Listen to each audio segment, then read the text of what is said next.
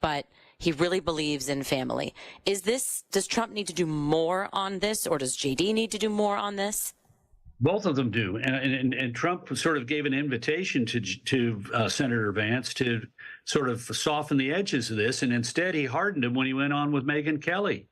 Look, if you are a woman who says, you know what, I just haven't been able to find time in as I sought a professional career to have children, or worse, women who cannot conceive, and his basic thrust is you're not as worthwhile or as worthy a person as somebody who has children. I mean, look, it's one thing to herald families. It's one thing to say we want to encourage strong families in America because a growing, dynamic American population is good for our country and good for our economy, and stable families are part and parcel with stable, peaceful communities, and we want that. It's one thing to say that. It's another thing to start condemning people who may be childless for reasons beyond their control. And that's what that comment about, childless cat people meant. Now, look, I'm a dog guy, so I get the dog thing. But rather than picking the negative side, pick the positive side. I mean, if asked to, I'm not going to attack cats, but I am going to advance dogs. And J.D. Vance ought to figure that out too. Don't castigate or cast aspersions on women who don't have children. Herald strong families and say we want to encourage everyone who chooses to have a family. We want to make it easier for them to have a family and raise a family and provide for their families by having a strong, prosperous economy that's welcoming and open. Yeah, I mean, it's a perfect opening to discuss the declining rate of Americans having children, and why that is and what you can do to address it. But Carl, we see the rallies, we see the momentum, we see the memes. Most importantly, we probably see the polling. And I'm just wondering what do you make of how Vice President Harris went from polling below President Biden to surging in this way? I haven't heard any analysts sort of people like to say, like, oh, the media just, is on her side suddenly. But what is it? No. Well, that helped. But look, the main thing was a sense of relief. Do you think Democrats were blind to what we all saw as a country in that first presidential debate? Do you think that young people and blacks and Hispanics and Asian Americans and the so-called coalition of the ascendant that propelled Barack Obama to office, that they were blind to the mental acuity and physical stamina of President Biden? And do you think they didn't see the decline? Yes, they did. And so one of the things that explains why people are enthusiastic today was Democrats were so depressed about what they had before July 21st.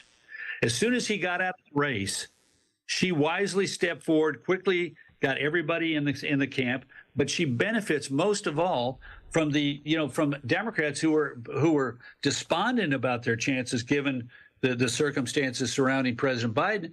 That they're enthusiastic that they got a candidate who can string together two sentences and has got some energy and seems to be with it. Not some 81-year-old guy who's going to be 82 by the time of the inaugural got reelected. So. It's not that Trump is doing so badly. It was Biden was doing so terrible that when you swapped him out, the normal enthusiasm of ordinary Democrats returned.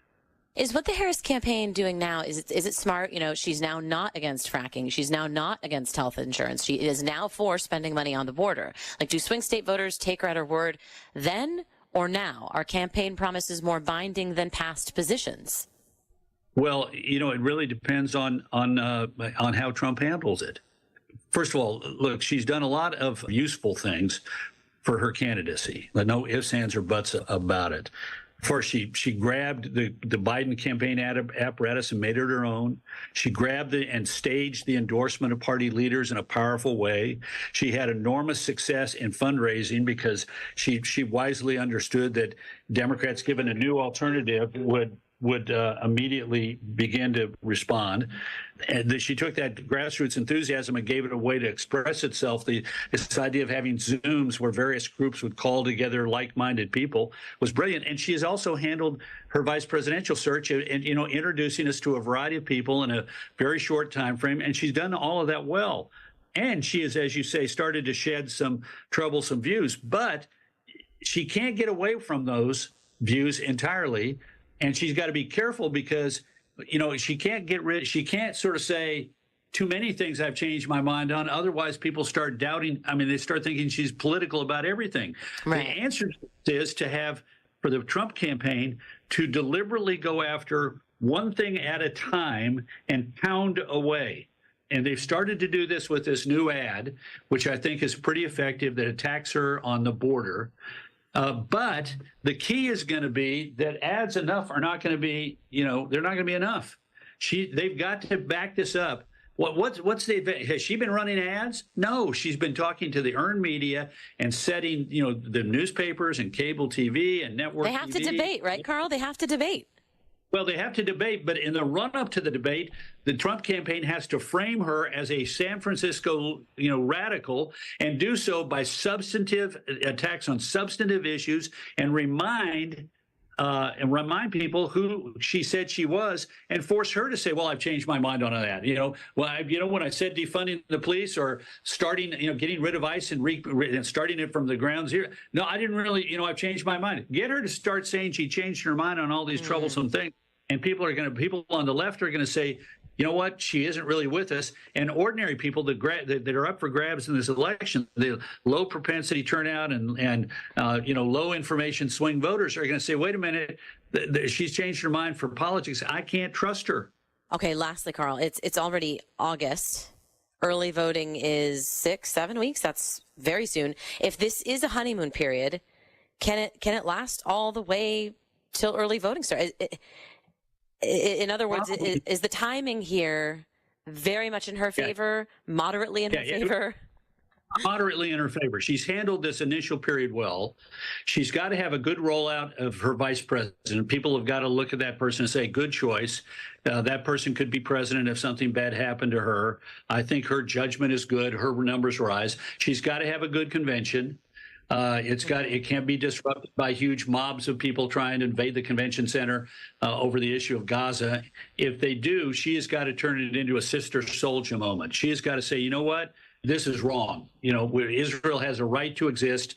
We can all be worried about the lives of innocent civilians, but what you are doing is standing up for a terrorist group that on October 7th murdered innocent people, raped and murdered innocent people, and today still has American citizens held as hostages in its tunnels. And she has to have a social moment. And then finally, it needs to have, in my opinion, she needs to be able to come out of that convention. Look, Labor Day is sort of the time when people start to lock in their opinions, and it's where we start making judgments about who's ahead and who's not. She needs to come rolling out of that convention, which starts on the 19th, runs the 20th, 21st, and 22nd of August. On the 23rd of August, she has got to come rolling out of that convention and have basically 8 days of activity where people say, wow, where they say she's got big crowds, she has a message, she and her running mate are hitting their marks. I understand why it's important to elect her. And when I get to Labor Day, boy, I'm convinced. On the other hand, Donald Trump has the difficulty of, he also during that period of time has to raise big questions about her in the battleground states so that he limits how much a bounce or a bump she gets out of the convention. And so that this race is basically tied on Labor Day, and then he has to be prepared to have a good debate performance to regain the momentum. Between now and the time that her convention ends, it's going to be hard for him to have the dominance of the media like he has had thus far. Carl Rove, thank you so much for those insights. Appreciate it. Thank you. Appreciate it. All the best. Free speech lives here. Talk Radio 1210 WPHT.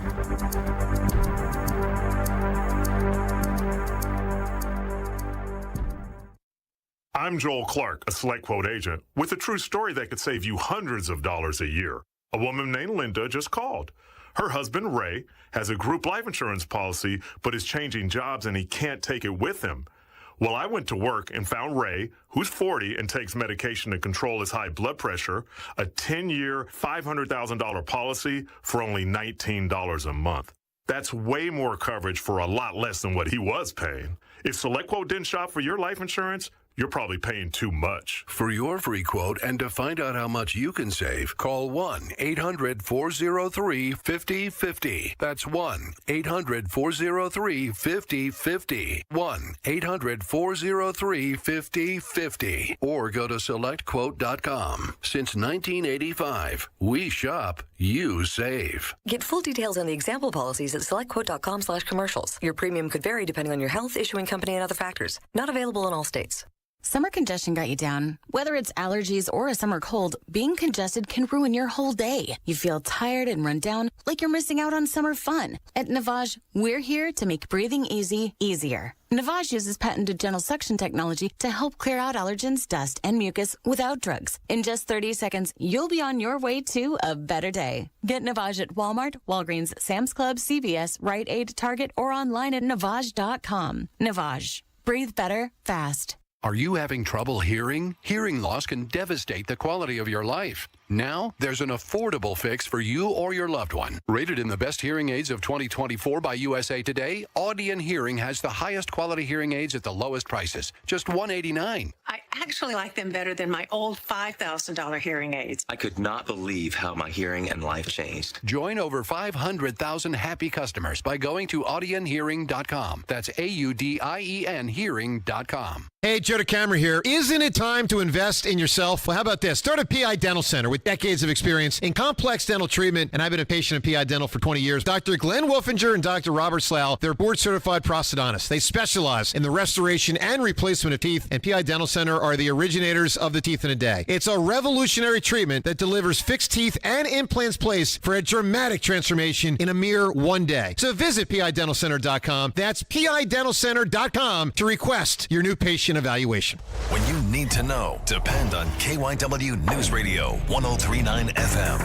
Hamas's leader has been killed and the militant group says Israel was responsible. Philly police are looking for the shooter they say killed a man execution style outside a Kensington mosque. And Kamala Harris will be in Philly next week for the first rally with her yet to be announced running mate. Get the latest anytime on KYW News Radio. Now on Crystal Clear 103.9 FM. You've never needed us more. Do you have 3 ex-wives and your current trophy wife wants a life insurance policy 3 times the size of the policies you had to purchase for your previous mistakes? If so, you need to call Big Lou at Term Provider, 800-700-6898. Big Lou is intimately familiar with your problems, and if you're 50 or 60 years old and in reasonably good health, a $1 million policy should only cost about $100 to $200 per month. Big Lou may have a solution for your previous policies as well. You may even save enough money to lighten the load on your new $1 million policy. Remember, call Big Lou. He's like you, except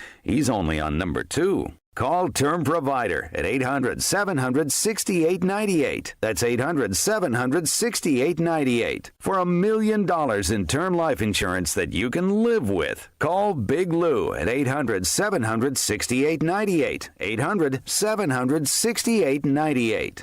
Look through your children's eyes, and you'll see the true magic of a forest. It's a storybook world for them. You look and see a tree. They see the wrinkled face of a wizard with arms outstretched to the sky. They see treasure in pebbles. They see a windy path that could lead to adventure.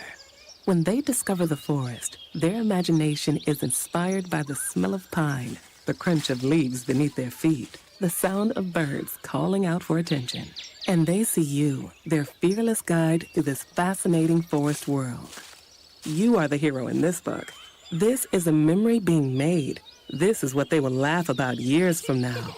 These are the roots, grounding and nourishing them. Find a forest near you and start exploring at discovertheforest.org. Then look through your children's eyes and discover the magic all around you. That's discovertheforest.org. Brought to you by the United States Forest Service and the Ad Council. Yo, Roy is Ford. We know your favorite station is 1210 WPHT. Afternoons 3 to 7. Talk Radio 1210 WPHT.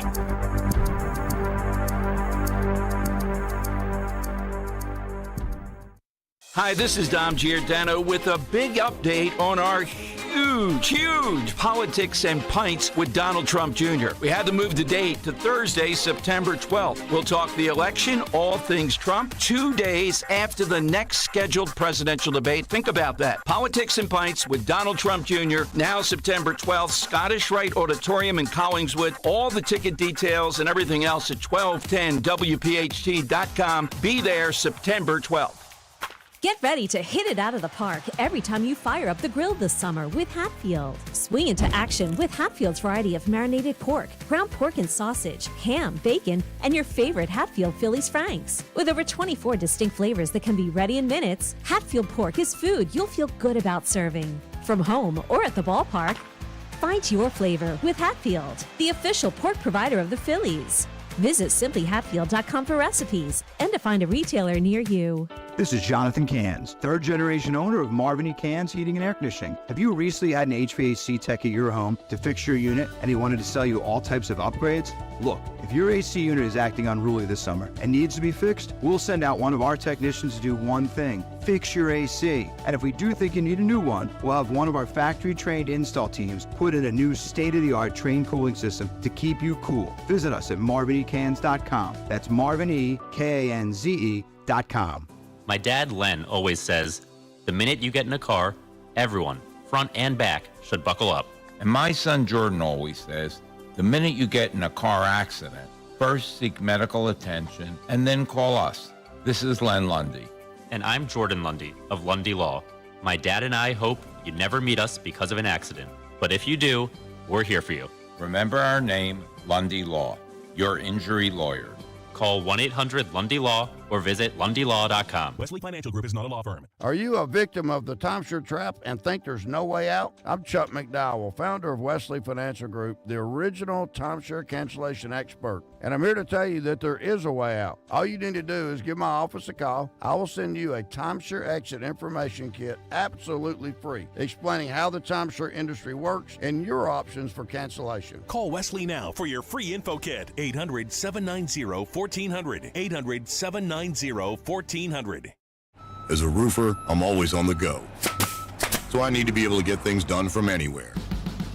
That's why I partnered with Beacon. With their unique Beacon Pro Plus app, I've got the brands I depend on, like GAF, right at my fingertips 24/7. I rely on Beacon because I never stop building, and neither do they.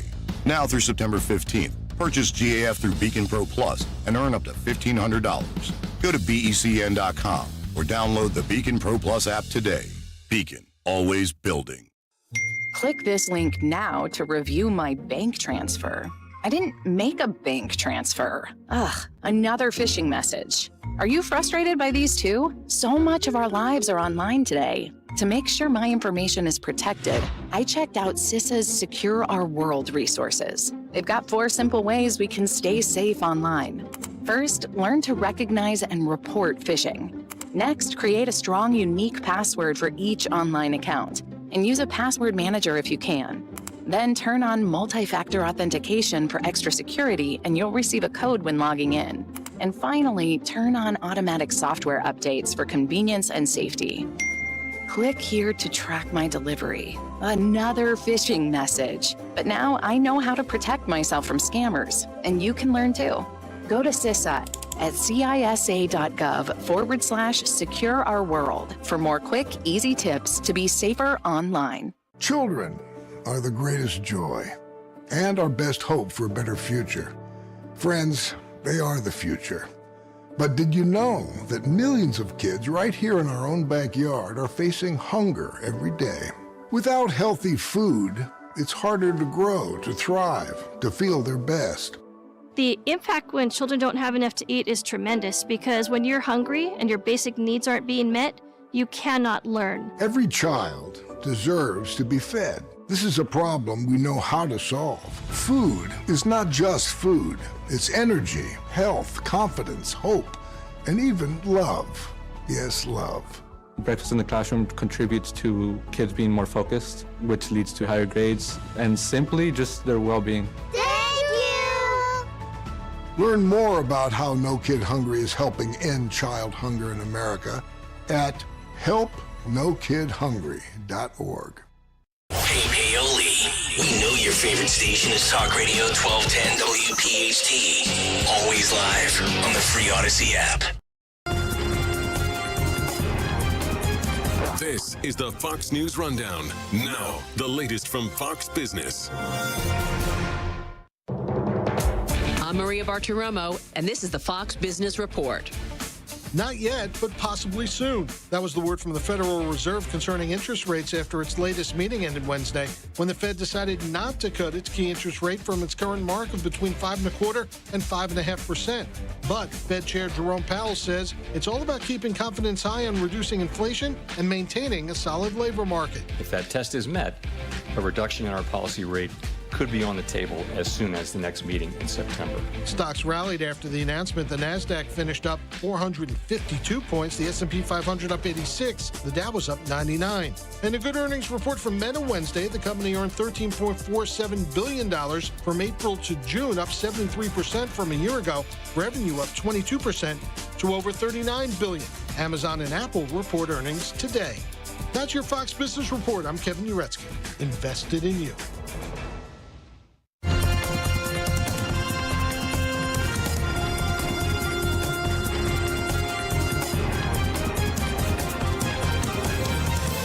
This is the Fox News Rundown. It's a very divided time in America, just months away from the presidential election.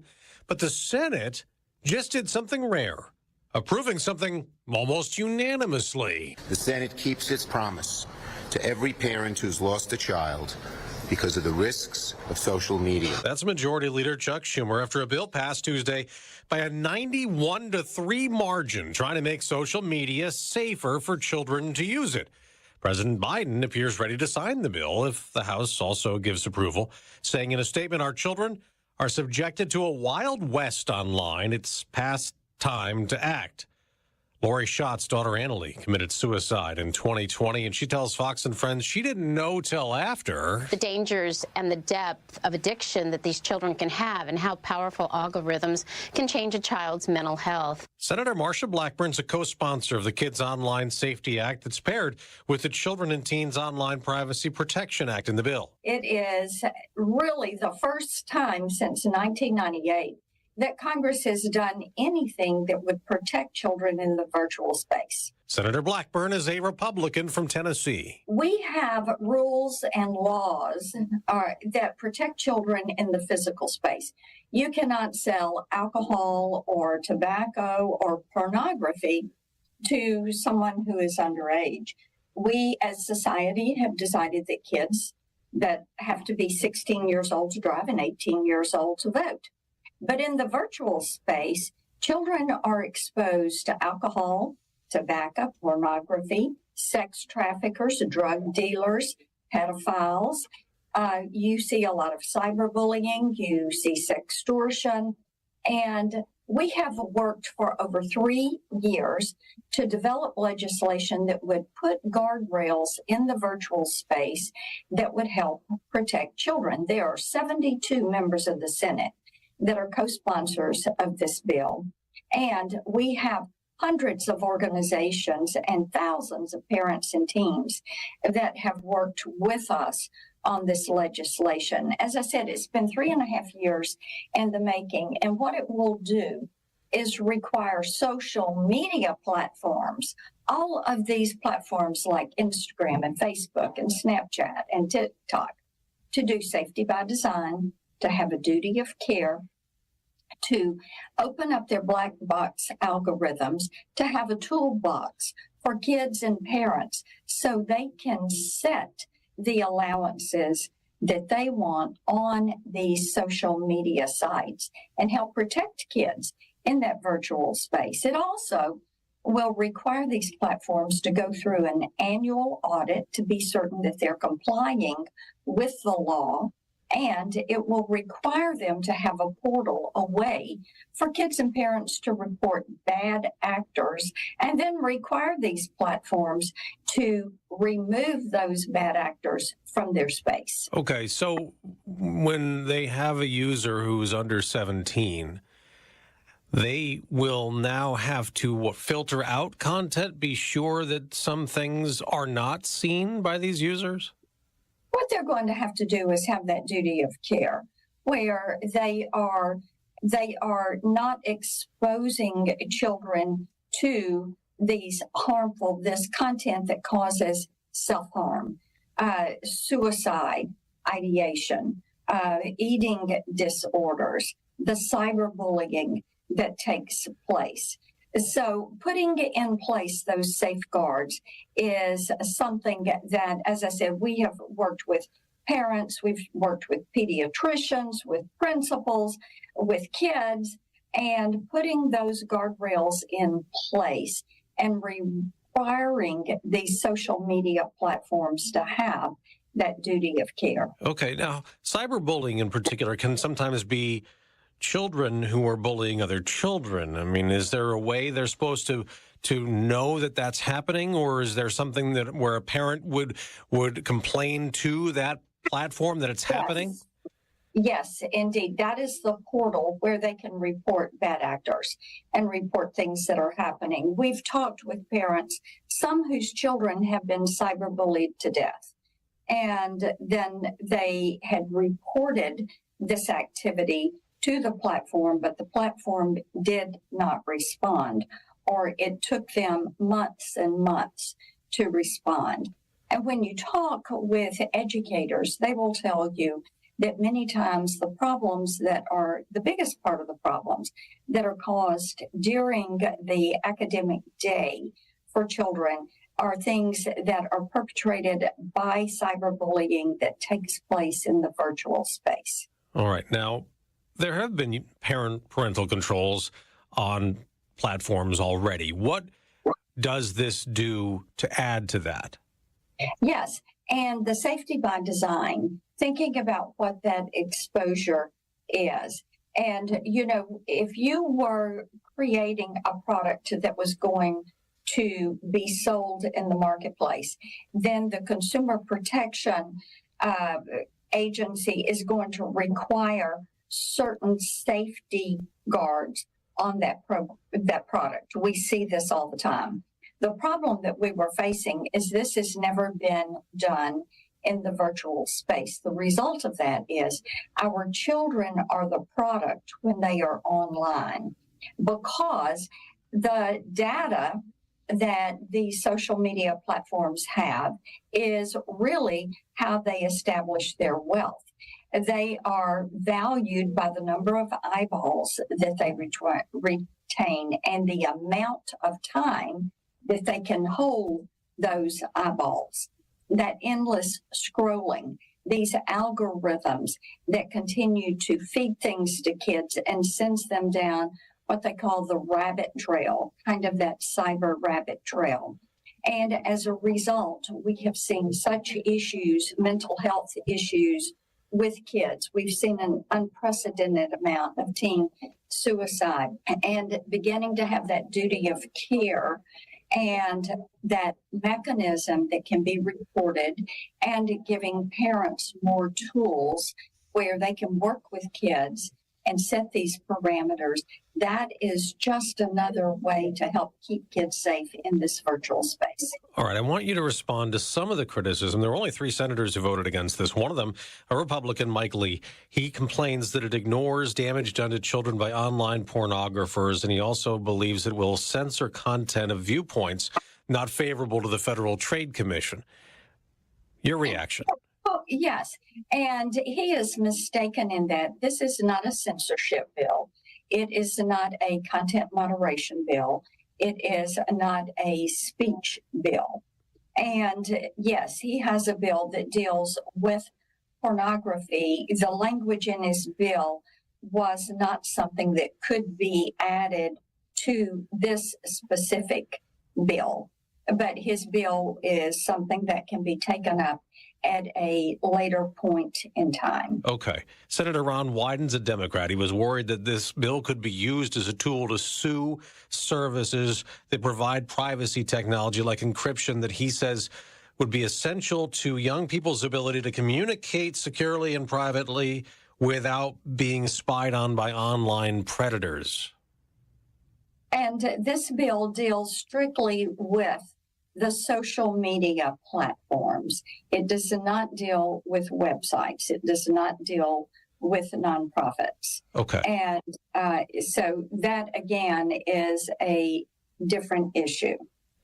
as far as you talked about, it's not a censorship bill. The ACLU and others have complained that this could censor content, especially for, say, LGBTQ youth on certain sensitive issues.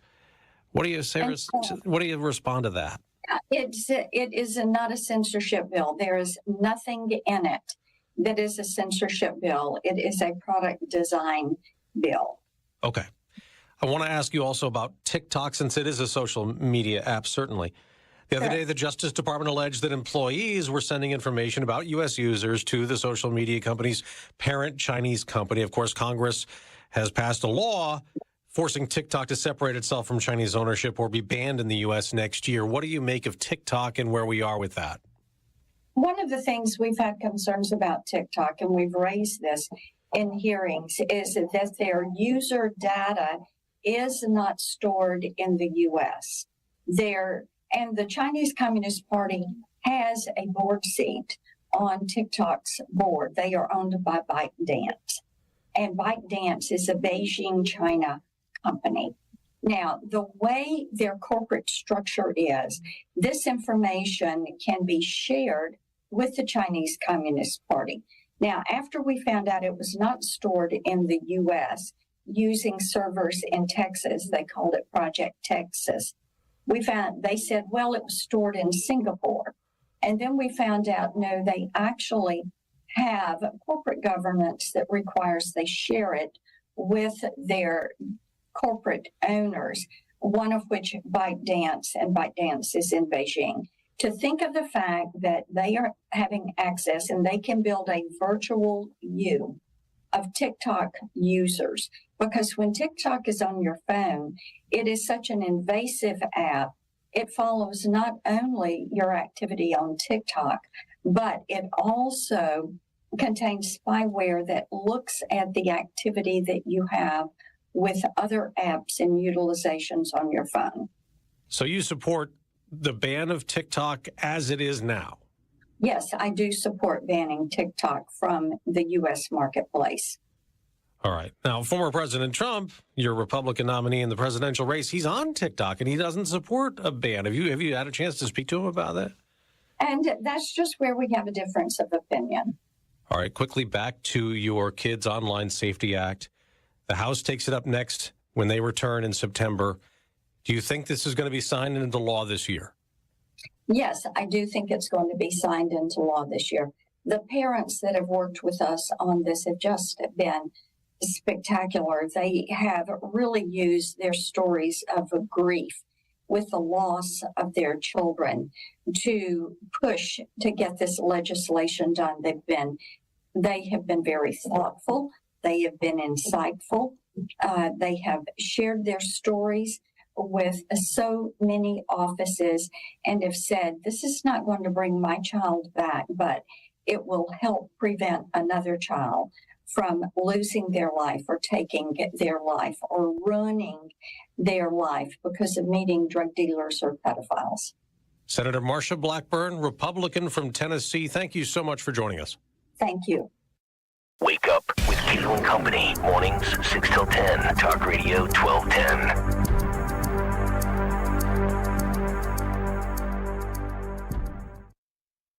Getting quality employees to fill positions in your company is essential, but finding those people can be a major hassle, unless you use ZipRecruiter. ZipRecruiter makes finding quality people a breeze. And right now you can try it for free at ZipRecruiter.com/free. With ZipRecruiter, one click sends your job to hundreds of top job sites. But more than that, ZipRecruiter's advanced technology identifies the candidates with the skills you need, sends you a list of great matches to review, then actively invites them to apply for your job. And the results speak for themselves. 4 out of 5 employers who post on ZipRecruiter get a quality candidate within the first day. That's right, the first day. Now you can focus on your business and let ZipRecruiter do the work finding the best people for you. See for yourself. Experience the ease, efficiency, and power of ZipRecruiter for free. Just go to ZipRecruiter.com/free. That's ZipRecruiter.com/free. ZipRecruiter.com/free. Are you having trouble hearing? Hearing loss can devastate the quality of your life. Now, there's an affordable fix for you or your loved one. Rated in the best hearing aids of 2024 by USA Today, Audion Hearing has the highest quality hearing aids at the lowest prices, just $189. I actually like them better than my old $5,000 hearing aids. I could not believe how my hearing and life changed. Join over 500,000 happy customers by going to audionhearing.com. That's AUDIEN hearing.com. Feeling congested? At Navage, we know life is better when you can breathe freely. Congestion shouldn't ruin your summer. That's why people just like you turn to Navage, a revolutionary and easy way to help clear nasal passages. Using gentle suction, Navage removes allergens, dust, and mucus in just 30 seconds. It's fast, gentle, and incredibly effective. Try Navage and get on your way to a better day. Get Navage at Walmart, Walgreens, Sam's Club, CVS, Rite Aid, Target, or online at Navage.com. Navage. Breathe better, fast. Summer, and the living is easy. It'll be super easy with one call to Captain Chucky's. Get your orders into Captain Chucky's now. Make that summer gathering one to remember and put the all-new Bang Bang Jumbo Lump Crab Cake on your picnic table. A delicious, creamy 5-ounce jumbo lump breaded crab cake with a kick for those who like to spice it up with some heat. Check your nearest store for availability. Locations everywhere. Visit WeLoveCrabCakes.com. That's WeLoveCrabCakes.com. Visit the location nearest you. WeLoveCrabCakes.com. Station WPHT AM, an equal opportunity employer, is dedicated to providing broad outreach regarding job vacancies at this station. We seek the help of local community organizations in referring qualified applicants to our station. Community organizations that wish to receive our vacancy information should contact Lisa Morton at WPHT AM by calling 215-234-2400. In addition, all listeners are encouraged to visit odysseyinc.com/careers for an online listing of job openings at all Odyssey radio stations. With NJ Diet, you can lose 20 to 40 plus pounds in only 40 days. They have customers that have lost 37 pounds, 100 pounds, and over 120 pounds, and they've kept it off. You'll have more energy, and you'll probably see better lab results. NJ Diet uses your hair, saliva, and blood work to provide you personalized natural formulas and supplements so you can lose the weight, and DNA testing will help you keep it off. Lose 20 to 40 plus pounds in only 40 days, contractually guaranteed. Go to njdiet.com. At Independence Blue Cross, we take care of the people who take care of you. Everyday heroes like firefighters, police officers, teachers, farmers, and healthcare workers. Doctors and hospitals across the region have IBX, and they know what it means to have reliable access to care. So whether you're saving lives or just trying to live a healthier life, count on IBX, the region's #1 health insurer for 85 years. Learn more at IBX.com. Fox News, I'm Sue Guzman. Remarks by Donald Trump at the National Association of Black Journalists Convention in Chicago causing controversy. Fox's Brian Yanis. Former President Trump under fire for suggesting Vice President Kamala Harris only started identifying as black recently for political gain. At a rally Wednesday night, Harris called it the same old show from Trump. The man accused of plotting the September 11th terror attacks has agreed to plead guilty. The Pentagon says Sheikh Khalid Mohammed and 2 accomplices are expected to enter those pleas at the military commission at Guantanamo Bay, Cuba, as early as next week. This as tensions are on the rise in the Middle East after strikes hit Iran and Lebanon, killing leaders of Hamas and Hezbollah. Iran's supreme leader has vowed revenge for the strike, raising the possibility of a direct attack against Israel that could spark a broader war. Fox's Trey Yingst, America's listening to Fox News.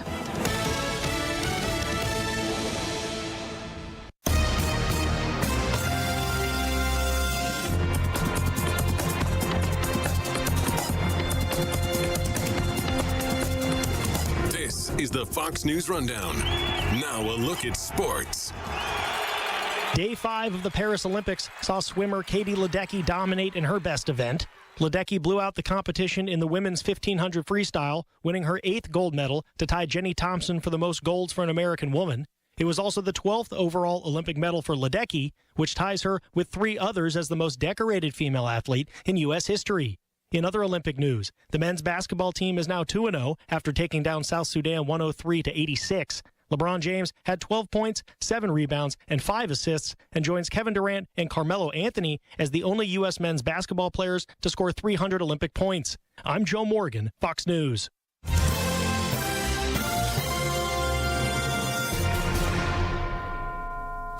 Now, An update from Outkick's Hot Mic. I do not highly recommend what's going on in Athens, Georgia right now. Kirby Smart has completely lost control of his program from an off-the-field standpoint. I'm not going to pussyfoot around this thing. Let's call it what it is. It is a program that has run amok right now. Now, you can try to say, well, yeah, there's 24 traffic-related arrests over the last year and a half, but some of those are just common speeding tickets and some aren't. No. You had 2 members of your program die because you were racing. And instead of that being a wake-up call, you continue to have players on your team racing. At some point, it falls on the head coach's feet.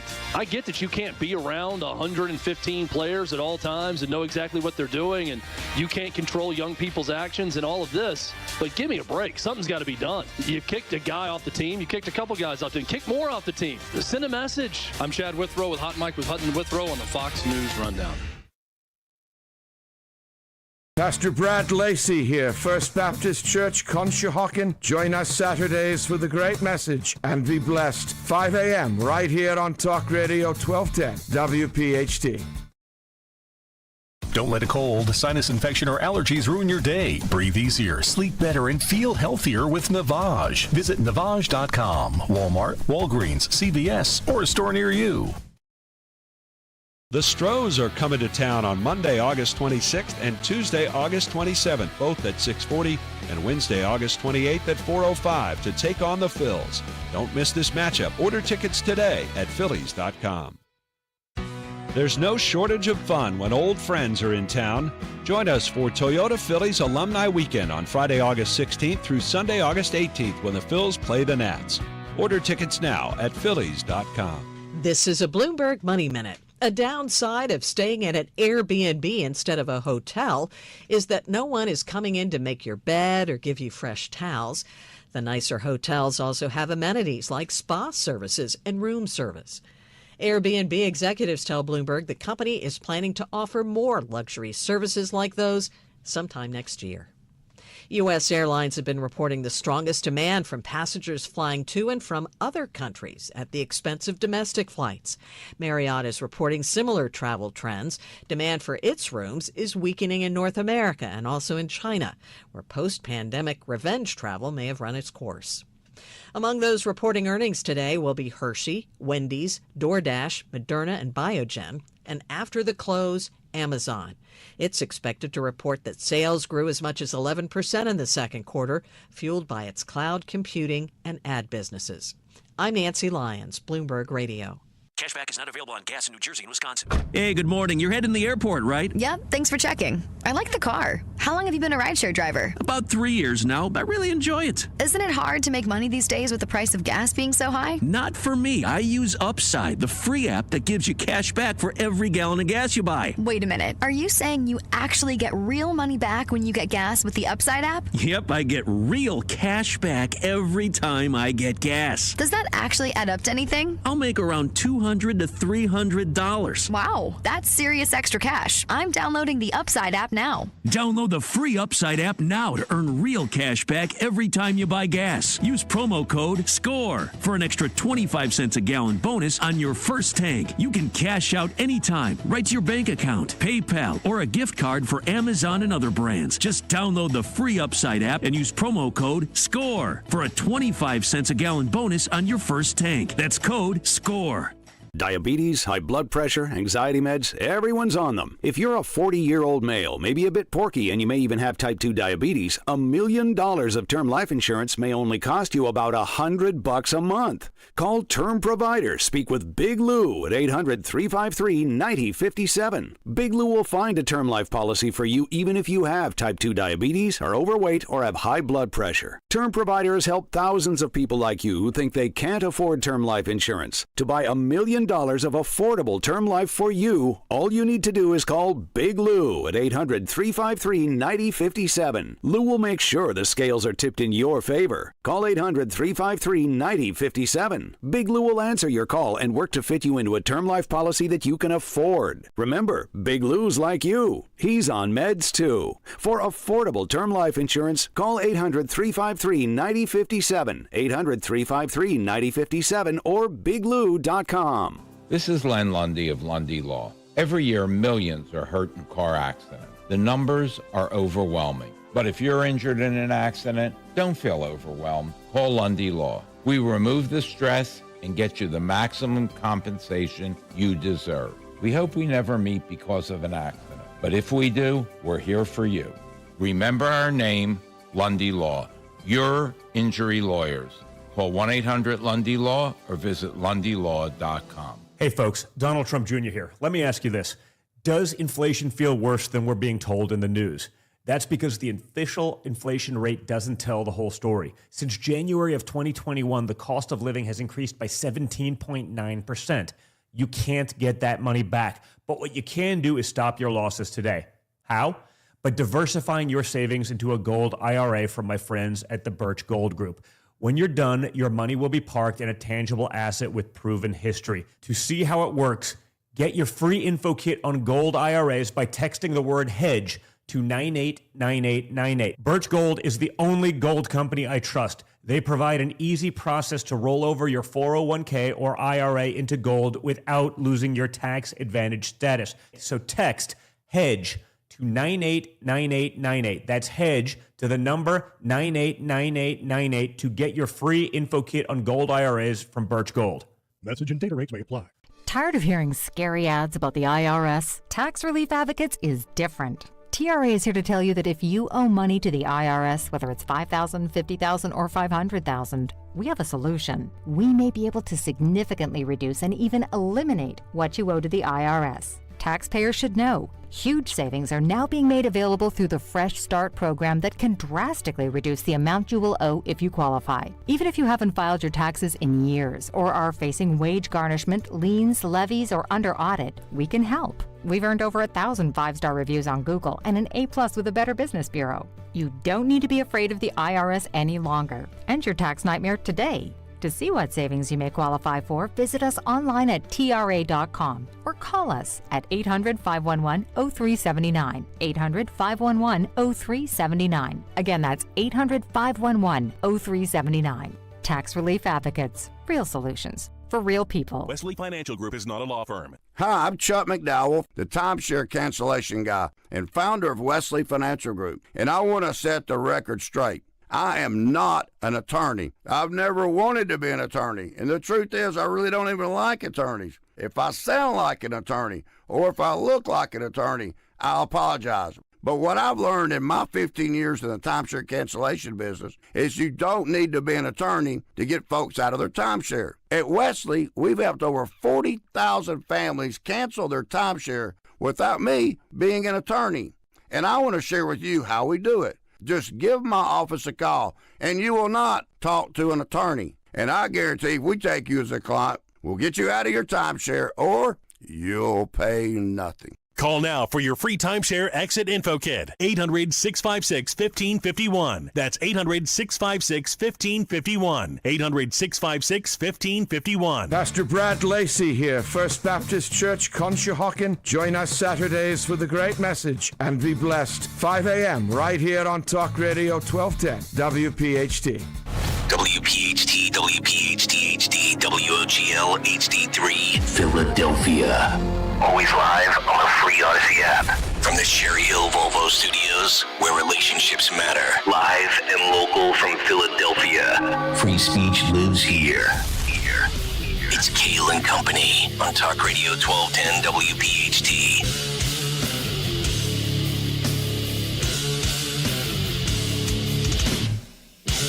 And away we go, live on this Thursday, August 1st. It is indeed Kayal and Company, right here on Talk Radio 1210, WPHT. We are always live on the free Odyssey app, and of course, streaming live for your video viewing pleasure on YouTube as we head until 10 o'clock this morning.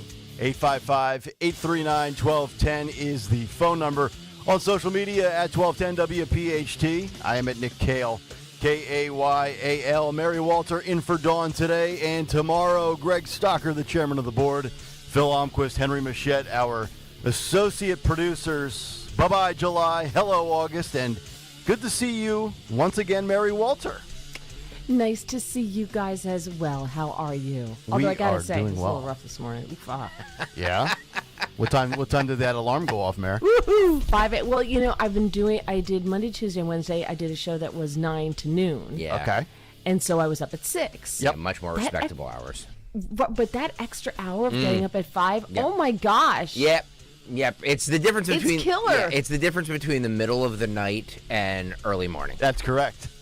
Honestly. Well, no, 5 a.m. is not the middle of the night. I mean, let's not go there. I used to do a morning show and I got up at 3 a.m. So, I mean, let's not exaggerate. Come on, you gotta just say it. Just be glad that you were not doing like 9 p.m. until midnight and then having to have that quick turnaround for a morning drive show the next day. I've done those shifts in sports radio where you're like on from 10 p.m. to 1 a.m. and then the boss is like, hey, can you do the morning show the next morning? I'm like, I just signed off this morning, boss. That's when you say no. Yeah. But, thank you. That's exactly what I was going to say. I'm like, see, I don't know what that's like because it's not happening in my world. Yeah, No. I can't. No. My wife's got a dentist appointment the next day. I got to fix the windshield. No, I can't, boss. Sorry. No, sorry, can't do it. Thanks anyway. Appreciate you playing. We got a lot of good things to get to here on the show this morning. And Stalker, good to see you back. How was the ball game yesterday? Oh, it was very nice. It was hot. I burned like 120 calories just sitting there. Just watching baseball. Just watching baseball because it was so hot. Yeah. It was so hot yesterday. But. Nice little seats. You got a nice close-up of Aaron Judge. Yeah. It was a good. It wasn't a good game for the Phillies, but it was a good game. Yeah. To watch. So they tried to make a comeback in the 7th. They did. But they did. Little matinee day baseball action. Yep. So no Dawn today. She'll be back on Monday. So there's your sports. The Phillies get swept by the Yankees. And if you want weather, it's going to be 95 today. It's going to be hot. Yeah, it's going to be hot. We're in a heat advisory until 10 p.m. or 8 p.m. tomorrow, something like that. I don't know. That is and correct. may I just say, can we keep in mind, since the breaks are sporadic at best, and there doesn't seem to be any kind of clock or rhyme or reason to the show. I'm in a 3rd floor attic without air conditioning, okay? Oh, boy. So I have my portable unit here, Yeah. but I can only run it during commercial breaks. Hint, hint. That's correct. All right? Yeah. I'm closer to the sun because I'm in the attic. Well, you should have some ice cubes for the cut sheet because we go long. Yeah. The cut sheet segment. So You know what? I'm just turning it on. I'm just going to turn my microphone. I'll turn my microphone down. I'm turning it on, and I'm kicking back with a beer while you guys do that. You don't care. You don't care. I love it. I will advocate for that. Cocktails on the air. I am down for that. Yeah. All right, we got a lot of good stuff today. Trump back in Pennsylvania last night in Harrisburg for a rally. First time back in the Keystone State since being shot 18 days ago. Also, new, chilling, disturbing footage of the shooter in Butler, PA. Yeah. My God. Good thing we have citizens with phones. We'll get to that this morning. Doing things that our Secret Service, should I say, can't or wouldn't. I'm leaning towards wouldn't do at this point. Yeah. Also, Donald Trump in Chicago as he steps into the Hornets' nest and the NABJ. Oh, by the way, first time a Republican has attended in 20 years. We'll give you the good and also what I think was the bad from yesterday as we continue this morning. But before we get to all of that, let's get to a Thursday big take because we have so many big stories to kick around here in the first hour. 6:05 right out of the gate on this Thursday morning. Let's get to another big take. The Big Take on Kayal and Company. All right, the big take this morning, back where it almost ended. Donald Trump is the betting favorite to be the next president of the United States of America. He is also the polling leader by a slight margin over Vice President Kamala Harris in most polls. But a lot can change between now and November 5th. As July 13th told us, things can change in an instant, and your life can flash before your very eyes. 18 days after surviving the attempted assassination in Butler, PA, Donald Trump was back in the Keystone State as 45 held a rally in our state capital of Harrisburg, PA. Trump was inside of the New Holland Arena of Harrisburg's Farm Show Complex for a Wednesday evening rally in the uber-critical swing state of Pennsylvania. Rallygoers started lining up at 4 a.m. Wednesday morning, more than 14 hours before Trump was scheduled to take the stage. Trump was reportedly protected by a cast of agencies that included the Secret Service, Harrisburg Police, Pennsylvania State Police, and Capitol Police. Doors opened yesterday at 2 o'clock, approximately 4 hours before the festivities were set to begin. But in the late morning hours of Wednesday, after we signed off here on Kayal and Company, new revelations were released from the events of Saturday, July 13th in Pennsylvania. Most notably, new video footage recorded by a rally goer who was ultimately on the receiving end of bullets, which was obtained by Fox News. And it shows the following chilling evidence that the Secret Service is absolutely, in my opinion, full of crap. Listen and watch this clip. See a shadowy figure that appears to be moving on the roof across from the stage where former President Donald Trump was speaking back on July 13th. We know from the FBI, would-be assassin Thomas Matthew Crooks traversed on roofs that were about 150 yards away from the rally stage. So perhaps this is Crooks who was captured in this video. In the meantime, for those not able to see on YouTube, Crooks is clearly visible, moving all around on the rooftop like a dancing elf prior to shooting Donald Trump. Secret Service snipers higher than the person recording that video we just showed you should absolutely have seen this deranged, deceased, wannabe killer. Rand Paul has thrown down the date gauntlet of August 9th, seeking answers. Secret Service and other alphabet agencies have said they need 60 days to file reports and gather evidence. Heads need to roll before the middle of September, and that 60 days comes up. In light of more damning evidence that shows just how corrupt and or inept these agencies truly are. Just go back and watch that video over and over and over again. I must have watched it 25 times yesterday afternoon. There's no way you can tell me nobody saw that guy running around on the roof. And then last night at 7:05 p.m., Donald Trump took the stage in Harrisburg, Pennsylvania for his rally. Here is Donald Trump speaking last night, talking about his return to the most impactful battleground state this November. Listen and watch. Well, thank you very much, everybody. It's a great crowd. A lot of people, over 20,000 people couldn't get in, and we didn't need anybody to get the people here. We didn't need a star. We didn't need a star. We didn't need some entertainer to fill it up, and then she goes on last night.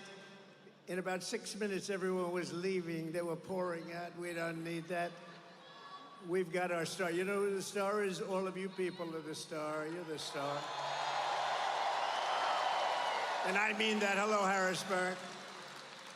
A very special hello to Pennsylvania. I'm thrilled to be back in this beautiful Commonwealth with thousands of proud, hardworking American patriots. Thank you very much. As you know, this is my first return to Pennsylvania since our rally in Butler. We're going back to Butler, too, by the way.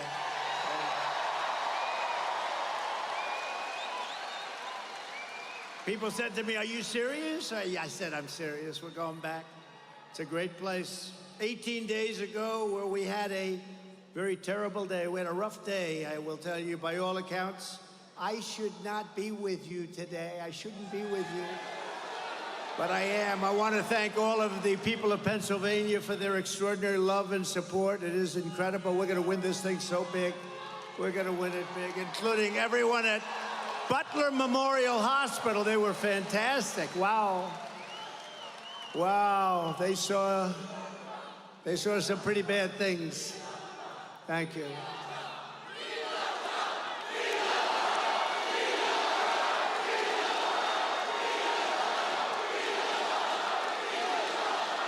I thought Trump really set the tone by showing his graciousness and excitement to return to Pennsylvania as I watched that live last night on Fox News, including where he took the time to instruct the crowd to take part in a moment of silence for those who lost their life on July 13th. And I definitely believe him when he says he's coming back to Butler, PA before this race is over. I don't think he'll be deterred or scared off by any of the nonsense that transpired back on July 13th. But then Trump pivoted to Kamala Harris. Here was 45 discussing what he calls the Democrats' puppet. Listen and watch.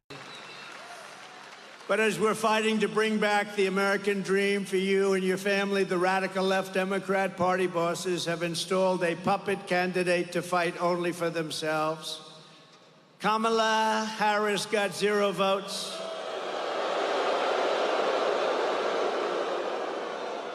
She's totally scripted, owned, and controlled by the donors and the power brokers who created her campaign and who rip off our government and make billions and billions of dollars. They want to call them up and they want to deal with her. And I didn't deal like that. I never dealt like that. I didn't need the money. I said, no, I don't want to do that. I told a lot of guys that I like and some guys that I don't like, but very rich people, I just can't do that.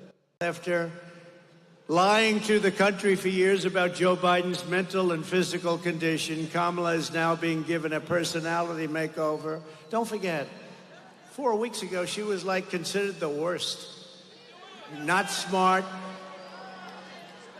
terrible, the worst vice president in history. He's the worst president we've ever had. But they were considered terrible. And all of a sudden, she's the new Margaret Thatcher. That happened, right? Did you see when President Obama and Michelle called? Did you see? Hello? Hello? Yes. Yes. Who is this? Oh, this is Michelle and Barack. Oh. So surprised to hear. They got 4 cameras in front. Oh, I'm so surprised. It's on speakerphone.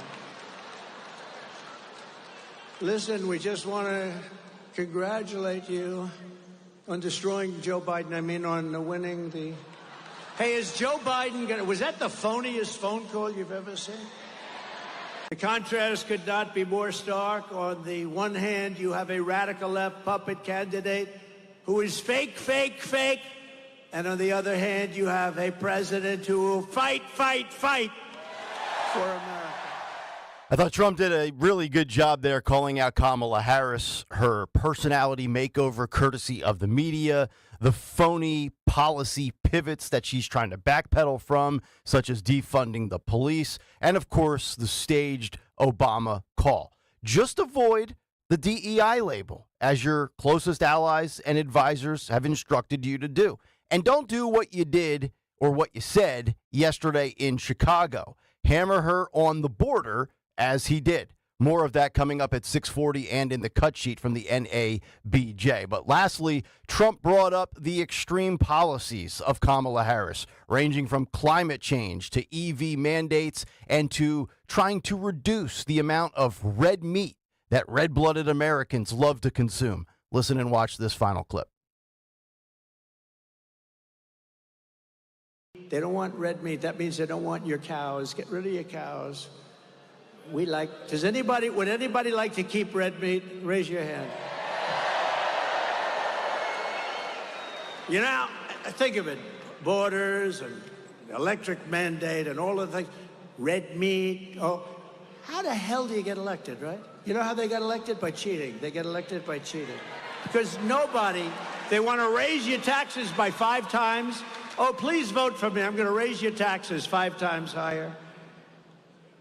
But the red meat is to fight climate change, okay? Climate change.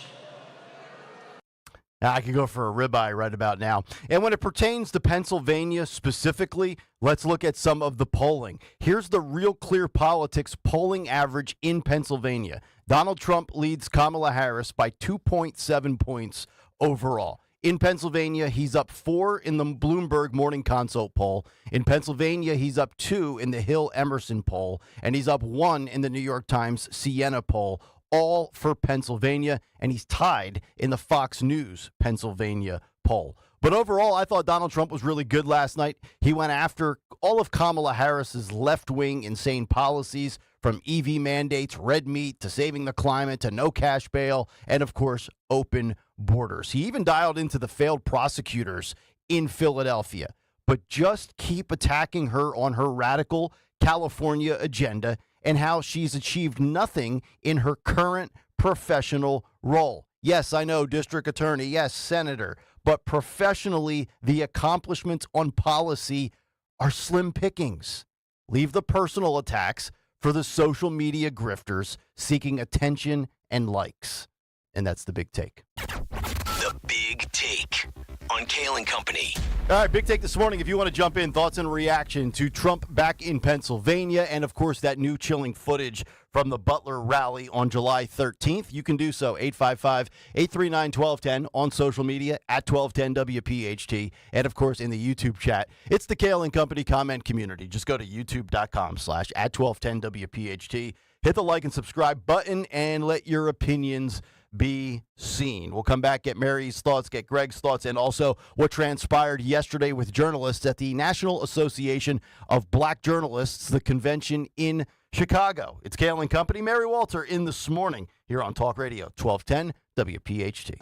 People are talking about Window Nation. One customer said, "We couldn't be happier. This was a great experience." Window Nation is about value, and this August, they're giving you a great value during their anniversary sale. Buy 2 windows and get 2 free. There's no limit on how much you could save. Plus, pay nothing for 24 months. Act now and get an extra $250 credit. Hurry, sale ends August 31st, so schedule a fast in-home estimate right now at 866-90-NATION or at windownation.com. This is Larry Steinitz with Investor Schooling. Do you know when the best time to buy investment properties is? It's now. It's always now. You just need to learn how to buy them correctly. Go to investorschooling.com and sign up for a complimentary class this Thursday night and learn how to buy investment properties and make money every time. That's right. That's what we teach. We teach how to buy investment properties and make money every time. Go to investorschooling.com and RSVP right now. Take a class this Thursday night at 7 o'clock. That's investorschooling.com. This is Larry Steinitz with Investor Schooling. Don't go through life ignorant about how to become a millionaire. Learn how to invest in real estate, the stock market, precious metals, and learn from an expert. At Investor Schooling, we teach these things and more. We only provide education, and we will teach you how to leverage real estate, how to leverage the stock market, and how to leverage precious metals to make more money than you've ever made before. Go to investorschooling.com and take a complimentary class this Thursday. We will see you there. investorschooling.com. That's investorschooling.com. With so much uncertainty in the world today, you may find yourself wondering, is now even the right time to retire? And so many people are waiting, and those folks are going to be waiting a really long time, I hate to say, because there's no perfect time. The market is always unpredictable and volatile. Fortunately, Jim Cipriotti has been helping get people to, through, and beyond retirement for over 25 years. And each week, he wants to help give you that freedom to retire. Listen to Freedom to Retire with Jim Cipriotti, Saturday mornings at 9 and Sunday afternoons at 5 on Talk Radio 1210 WPHT. Hey, pet parents, the summer season is here, and that means it's time to get outside and enjoy some sunshine with your pet. Hi, I'm George Parenti, the lead dog at the Dogs and Cats Rule stores. The stores are loaded with great summer collections of outdoor and interactive toys. We carry the finest selection of fresh diets, like gently cooked, raw, freeze-dried, air-dried, dehydrated, baked, and of course, traditional kibble and cans. Dogs and Cats Rule with 7 neighborhood locations. Visit dogsandcatsrule.pet. That's Dogs and Cats Rule. Shop small, shop local, shop family.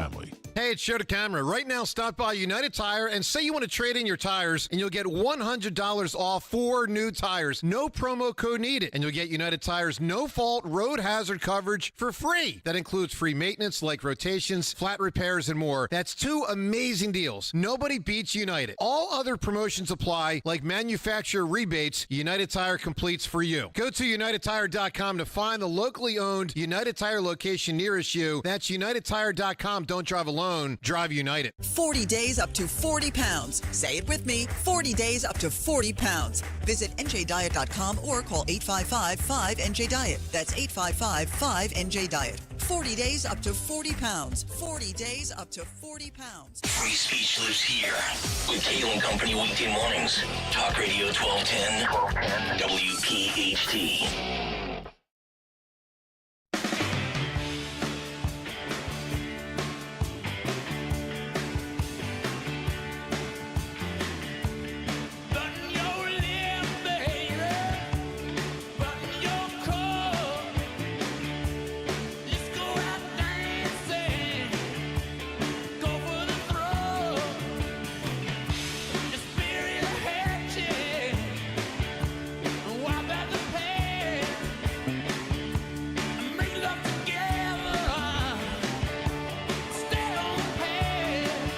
Oh, yeah, it's Kayal and Company, 621. Happy Thursday. Happy August. Welcome back in. Nick Kayal, Mary Walter, Greg Stocker, Phil and Henry here as well. 855-839-1210. 1210. Action-packed day today. Cut sheet absolutely loaded. All sorts of great stories to get to. You know, for, I don't know, close to 2 weeks now, it's been Kamala, you know, Democrat.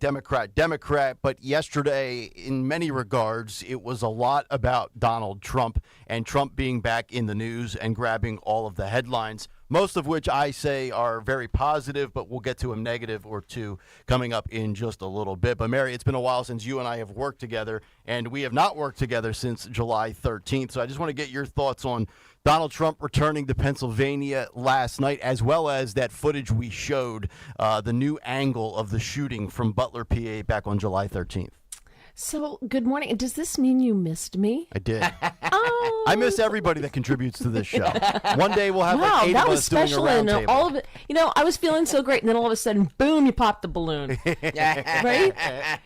Yeah, of course I missed you, but I miss everybody. Oh, well, thanks. Everybody. This is special. You, Tony, Robin, Dawn, Sean Ferris. One day we'll have I got it. 7 people. We'll be like a CNN post-debate analysis set where we've got 19 talking heads.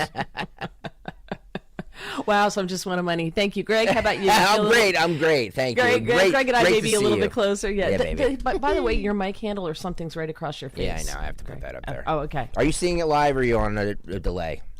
I'm watching on YouTube. Okay. We'll get that fixed for you. We'll get that That's fixed okay. for you. No worries. No worries.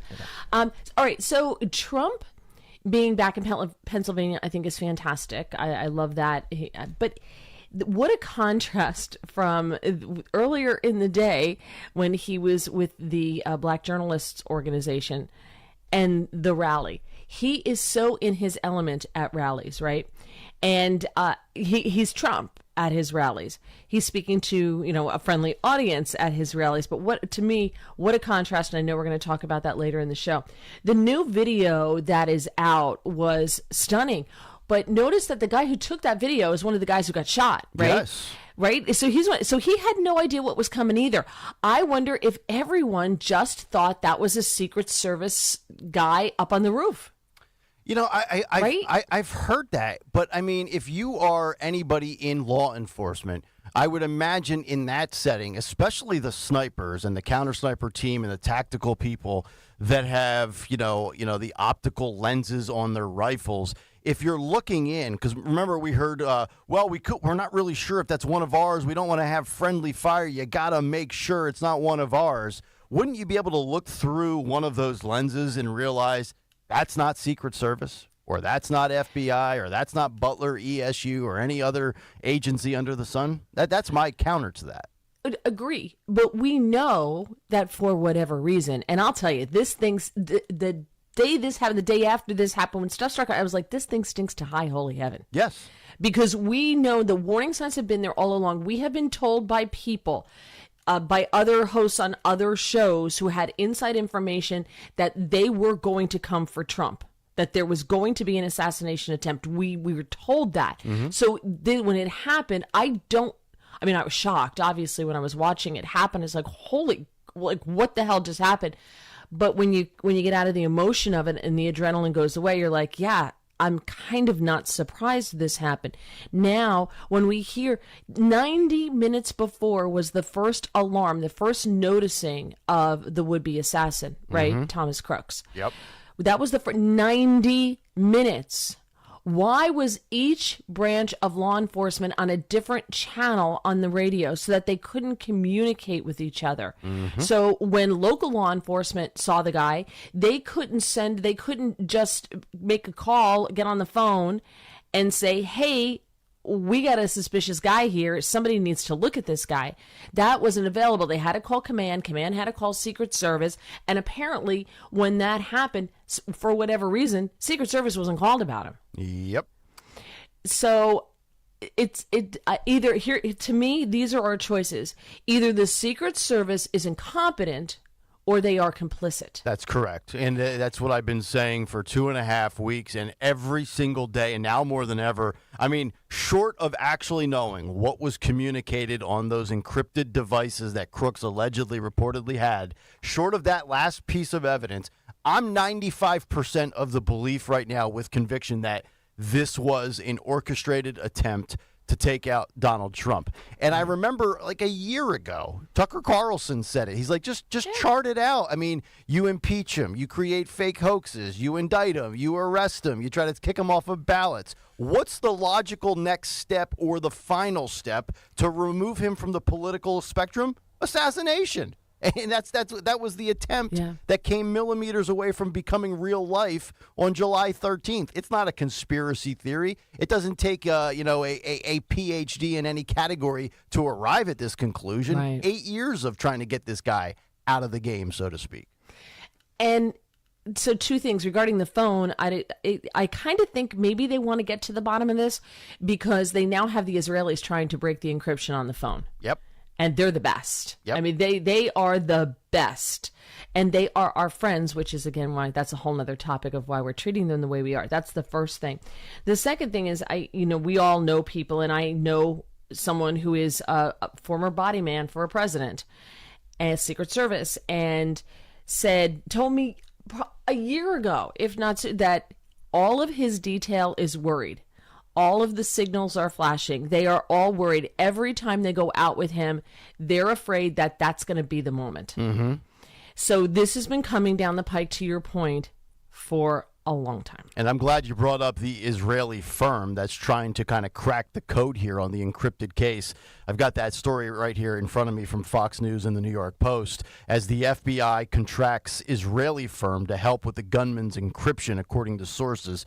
Just give you a little excerpt so you know what's going on here. The FBI has contracted the Israeli firm of technology called Celebrite to help in its investigation into Crooks, the 20-year-old man who tried to kill Trump at that rally. American law enforcement agencies have tapped the company for years for its ability to break into smartphones from a range of big tech firms and using different mobile operating systems. However, while a Celebrite software patch helped investigators get into Crook's phone within 24 hours of the shooting, the company is not privy to any of the investigation's findings, that according to the source. And we've been waiting 60 years for all of the information and all of the details of JFK. So now, are we of the belief that we're going to know everything here in 60 days when it comes to Trump? I'm not holding my breath, because we heard yesterday. What was the three-letter word we heard all the time yesterday? CYA. It's not CIA. It's not Catholic Youth Association. It's cover your ass. And that's what they're doing right now. They're in damage control mode in light of what happened with Kimberly Cheadle being basically forced to resign just about 10 days ago. Kimberly Cheadle did what Kimberly Cheadle was supposed to do. Yeah. She fell on her sword. She was supposed to do that. She's the fall guy for this. She probably has a house on Lake Champlain next to Bernie Sanders with 150 feet of waterfront, just like he does, right? So I want to check her bank account. How much money does she? I want to know if anything's in her bank account. I'm not going to be surprised when we find out on his phone that he had been in contact with Iran, or someone who was in contact with Iran. Because did they not say that they were going to take out Trump? Did they not? They've had a bullseye on his head for quite some time. Absolutely. Yep. Let's play this video again. Phil, we're going to play you the video that I played in the opening of the Big Take. This is courtesy of Fox News yesterday. And again, the man filming this is the man who was shot and was in critical condition. So thank God that this guy had a smartphone. He had a great vantage point, and he's not only doing what Secret Service should have done, he's doing what the mainstream media fails to do, and that's give you every single conceivable angle. This is the video footage that dropped late in the morning yesterday prior to lunchtime, a different vantage point of Thomas Matthew Crooks. Listen and watch this. See a shadowy figure that appears to be moving on the roof across from the stage where former President Donald Trump was speaking back on July 13th. We know from the FBI, would-be assassin Thomas Matthew Crooks traversed on roofs that were about 150 yards away from the rally stage. So perhaps this is Crooks who was captured in this video. In the meantime, unbelievable. In the words of Senator Kennedy from Louisiana, help me understand this. Help me understand how in God's name that guy, and you saw him there. If you're watching the video, Mary, he's on the left. Looks like he kind of just jogs across the screen. He goes out of the camera shot for a moment, and then he resurfaces. You see him with his head and his upper torso in that red circle. You're telling me snipers, ground people, all the different agencies, all the different authorities, nobody saw that individual I mean, he literally looks like a deer dancing around in headlights on 276. Nobody saw him except for that guy recording the phone. And I don't even know that guy who got shot, and I forget his name, it's obviously not comparator, the other guy who survived. But, I mean, I don't think that guy was intentionally filming Thomas Matthew Crooks. He was just shooting Trump with his phone and caught that in the background. But here's the point. Even he didn't see it, right? Yeah, that's Even true. he didn't see it. Yeah, that's just from his phone. Yeah. Right, So that's he just was- from his phone. He was later shot. Yep. So do you think if you're like, oh, there's a sniper on the roof there, or there's a guy on the roof there who's running around, and he has a rifle, right? Wasn't he carrying his rifle? Yep. I didn't, right? Yep. So there's a guy on the roof over there running around with a rifle. He, bringing it back home, back full circle, he too probably thought it was Secret Service. Yep. It's just amazing. It's easy to Monday morning quarterback and go, hey, didn't you see that guy? You know what's going on? Yeah, but pretty much everybody thought, because up until this point, we probably thought, oh, the Secret Service, that's just Secret Service. That's why I was there. I would have thought that guy was Secret Service. The people who were closer outside the fence were the ones who were saying, hey, there's like a long-haired freak up on the roof with a gun. Yes. Hey, Yes. watch it with the long hair. And the long-haired freak was not Stalker. I was just thinking that. 855-839-1210, the number. None of it adds up, from the communication failures to the fact that they had this guy 90 minutes in advance. We saw him roving around by the garage. Then we hear that the roof is too pitched. Don't use sloped, Nick. It's pitched. It's not sloped, it's pitched. That it's too hot to lay down. Then there should have been somebody in the window in the air-conditioned conference room where they were planning all of their tactical stuff hours before. None of it adds up. And I know many people have said, well, the Secret Service has never been that great. We have this misconception of just how great they really are from Hollywood. We've had a caller who's been to rallies for 30 years that has said he slipped through metal detectors. We also had Trump in Nashville this past Saturday at that Bitcoin conference where 2 credentialed media members apparently got through inappropriately, and then Secret Service had to vet them, and they told Trump not to come out in the Music City Center in Nashville. They didn't tell him not to come out in Butler, PA with 12 or 13 minutes of advanced warning of a threat. It just, to take your phrase, Mary, it stinks to high heaven. Yep. Yes, it sure does. All right. It sure does. So what the one thing, just one more thing, one thing I had heard was our Secret Service, to your point that they haven't been good, we've just been under this illusion, is that it's not that they're good, it's that up until now they've been lucky. Good point. Very good point. That's a very valid point. Yep. Or or it could be a giant inside job. Yeah. That's what I believe it is. Because we have people on the chat that have been in situations like this, not that have worked in special ops stuff, that are saying that like it should be, the questioning should be from the leader on the ground that day. Right. It wasn't Cheadle. It wasn't whatever that guy's name is that testified yesterday or 2 days ago. Yep. It's the special ops officer that was leading that whole mission, if you call it a mission, that day on the ground. Whose name we still don't know because it's an Exactly. ongoing investigation. And Roe said yesterday, and I'm paraphrasing here, he's not going to rush to judgment. He's going to do his due diligence, and people will be held accountable at the appropriate time as they arrive at their conclusions as to who dropped the ball. All right. Also yesterday, big news in the world of Trump as Trump went to Chicago for the NABJ convention, National Association of Black Journalists. Harris Faulkner, Fox News. I forget her first name, something Scott from ABC News. She's Sandra Scott. And I had a lot of observations. I ended up going back and watching a bulk of that yesterday. And I know Stalker's got some clips. And Greg, feel free to weave in any of the audio as we move here forward. But number one, I give Trump credit for showing up. He's the first Republican to attend this in 20 years. And this was not a, hey, let's go to the NABJ because now Kamala Harris is the person I'm trying to defeat in the election, who also happens to be African American. And we'll get into the whole racial identity of Kamala coming up.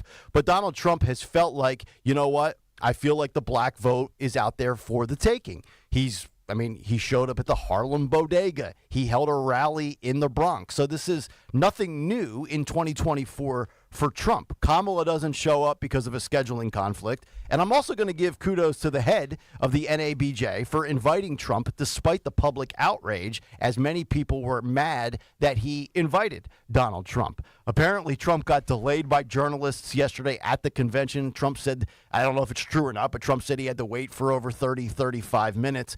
And he stepped into the lion's den, and I think he knew that this was going to be one of those moments where there's going to be a certain tone and there's going to be a certain agenda with the questions from those journalists, because Democrats are looking to play identity politics. Mm-hmm. They are looking for sound bites and they are looking for feelings, because Kamala can't run on policy and she can't really attack Trump on policy. So you make it about identity politics. And they are looking for Trump to say something so they can run with it. Now, Phil, if you could, and if you're on YouTube, I want you to see this, because I just did a quick Google search last night, and I typed in Trump attacks Kamala race or something to that effect.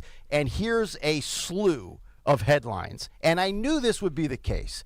AP News, Washington Post, NBC News, New York Times, BBC. Trump attacks Kamala's racial identity. Is she black? Is she Jamaican? Is she Indian? Trump, attack, Kamala.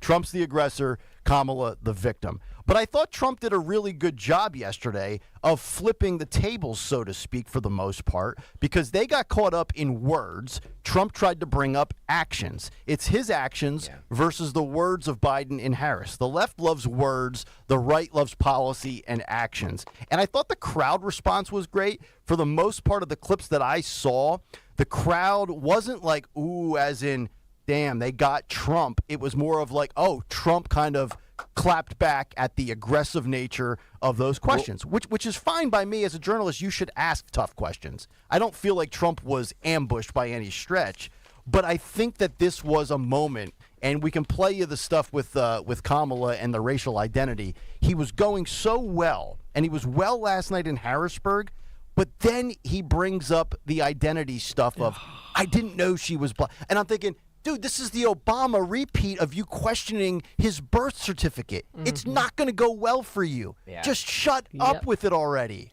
Let's start. I want to get. Let's play this. This is how the whole thing started with that ABC News journalist who just came out swinging right out of the right out of the gate. Right out of the gate. Let's start here with cut one, Phil. This is the one that's making all the headlines. Cut one, Phil, go. You have used words like animal and rabbit to describe black district attorneys. You've attacked black journalists, calling them a loser, saying the questions that they ask are, quote, stupid and racist. You've had dinner with a white supremacist at your Mar-a-Lago resort. So my question, sir, now that you are asking black supporters to vote for you, why should black voters trust you after you have used language like that? Well, first of all, I don't think I've ever been asked a question in such a horrible manner. First question. You don't even say, hello, how are you? Are you with ABC? Because I think they're a fake news network, a terrible network. And I think it's disgraceful that I came here in good spirit. I love the black population of this country. I've done so much for the black population of this country. Including employment, including opportunity zones with Senator Tim Scott of South Carolina, which is one of the greatest programs ever for black workers and black entrepreneurs. I've done so much, and and I say this, historically black colleges and universities were out of money. They were stone cold broke, and I saved them, and I gave them long-term financing, and nobody else was doing it. I think it's a very rude introduction. I don't know exactly why you would do something like that. And let me go a step further. I was invited here, and I was told my opponent, whether it was Biden or Kamala, I was told my opponent was going to be here. It turned out my opponent isn't here. You invited me under false pretense. And then you said, you can't do it with Zoom. Well, where's Zoom? She's going to do it with Zoom, and she's not coming. And then you were half an hour late, just so we understand. I have too much respect for you to be late. they couldn't get their equipment working or something Mr. was President, wrong. I would love. I mean, Mary, I thought he just totally flipped it right back on her, and the hometown crowd was not in her corner, so to speak. There was one guy was clapping for Trump. Okay. There was literally one guy. Here's the thing. I love him. I'm voting for him. Our Trump 2024 flag is flying. I've got my T-shirts, the whole bit. Okay, so I'm for Trump. I'm fine. But he knew where he was walking in. As you said, he was walking into the lion's den. We knew that. Okay, we knew he was walking into the lion's den. All right. He's right. She should have said, good morning, sir. How are you? Thank you for coming. Hey, how you feeling after almost being killed, right? Like, something like that. He knew, though, that this was going to be hostile. Mm-hmm. Okay? I think that it could have been played differently. And it probably would have he gave them, in my humble opinion, too much ammo to turn back on him. You know how they play the game. You know what they're going to hit you with. Why give them ammo to do it? That's just my question about the whole thing. You and I on different pages here, which I like, and I did not know what your opinion would be. See, you seem to have more of an issue with that right there than I do. I have more of an issue of the racial stuff that he brought up. That was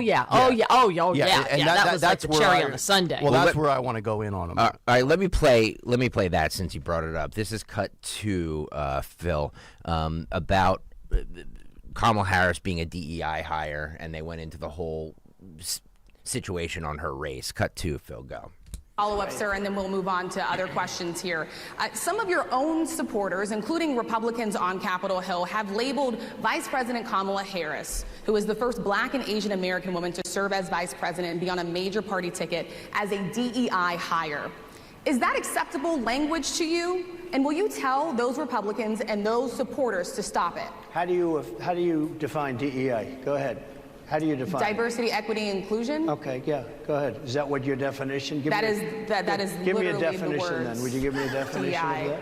Give me a definition. Sir, I'm asking you a question, a very direct question. Define it for me, if you would. I just defined it, sir. Do you believe that Vice President Kamala Harris is only on the ticket because she is a Black woman? Well, I can say no. I think it's maybe a little bit different. So, I've known her a long time indirectly, not directly, very much, and she was always of Indian heritage, and she was only promoting Indian heritage. I didn't know she was Black until a number of years ago when she happened to turn Black, and now she wants to be known as Black.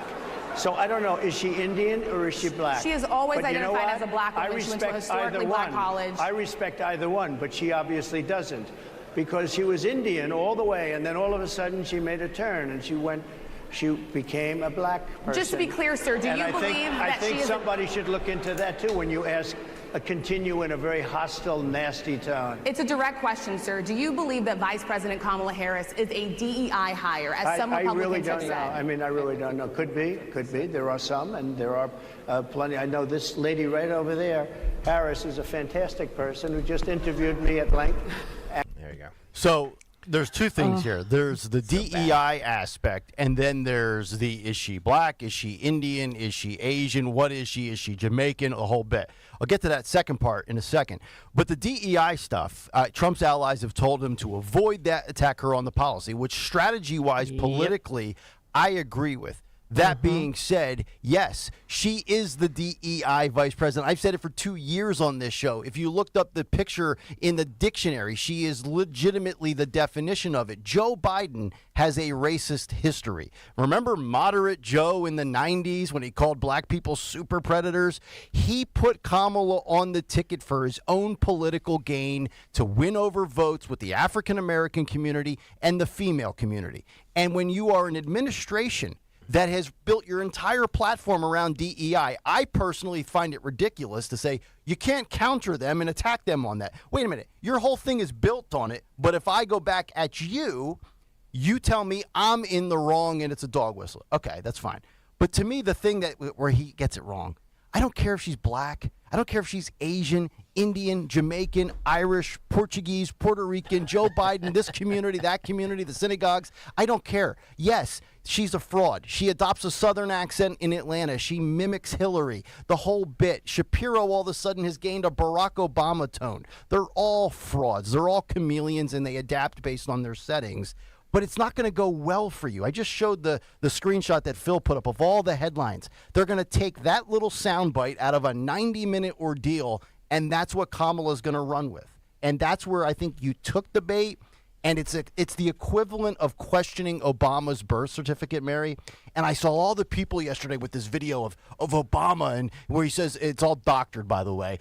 He admits he's not from Hawaii, and he was born in Kenya, and the whole bit. You're going to lose if you take that approach, because I just don't think it's relevant to Americans that are looking for results, is my total conclusion here. So. Yeah. You ready? Here we go. Give it to me. Okay. Yeah. So here's the thing. Yes. He knew this question was coming, right? We all knew this question was coming. And he should have, first of all, when she's saying, is she a DEI hire? Okay, what's the answer to that, Mr. President? Let's game this out before you go on stage.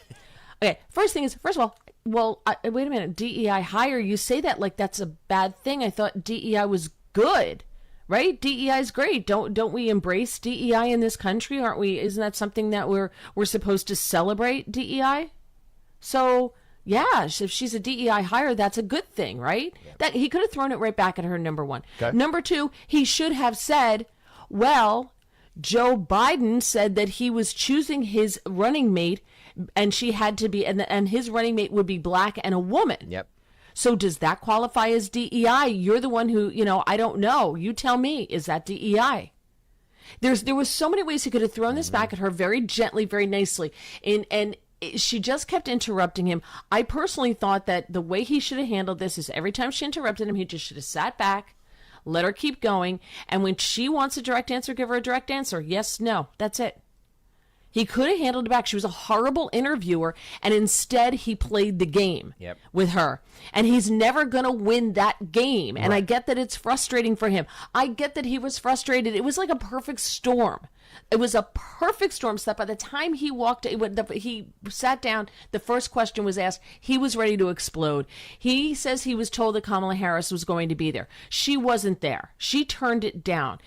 They were late because they were having technical issues with the equipment, right? There was some kind of sound issue or whatever. You don't keep him waiting for 34 minutes. He had to go to the rally. Right. That's not what you do. Mm-hmm. So he was annoyed.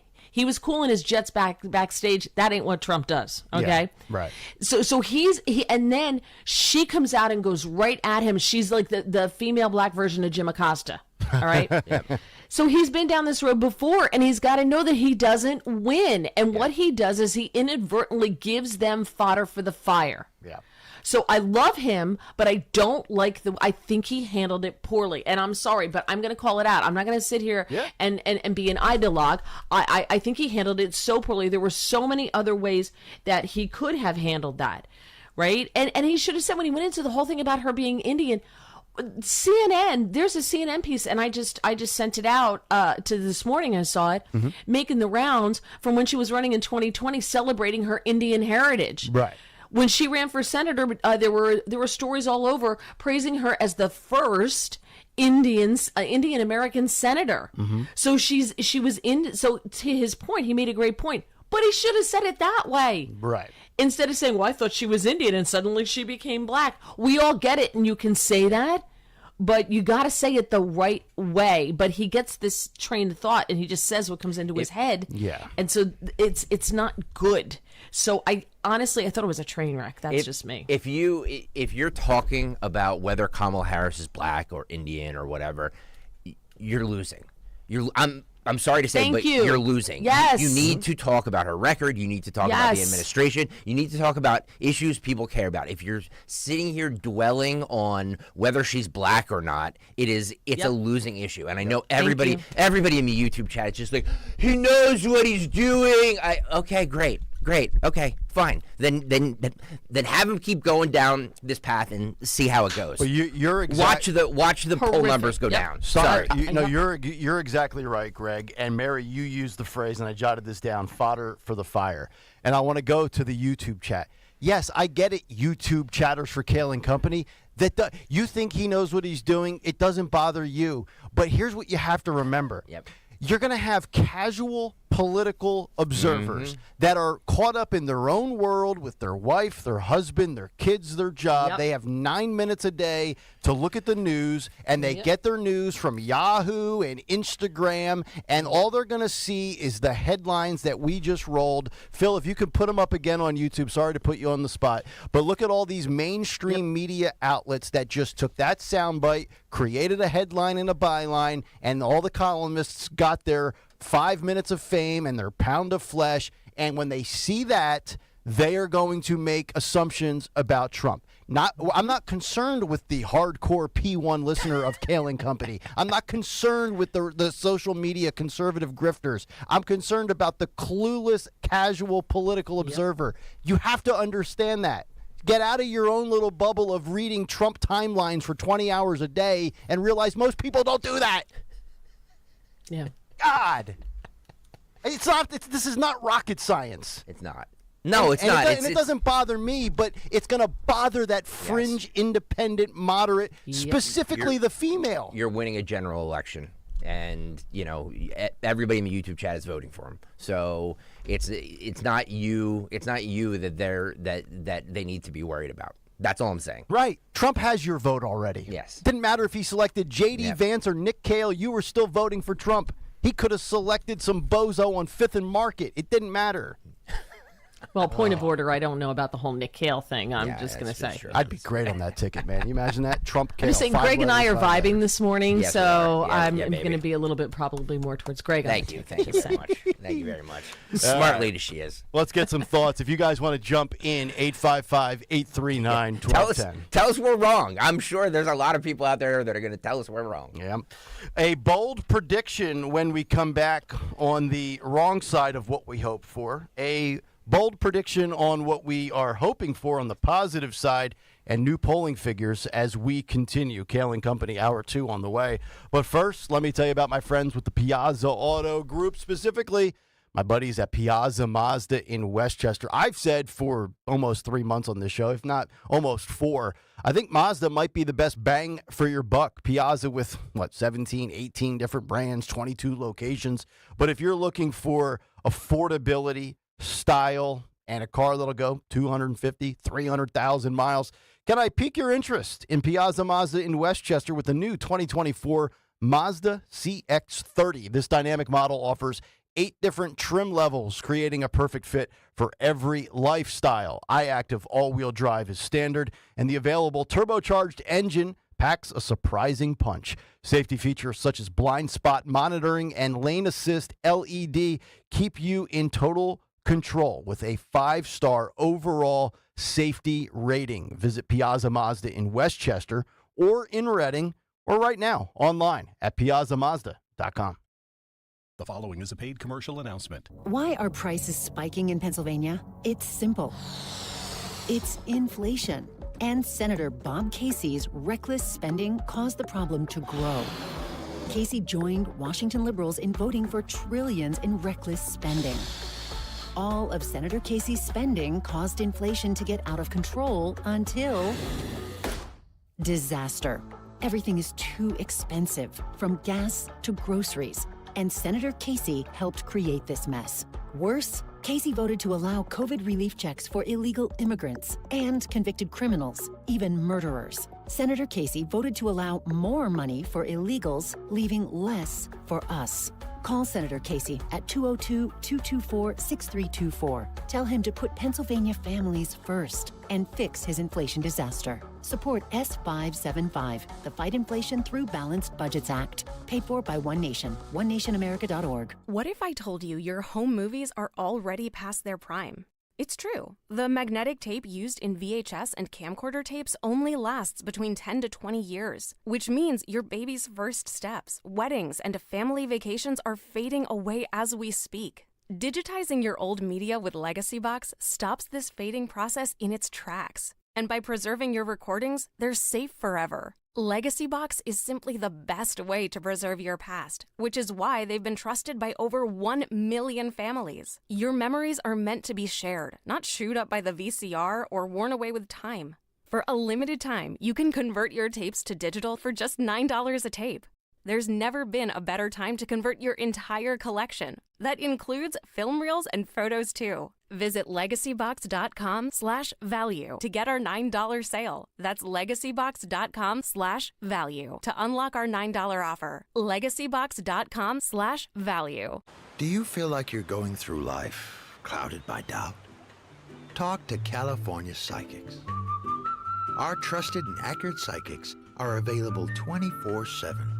And we guarantee, if it's not life-changing, it's free. Download the app or connect with us at CaliforniaPsychics.com. Right now, new customers get 80% off their first reading. Experience the joy of certainty. California Psychics. You're in hot water, mister. What'd I do? I told you months ago our utility bills were getting higher because of that old outdated tank water heater. Maybe it's time we finally switch to a Navien tankless. Learn about Navien's high-efficiency tankless water heaters, endless hot water, all while helping you save on your energy costs. Hey, look at this. Our utility bill is lower since we got the Navien tankless water heater. Who's in hot water now? We are, all the time. Learn more at tanklessmadesimple.com. Hi, I'm Angie Hicks, co-founder of Angie. When you use Angie for your home projects, you know all your jobs will be done well. Roof repair? Done well. Kitchen sink install? Done well. Deck upgrades? Done well. Electrical upgrade? Done well. Angie's been connecting homeowners with skilled pros for nearly 30 years, so we know the difference between done and done well. Hire high-quality, certified pros at Angie.com. Wesley Financial Group is not a law firm. Are you a victim of the timeshare trap and think there's no way out? I'm Chuck McDowell, founder of Wesley Financial Group, the original timeshare cancellation expert. And I'm here to tell you that there is a way out. All you need to do is give my office a call. I will send you a timeshare exit information kit absolutely free, explaining how the timeshare industry works and your options for cancellation. Call Wesley now for your free info kit. 800-790-1400. 800-790-1400. For more expert appliance shopping advice, here's National Appliance Warehouse's own appliance guru. Hello, let's talk premium. These are top-of-the-line appliances that dream kitchens are made of. If you're planning an investment like this in your home, where you buy is as important as what you buy. At National Appliance Warehouse, we're committed to delivering the superior buying experience you deserve. Our showroom features beautifully displayed premium appliances of every major brand, including highly sought-after Sub-Zero, Wolf, and Cove. Our team of gurus is well-versed at guiding you as you navigate the same appliances you'd find in the most magnificent homes and kitchens of cooking enthusiasts. And the National Appliance Warehouse team has the expertise to properly deliver and install your stunning new appliances. Don't miss the Friends and Family Savings event at National Appliance Warehouse. Purchase a qualifying Sub-Zero, Wolf, and Cove appliance package and choose 3 years of additional warranty or a rebate up to $2,500. Click nationalappliancewarehouse.com or visit their showroom in tax-free Wilmington today. Get ready to hit it out of the park every time you fire up the grill this summer with Hatfield. Swing into action with Hatfield's variety of marinated pork, ground pork and sausage, ham, bacon, and your favorite Hatfield Phillies Franks. With over 24 distinct flavors that can be ready in minutes, Hatfield pork is food you'll feel good about serving. From home or at the ballpark, find your flavor with Hatfield, the official pork provider of the Phillies. Visit simplyhatfield.com for recipes and to find a retailer near you. WPHT, WPHT HD, WOGL HD3 Philadelphia. From the Cherry Hill Volvo Studios, where relationships matter. Always live on the free Odyssey app. Schedule an appointment and start your crash-proof education to learn how our proprietary crash-proof retirement system includes inflation fighters that can increase your income up to 35% or more to fight rising costs without depleting your nest egg. Geraldine Chiadetti, Warrington, Pennsylvania. Crash-proof puts a smile on my face every day. I sleep well, and it even put a bigger smile on my face today when I got my 13%. The interest we receive from Crash Proof is credited interest. I'm not worried about inflation one bit. We get Crash Proof income, but guess what? Your principal still doesn't go down because your interest from your money is making more money. When I was told we made 13%, my husband looked at me and I looked at him and we did the happy dance. Schedule an appointment to begin your crash-proof retirement education. 800-722-9728 or crashproofretirement.com. Calling on Blackwood to follow 1210 WPHT on the free Odyssey app. Download it now.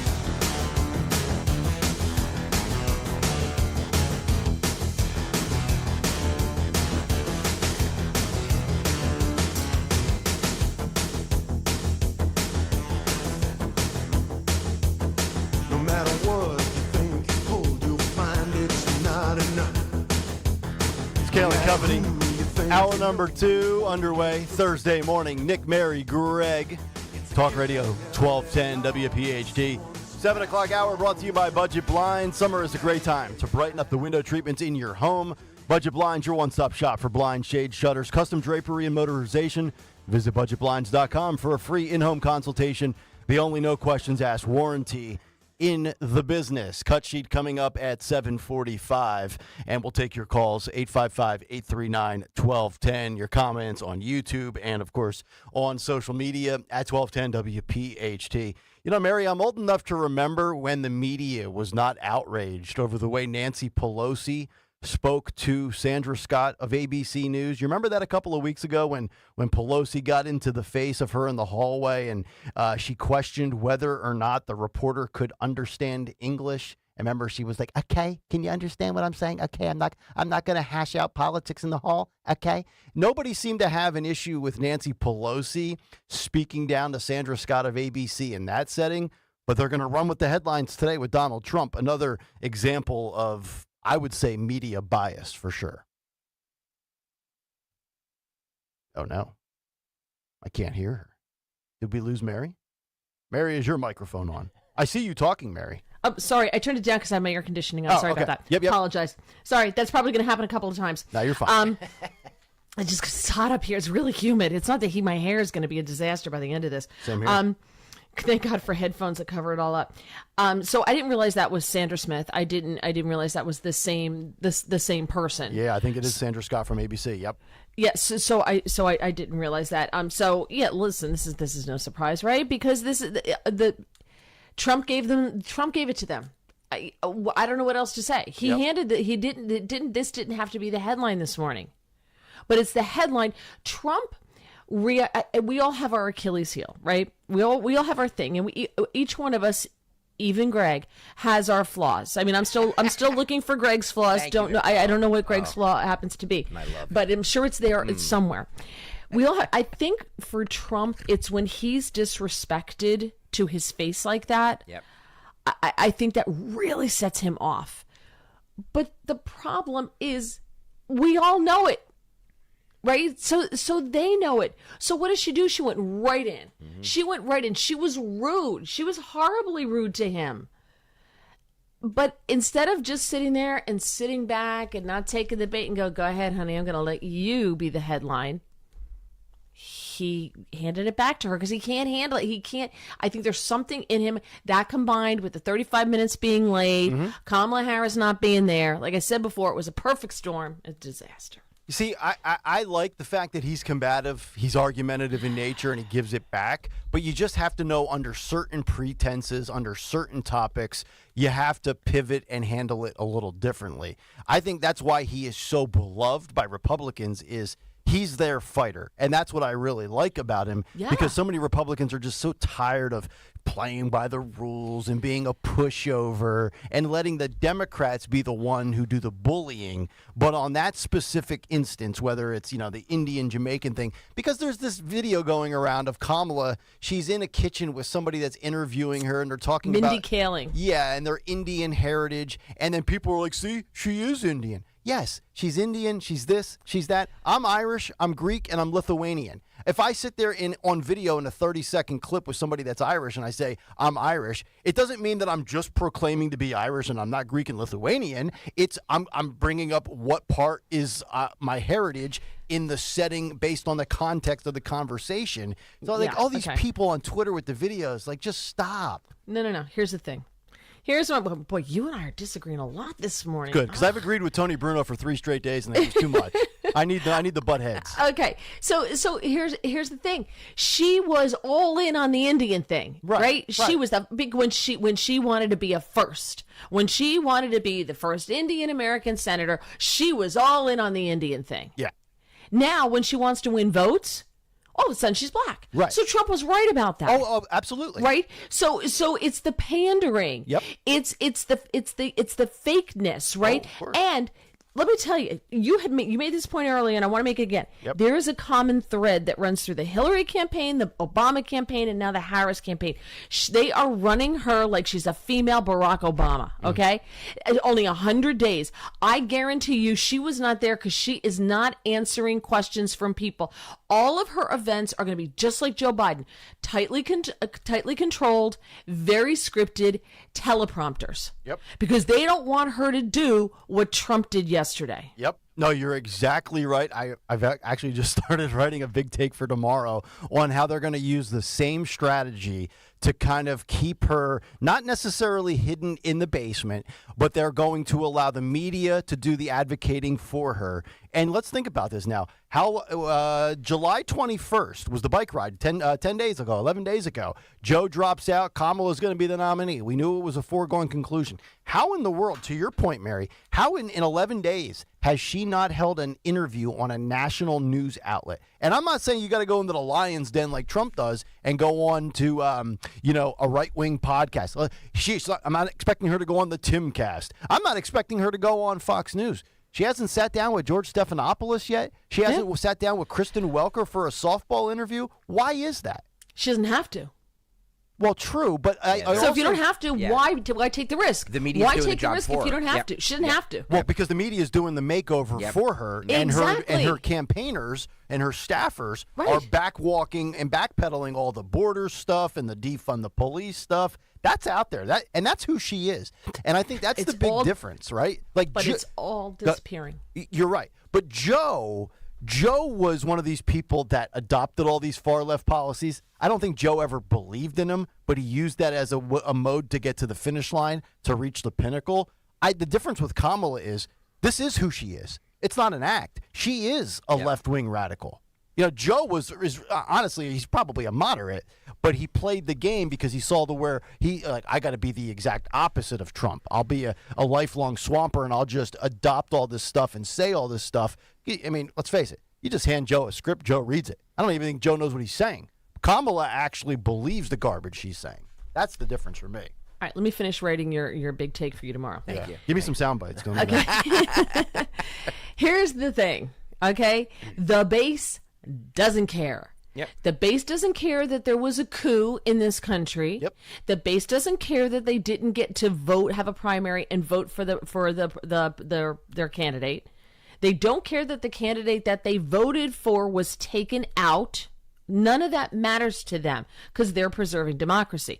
Because they need to buy the line. Okay, they need to buy what's being sold to them because it makes them feel good. Right, so it makes her feel good. It makes them feel good because it reaffirms their worldview. And you know what? For the people who are not the base, they kind of like sit on the fence and like, I don't think what happened over here was real good. I think it's a little fishy, Yeah, but I didn't vote. I'm a Democrat. I didn't vote in the primary, so I don't care. Right. Some of them care about policy and will pay attention. Yeah. But as you said earlier, what do people have? What's the average American attention span now? 6 minutes? 6 seconds. I think it's down to like 6 minutes. Yeah. Because we're like golden retriever puppies with a squirrel outside. So in 6 minutes, people have to digest news. Yep. Those people, even though they may care about policy, Trump's a really nasty guy. Trump's a racist. And look what Trump said about Kamala Harris. There is no fodder there for them about Kamala Harris. And if you go online to look things up, it's all disappearing because we had a coup in this country, people. Yeah. And this is not the first one, I don't think. No. This one was the one that they're so comfortable now. They do it in front of our eyes now because they don't care. That's right. That we see. Before they kept it hidden. Now it's out there for us to see. Yep. And the censorship is happening. They're whitewashing her. The whole thing. She's going to be installed. I'm going to send you, actually, an excellent video that lays out how the Democrats do this. I'll send it to you, and you can cut it up for tomorrow if you want to. But it explains it all, how this is all happening. So what I worry about, Bottom, to shut up here, Mary, what I worry about is that group there that isn't the base. Yeah.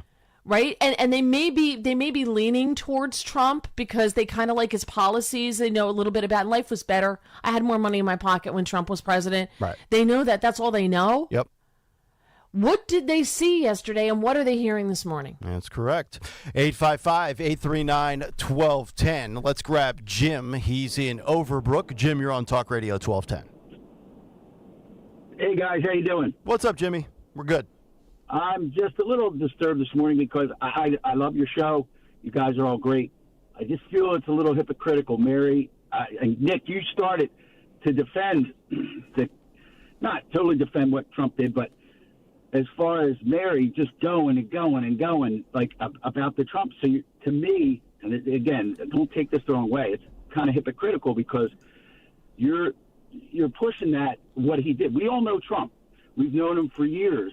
And I think you go down a rabbit hole and you keep talking about it, and you become that mainstream media by making him look that bad. We got to start putting out more what Kamala is doing and just leave the Trump stuff alone because we know him. I think it could be a good tactic. Now, it's still early on in the campaign, and he is, going to be out there more than she is. She's going to be like Biden. She's just going to be hiding. He's going to be out there and going to have to field these questions. So I think he did a good job, like Nick, you said, as far as he could do. Yeah, I mean, if I were to go through the rally and the Chicago convention, I would say 9 out of 10 things I thought he handled perfectly. And I'm not trying to be like the mainstream media, Jim, and we appreciate the call. I'm telling you what the mainstream media is going to run with, which is why I wanted to show you those headlines, which is why I had the opinion I had, and which is why Mary is saying what she's saying, because for the casual observer that can only consume 8 seconds in a day, that's what they're going to see. And that was, I think, the goal of Kamala Harris. Mary, I'm going to give a football analogy here, and I think everybody will get this one. You can either, when you're playing football, you can either go on the attack and go after somebody, or you can kind of sit back and wait for them to make a mistake. And I think Kamala Harris and the administration and the NABJ and the mainstream media, they were not going on the attack so much. They wanted Trump to be the one to cough up the ball, fumble the football, turn it over, and give the opponent a short field for an easy touchdown. And in that element, when you bring up the racial identity of Harris, I think that's exactly what they were hoping for, and he served it up on a silver platter. Exactly. That's it. And listen, I think two things I fear. I fear that the people who know Trump, or the people who are voting for Trump, you look at up until now, you look at the polls and it's like Trump's going to win, Trump's going to win, Trump's going to win. And so if it's raining, they're not going to go vote. They're going to, they're not going to talk to their friends about it. I think we do better when we're the underdogs. I think Trump does better when he's the underdog, right? So that's the first thing. So I think we need to be afraid. I think we need to criticize things that Trump does wrong. I don't have that problem with that. No. I don't have a problem with that. And so us saying that isn't going to change the headlines this morning. I got news for you. The headlines were probably written already. Mm-hmm. So us calling Trump out, I don't think changes that. We don't become part of the quote unquote mainstream media at that point. We're just being honest and calling, baseball analogy, balls and strikes. Hey. I thought soccer was the balls and strikes guy on this show. There you go. But so we're just calling it like we see it. I don't think it helps to sit here and just tell everybody, oh no, Trump's doing great. Trump's doing great. You know what Trump did really well? When he sat out and just let Joe Biden destroy himself. Yeah. Isn't it sensu? Yep. When your enemy is destroying himself, just sit back and let him do it, right? So Kamala, he's got to know that Kamala's not going to destroy herself because she's not going to be allowed. So I think he thought that going on the offensive like that and bringing all these things out was going to help him. Yeah. It might have. The delivery was the problem. That's always been his problem. Yep. And the media knows that, and they set him up. Yeah. And, I would say two other things. You have to also look at the fact that this is the honeymoon phase right now for Harris. And this is probably going to continue until about the end of next week, okay? So she's set to make her VP announcement on Tuesday, coming up here in Philadelphia. That'll carry into the weekend. And then you're going to have kind of a dead week prior to the DNC convention in August. And things will kind of calm down, quiet down, and then she's going to get a little bit of an uptick, right? Because the convention will come around. It's not going to match the intensity of the RNC, but they're going to be in the spotlight. And then people are going to take their Labor Day hiatus. They're going to go on vacation. They're going to come back. And then those who have not been focused at all will start to dial back in. Kids are back in school. It's starting to get a little cooler. The sun starts to set in mid to late September, the whole bit, right? But I would say this. Here's where I think you have to feel very, very good if you're a Trump supporter.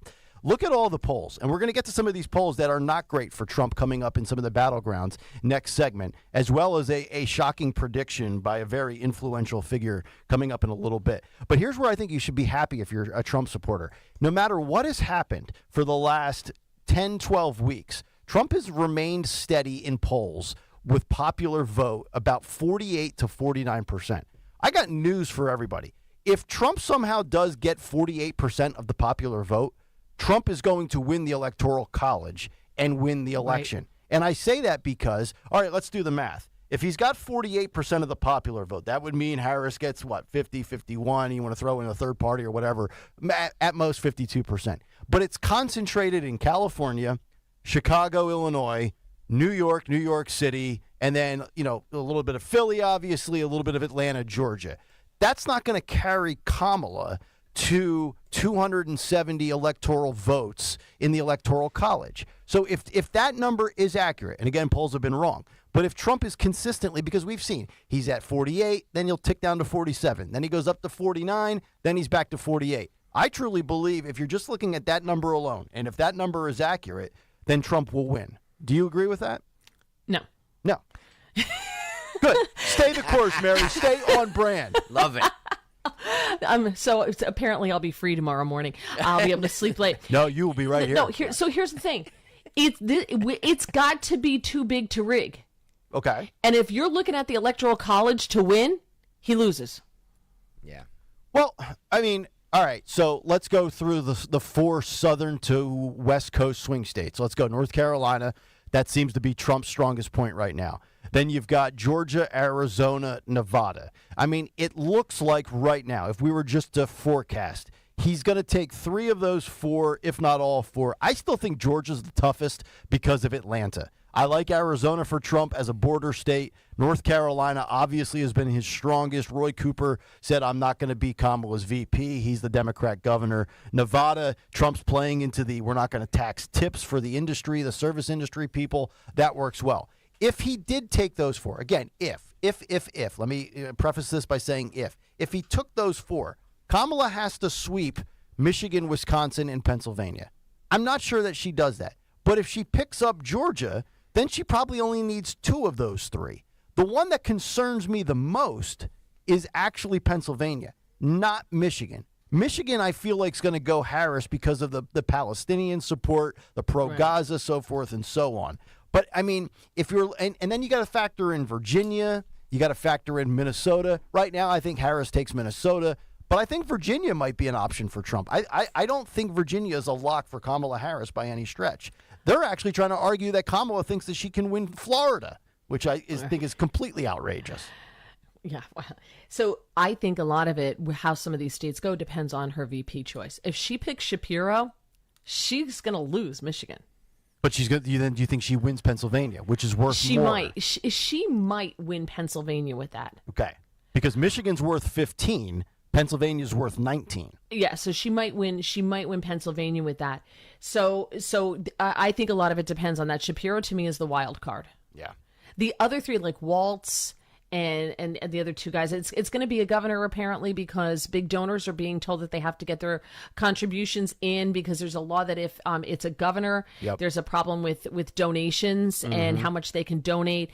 So they apparently word went out to tell them that if you want to donate, make big donations, you got to do it by Sunday. So it's probably going to be a governor. Mark Kelly is another one who's very popular. If it's Mark Kelly, he's a very popular guy.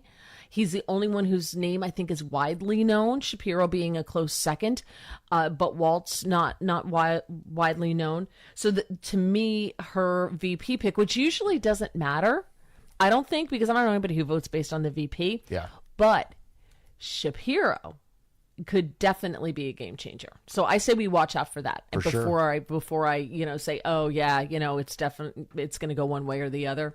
And there's so much time, even though it's less than 100 days, I think there's so much time in politics world. Oh my God, this is a lifetime. Exactly, for it all to blow up. Yep. 855-839-1210. The cut sheet's coming up in just about 25 minutes.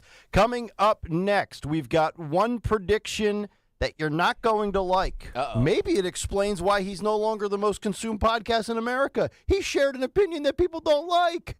Back after this, Kayal and Company. The best place. It's fine. The best place to get the games this summer is FanDuel in partnership with Valley Forge Casino. It's America's #1 sportsbook. Right now, new customers can get $150 in bonus bets if your first $5 bet wins. Then you can bet on all your favorite international teams and all your favorite sports, from basketball to badminton.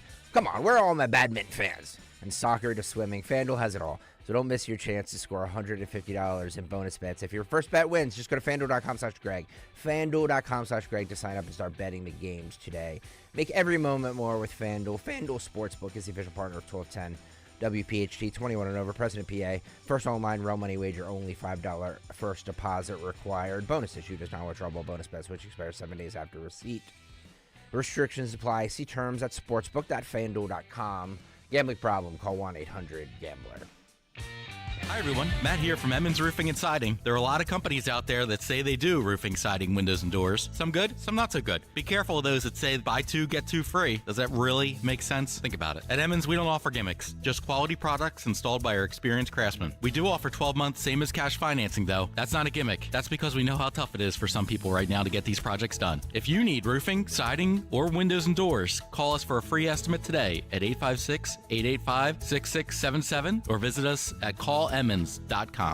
Your official home for Penn State football and basketball is Talk Radio 1210 WPHT and the free Odyssey app. Listen to every Nittany Lions game on Talk Radio 1210 WPHT and the free Odyssey app.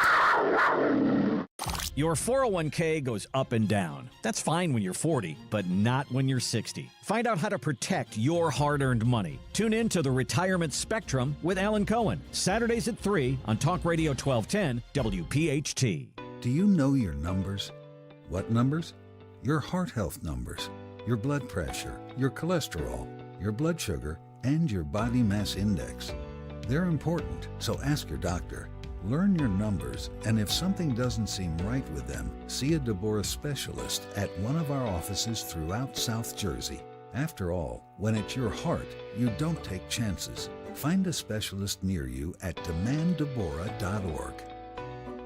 Dan owed an unbelievable amount of money to the IRS. I got behind on my taxes. It's a horrible feeling. He was in denial. And when I got those letters from the IRS, you wanted to act like they didn't exist. Finally, Dan turned to Optima Tax Relief, the leading tax resolution firm. A-plus rated by the Better Business Bureau, they've resolved over $1 billion for their clients. Optima got me a settlement with the IRS. These people are really people-friendly. It was every bit of a new lease on life for me. The fast action and the great results made Dan's head spin. I felt like I was in a dream, but it's real, and I have paperwork to prove it. They got the job done, and life is good. For tax help you can trust, call Optima now for a free consultation. If you're worried about what's going to happen with the IRS, stop worrying. Make the call now. Call 800-354-2840. 800-354-2840. 800-354-2840. Optima Tax Relief. Testimonial from an actual client. Some restrictions apply. For complete details, please visit OptimaTaxRelief.com. Cancer, a scary word, but not so scary if you have the right team. Hi, this is John DeMasi, host of Health Watch, Sundays at 8 and again at 4 here on Talk Radio 1210 WPHT. And that team is Dr. Molly Fantasia and the medical staff at Innovative Medical Associates. Yes, cancer is a scary word and a difficult condition if you've been diagnosed. Over the years, the staff at Innovative Medical Associates has helped hundreds of patients with their unique medical hydration protocols. Cancer support is a large part of the practice at Innovative Medical Associates. We believe in medical hydration. We've improved it so much that we are able to help people across the board with challenges before they become chronic. Talk about improving your quality of life. Most likely, that'll happen when you visit Innovative Medical Associates. Check them out on the web at innovativemedicalassociates.com or call 856-489-0505 to schedule your initial complimentary consultation. I am Judith Krupnick, president of Cherry Hill Volvo. As the store's owner, I want our clients treated with respect. I want our employees to have extensive product knowledge and be genuinely engaged with our clients. Our pricing is competitive, but our client attention is second to none. When considering a new car, consider Cherry Hill Volvo. Contact me directly. Relationships really do matter to us. It's here, the summer heat, and it's getting hotter, and that heat's just pouring into your home. Need a solution? Trust PJ Fitzpatrick for the perfect new insulated and vented roof. They've earned thousands of 5-star reviews and back all new roofs with a lifetime guarantee on materials and labor. PJ Fitzpatrick, voted best of Philly, installs most roofs in just one day. Set up a free design consultation. Plus, they have special financing if you need it. Visit trustpj.com today. That's trustpj.com. Hi, it's Rich Zioli. I'm joined here today by my friend, the co-president and CEO of Cooper University Healthcare, the one and only Dr. Anthony Mazzarelli. Dr. Maz and I are here to tell you about our buddy, Dr. Mike Veneria. Not only is he my dentist, he's my family's dentist as well. And not sure if you knew this, he's Dr. Maz's dentist too. That's right, Rich. Dr. Mike Veneria is and has been my dentist also. And doctors choosing doctors, that can be quite a selective process. And not only do I go to him, but for years, my sister and my niece and my nephew, the whole family goes. Well, it's no secret. We're all delighted by the care that Dr. Mike Veneria and his award-winning team provide, and you need to check him out. Whether you're looking for pediatric, general, cosmetic, implant dentistry, you don't need to look any further. Dr. Veneria's office does everything. Dr. Veneria's office also exceeds all CDC guidelines and has always maintained the strictest infection control, like their centralized UV sterilization of airflow, which is incredibly important to me. Locations are right over the bridge in Cinnaminson and Woodbury. Your perfect smile's waiting. Call 856-786-2020 or visit veneriadental.com. Tune in to Crash Proof Retirement Show, Saturdays at 11 a.m. to hear Phil Cannella and Joanne Small. The Crash Proof Retirement Show, Saturday mornings at 11 on Talk Radio 1210. Mr. Joe Conklin with the City Rhythm Orchestra. Joel Embiid is excited. The process marches on. Oh, George, welcome to Philadelphia. Morris, hallelujah. See Joe Conklin and the City Rhythm Orchestra at Cherokee High School in Marlton, New Jersey, Saturday, October 26th. For tickets, go to joeconklin.com. The Sixers will prevail. Oh, baby! joeconklin.com. Don't miss the Education Show with Dom Giordano every Sunday morning at 5:30. Find out how you can help your child or grandchild succeed. Sponsored by New Hope Academy. Hey, fantasy football owners. The road to winning your fantasy football championship starts now. I'm Matt Harmon from Reception Perception. Join me and James Coe as we take a deep dive into the position that's going to make or break your fantasy roster. Wide receivers. We analyze route running, target share, and all the metrics that matter, giving you the insights you need to draft the best wide receivers. As you prep for your draft, let us give you the coverage you need. Follow and listen to Reception Perception on the free Odyssey app or wherever you get your podcasts. Follow Talk Radio 1210 on Instagram and Facebook at 1210 WPHT.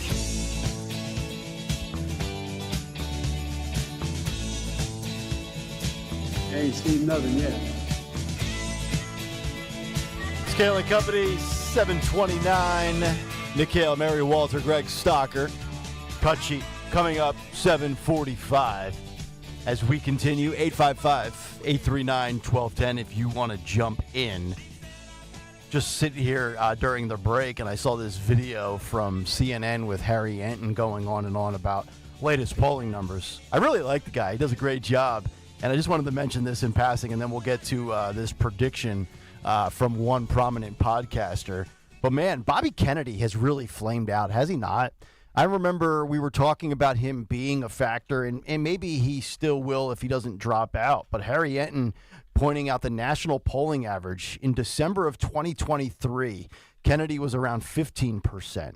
After the debate on June 27th, he was 10%. And now that Kamala has entered the fray, Kennedy is at 5%, which is very fascinating when you think about, I mean, honestly, when's the last time we talked about RFK Jr.? When's the last time we played a clip of him? I mean, it was Trump following the Biden disaster in Atlanta, Mary, on June 27th. And now for just about 17, 18 days, really ever since we pivoted a little bit away from the Trump assassination attempt, it's been all about Kamala, which I do find to be a fascinating dynamic. Well, it just goes to show you where the people, the never-Trumpers, went, right? That Joe Biden, they weren't voting for Biden for a whole host of reasons. He's too old. He's mentally on the decline. They didn't like his policies, etc. But Trump's horrible. Trump's terrible. I don't like him. He's me. You know, the whole thing. So Kamala comes along. Oh, I could do that. I could do that. She's not Trump. You know, but you know, I can live with that. So that's what happened. And, you know, don't forget, the narrative has been set up by the Democrats. They're very good at working the narrative. Oh, yeah. They shape the narrative every time. And again, this is the same campaign they ran for Barack Obama. If you didn't vote for Barack Obama, what were you? You were racist. Right. If you don't vote for Kamala Harris, you're racist and misogynist. And no one wants to be seen as racist, right? Mm-hmm. So I think there are people who will say, well, I want to vote for I want to vote for the first black president. Now it's going to be, I want to vote for the first female president. Right. So they're very good at setting up that narrative, and they set up a choice. It's a false choice, but they set it up anyway. And people who are movable, who maybe aren't as concerned about the issues, because issues take time and you have to dig into them, and so maybe they're not as concerned with them because that's hard. And I don't say that to be funny, but it's hard. You got to learn, right? Right.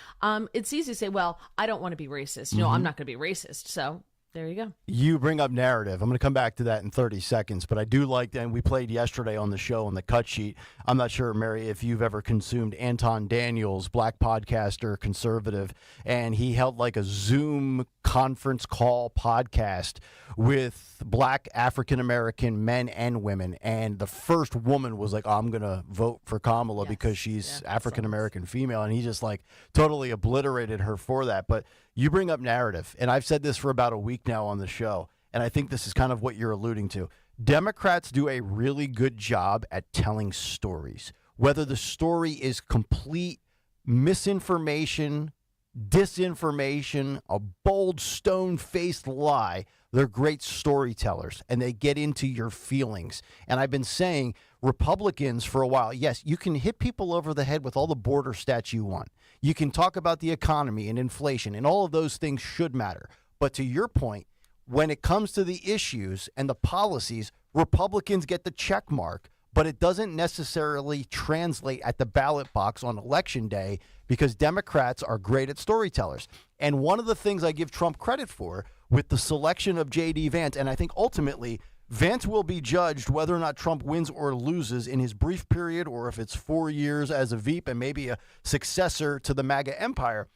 J.D. Vance is going to be judged on whether or not he can deliver the Rust Belt for Donald Trump. As an Ohio guy, can he get Michigan, Pennsylvania, Wisconsin? But I think J.D. Vance is a very good storyteller, and I think that was part of the reason why Trump selected him. Oh, I disagree with that. I don't think Trump needs any help in the Rust Belt. I think You don't think so? No, I think that the J.D. Vance, first of all, we all, not us, but everybody puts too much weight on the vice president. The vice president does not, move the needle. Could Shapiro help in Pennsylvania? Maybe. But I think that if Kamala Harris wins Pennsylvania, she was going to win Pennsylvania anyway. Okay. Whether she had Josh Shapiro on the ticket or not. So no, I don't think that J.D. Vance helps or hurts And this whole thing about, the narrative now is that, well, he's a very unpopular vice president. And, we have polls that show he's the most unpopular vice president since 1972, blah, blah, blah, blah, blah. At the end of the day, that doesn't really matter. People are voting at the top of the ticket, and I think the media is obsessed with it. But I don't think most people are. I think that he chose J.D. Vance, and you choose the vice president that's going to back up your agenda. That's going to constantly have your back. Who's going to be the yes man? Well, yes, right. Yeah, 100%. Yeah. But somebody that's going to help further your agenda. And what a better way to do that than a 39-year-old guy that is relatively green. Yes, and they believe has his best interest at heart. Funny you say that. And Mary, we talked about this a few days ago, and it's great to have you on today because I want to get your opinion on this. Did you have an issue, or do you understand those who are now making a stink out of the whole J.D. Vance childless cat lady comments? Because that was the big crux of the show on Monday. What's your perspective on that? Well, as a childless cat lady, I am not offended by that. I didn't think you First of all, it was 3 years ago, and they're just digging. They're digging for stuff on him, which you knew was going to happen. Yeah. And, of course, they're going to blow everything up. But I got to tell you, when you look at a lot of, and I have a problem with liberal women. I'm sorry, ladies, but if we could I say this all the time, if we could figure out a way to have them just not vote for 4 years, we could probably straighten out a lot of the problems in this country. Oh my God! Then you would get Trump in a landslide, right? Exactly.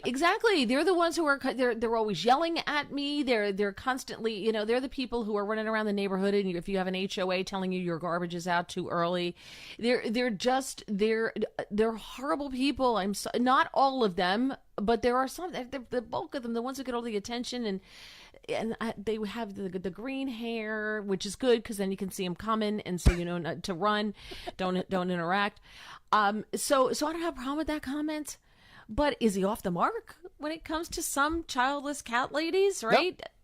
No, he's not. Listen, he's talking about family. Right. And we have a problem in this country. A lot of people aren't having children. I'm part of the problem. Okay, didn't have kids.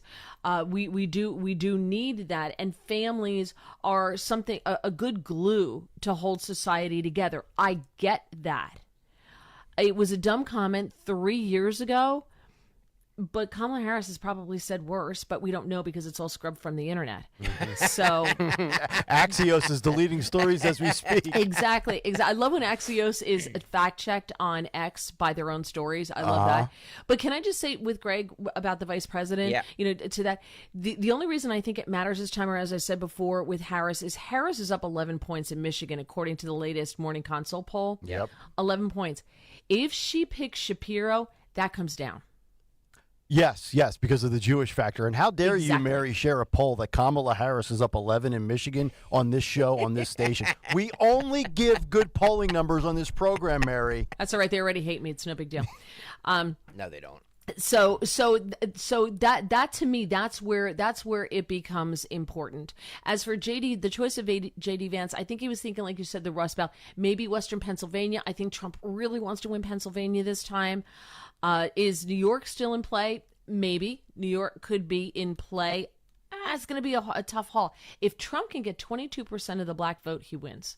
I've been saying I think he's going to be right around 20%, and I believe that. I don't think New York is in play, but the fact that he's even in single digits and trailing by 7 or 8 points, at least that was the number when Joe was in the race. Maybe that's gone up to double digits with Harris. Changed, But it's pretty remarkable. Let me just pay off this tease here for the last 90 seconds here and get people's thoughts on this. He's probably going to go from the number 2 most consumed podcast on this, based on these comments, to number 7 after he said this, because Tucker Carlson now has the number 1 podcast. But Joe Rogan is predicting that Kamala Harris is going to win the election. Did you actually listen to what he said? Well, I did not, but I was reading the quotes, and is it misinformation? It's not misinformation, because that's what he did say. Okay. But he did, him and his guest, Michael Malice, who's a great guest, went back and forth on it, and he was kind of like wishy-washy, and like she could win, and there's just a lot of people that don't want to see Trump in. Well, of course, by the way, everything that he said was 100% true. Right. But he didn't. It's not. I saw the headline and I was like, wow, they really, that's why I hate headlines, because they amplify something, and when you really listen to it or look into it, it's like, well, technically, yes, he did say that. Yeah. But it was very like, oh, you don't think so? And Yeah. then they went back and forth on why. Yeah. You know what I mean? Yeah, Rogan said that Harris will win the presidency because Americans are buying into the BS anti-Trump narrative more than ever before. Quote, she's gonna win, Rogan insisted Tuesday. He explained, quote, I feel like we are in this very bizarre time where people are giving into the BS in a way that I never suspected people would before. They just want no Trump, no matter what, and they're willing to gaslight themselves. And by the way, I think Hillary could win. I would push back on Rogan. They'd be like, if the Democrats trotted out Hillary a second time, I think the result would be the same. I don't believe Hillary. I think when you got rejected the first time, I don't think it would be different this time around, because I think if you polled Hillary versus Kamala right now, she might even come in more unfavorable and likable and unlikable than Kamala is. But again, when we sit here, and Trump said it last night in Harrisburg, she's the most unfavorable, unlikable vice president of all time, which she is, and she's got no accomplishments in that role in those 3 years and 9 months. That being said, it still might not negate, and I think this is what Rogan is highlighting here, Mary, that there's such a disdain for Donald Trump, right? Like, okay, he's at 48%, and that 48% really loves him, but the other 52% really, really hates him. Yeah. So to me, I can see this both ways. Before Kamala Harris, there was this excitement, and there was this movement. We were all on a high. This is great. Donald Trump's going to win. And then there are people, because of that, they want to be part of it, right? Yep. That persuadable who want to sit with the cool kids at the lunch table, right? Yeah. So yeah, I'm for Trump too. And so he was winning those people who want to be part of it. Now that's gone. They lost that. Now it's all about Kamala, right? Mm-hmm. So I don't necessarily think it's bad that there's a sense now of Trump may lose this. And I do think it's his to lose. I really do. Trump may lose this. I think that's good, because I don't want people to get complacent. Agreed. I said this Right. earlier. Agreed. Right. Don't get complacent. Yep. I don't know how You've got to anybody get out could. and vote. I I don't agree. care if you vote early, if you whatever, but there's none of these, oh, I was on vacation, I forgot to get an absentee ballot. Seriously? Yeah. You can't do that this right. time around. So a little bit of fire and a little bit of fear, I think, may be a good thing. Yeah. Everybody memory holds the fact that all the media, every poll, every outlet in 2016 had Hillary Clinton at Yes. a 98% chance Yep. to win. The Democrats went in with like, well, we have this in the bag. Donald Trump can never win. And he won. Yeah. And the shock on everybody's face was just like, oh my God, what happened? Yep. So I agree with you 100%. Like, you cannot get complacent in this, because when complacency happens, you get outcomes like that. There you go. Statistician Nate Silver released his first election model since Harris became the nominee. That was yesterday. And he says Harris will give Democrats a fighting chance. He has the forecasted projection of her winning the popular vote, but he still goes with Trump with a slight to modest advantage in the Electoral College. So that kind of counters Joe Rogan's prediction in regards to Kamala winning the election. 855-839-1210. What's on the cut sheet? You'll find out in exactly 5 minutes here on Kayal and Company. Back after this. Window Nation presents the 1210 WPHT Veteran Spotlight in partnership with the Travis Manion Foundation.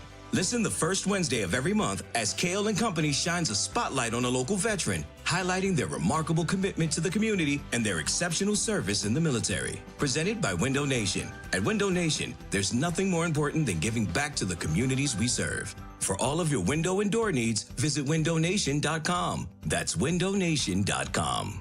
As a roofer, I don't have time to fail. Homeowners rely on me, so I rely on Beacon. Beacon's unique network of branches work together to get me what I need when I need it. And with the Beacon Pro Plus app, I've got the brands I depend on, like GAF, right at my fingertips. Now through September 15th, purchase high-quality GAF with Beacon Pro Plus and earn up to $1,500. Go to BECN.com or download the Beacon Pro Plus app today. Beacon, always building. We're the Goo Goo Dolls. We're fortunate that our daughters have what they need to grow and learn. But that isn't the case for nearly 13 million kids in the U.S. that struggle with hunger. Childhood hunger is a heartbreaking reality that Feeding America is working to change. Each year, the Feeding America network of food banks rescues billions of pounds of good food that would have gone to waste and provides it to families and children in need. You can help kids in need in your community by visiting feedingamerica.org. Brought to you by Feeding America and the Ad Council. For more expert appliance shopping advice, here's National Appliance Warehouse's own appliance guru. Hello, let's talk premium. These are top-of-the-line appliances that dream kitchens are made of. If you're planning an investment like this in your home, where you buy is as important as what you buy. At National Appliance Warehouse, we're committed to delivering the superior buying experience you deserve. Our showroom features beautifully displayed premium appliances of every major brand, including highly sought-after Sub-Zero, Wolf, and Cove. Our team of gurus is well-versed at guiding you as you navigate the same appliances you'd find in the most magnificent homes and kitchens of cooking enthusiasts. And the National Appliance Warehouse team has the expertise to properly deliver and install your stunning new appliances. Don't miss the Friends and Family Savings event at National Appliance Warehouse. Purchase a qualifying Sub-Zero, Wolf, and Cove appliance package and choose 3 years of additional warranty or rebate up to $2,500. Click nationalappliancewarehouse.com or visit their showroom in tax-free Wilmington today. Harry, if you watch any more of those stupid financial shows, I'm filing for divorce. How am I going to keep up with our retirement accounts? At JML Financial Group, we want you watching your grandkids playing soccer and sunsets in Hawaii, not the latest rumor of a market crash. Surprisingly, with proper income planning, the stock market shouldn't even be a concern. The money came in every 2 weeks while you worked. It should be the same in your retirement years. Let us show you how. Call JML Financial Group today at 856-925-6674. That's 856-925-6674. Or at jmlfinancialgroup.com. So, when your neighbor's sunbathing in the front yard, Harry, you're an idiot. Get away from the window. keep your eyes focused where they should be, on enjoying your retirement. Securities and investment advisory services offered through Brokers International Financial Services, LLC, member SIPC. Brokers International Financial Services, LLC is not an affiliated company. We all hear the radio ads about the IRS. They tell you to be afraid, to be scared, and they try to frighten you into calling. I'm not here to do that. Tax Relief Advocates is different. TRA is here to tell you that if you owe money to the IRS, whether it's $5,000, $50,000, or $500,000, we have a solution. It doesn't matter if you're sitting in your car, at work, or with your kids. No matter where you are, call now. 800-575-6481. Don't lose hope. TRA can eliminate or reduce what you owe to the IRS. Generous programs are now available that can give you a fresh start. Our passion is taxes and helping individuals fix their IRS problems. We have over 1,000 5-star reviews on Google and an A+ with the Better Business Bureau. You don't need to be afraid of the IRS any longer. End your tax nightmare today by visiting us online at TRA.com or call 800-575-6481. That's 800-575-6481. Tax Relief Advocates. Real solutions for real people. 40 days up to 40 pounds. Say it with me. 40 days up to 40 pounds. Visit NJDiet.com or call 855-5NJ-DIET. That's 855-5NJ-DIET. 40 days up to 40 pounds. 40 days up to 40 pounds. Yo, Roy is Ford. We know your favorite station is 1210 WPHT. WPHT.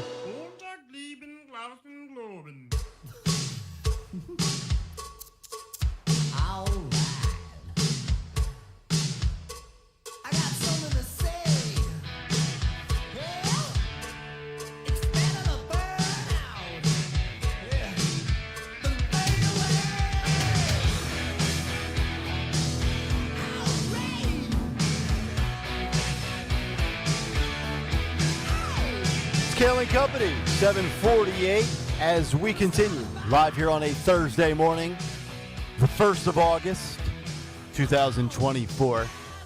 Nick Kayal, Greg Stocker from Odyssey World headquarters as I sit in a 68-degree booth. Mary Walter from a third-floor attic next to 9/11 hijackers in a 76-degree room attic. How's that temperature feeling, Mary? By the way, turn your mic on. Yes, Mary. I just did. So here's the thing. You're soft. we just got we only put air conditioning in this house less than 8 years ago. So I'm a little bit tougher than you. Definitely are. So no doubt about that. I'm not a beta. Oh, and so we keep the house when we have the air conditioning on. We'll have it on today because it's really super humid. It's the humidity. Yeah. And so we'll keep it at 78. And because if you keep lower the humidity, 78 is fine. And at night we lower it to 76. We have a little fan that blows on the bed at night. Yeah, I would wake up at 2 a.m. with a puddle on my sheets. 76 at night. How do you sleep in that? You know what's good about that? Is that when your wife hits menopause and starts complaining about it, you can't complain because you know it's uncomfortable. So Very there you true. go. Although I am envious of your energy bill, though. I got to imagine your energy bill's great. You want to know how to save money? Come to me. I know how to do it. We kick it at, the other thing you can do, fun hint. Just a little off on a tangent. If you have central air, there's a place on your home where the water comes out, right? That it takes all the humidity out of the air and the water comes down. It goes on the ground. Yeah. So we took a hose, and this is my idea. I'm so proud of myself.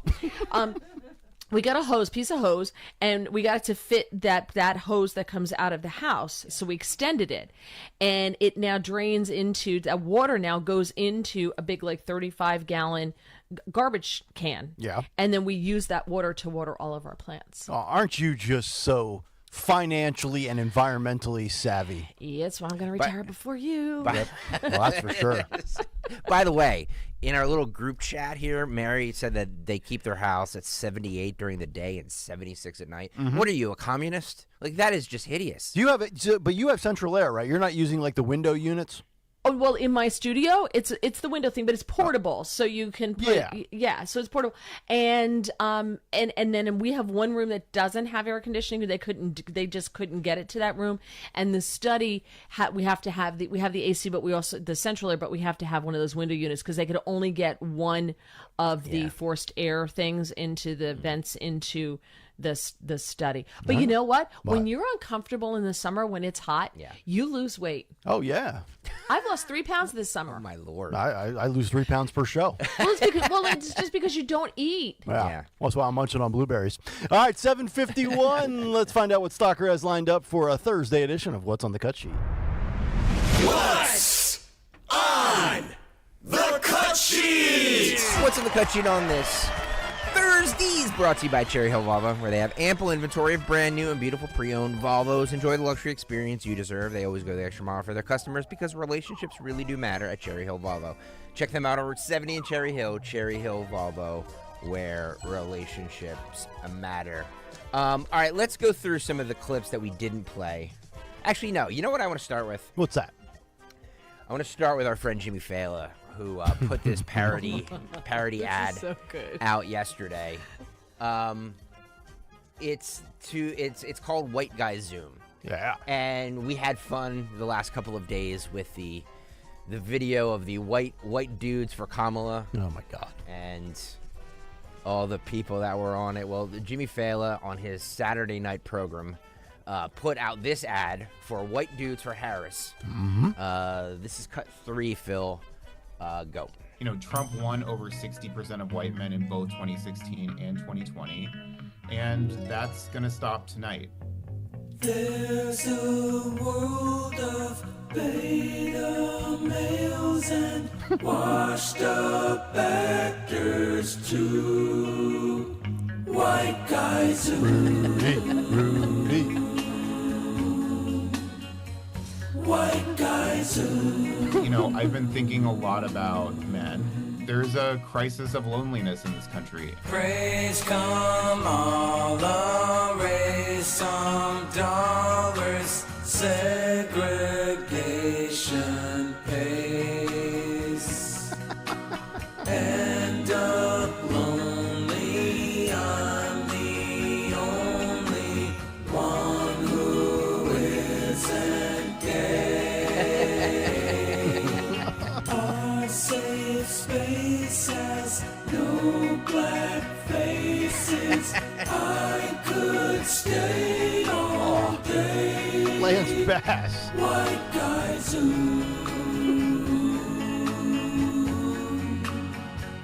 White guys We know that the silent majority of white men aren't actually MAGA supporters. Her name is pronounced Madam President.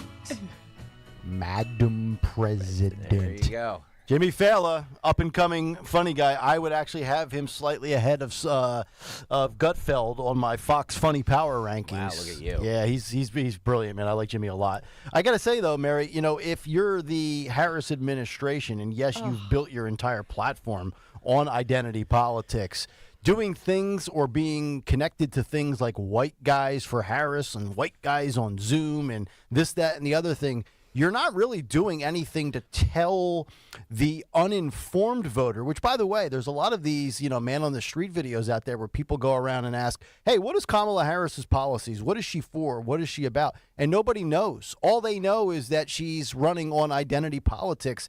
The question is, will that backfire on her on November 5th? It's not going to backfire on her. No. Okay. That's. Did you just see what you just played? Right. Right. Right? Well, those people for sure. But like those that are uninformed that are like, well, tell me, convince me. What's your story? Give me your. And by the way, you can separate personal accomplishment from professional accomplishment. I've seen some people say, well, yeah, she was a district attorney out in the Bay Area and attorney general and senator. And they go through like the Wikipedia or the LinkedIn of the jobs that she has held. Those are personal accomplishments. Where are the policy accomplishments? And I think that's where the Trump campaign and his allies are right. Just rip her to shreds over the failed policies, and that's a great starting point to discredit her. Okay. Well, sadly, we now treat our presidential elections like their 8th grade class president, and You're right. whoever's going to give us the free food from the vending machine is the guy Yes. who's going to win. You're right. First of all, that Zoom, I want to get back to that because that was just a parade of swipe left, right? Yes. Right? Was that Tinder?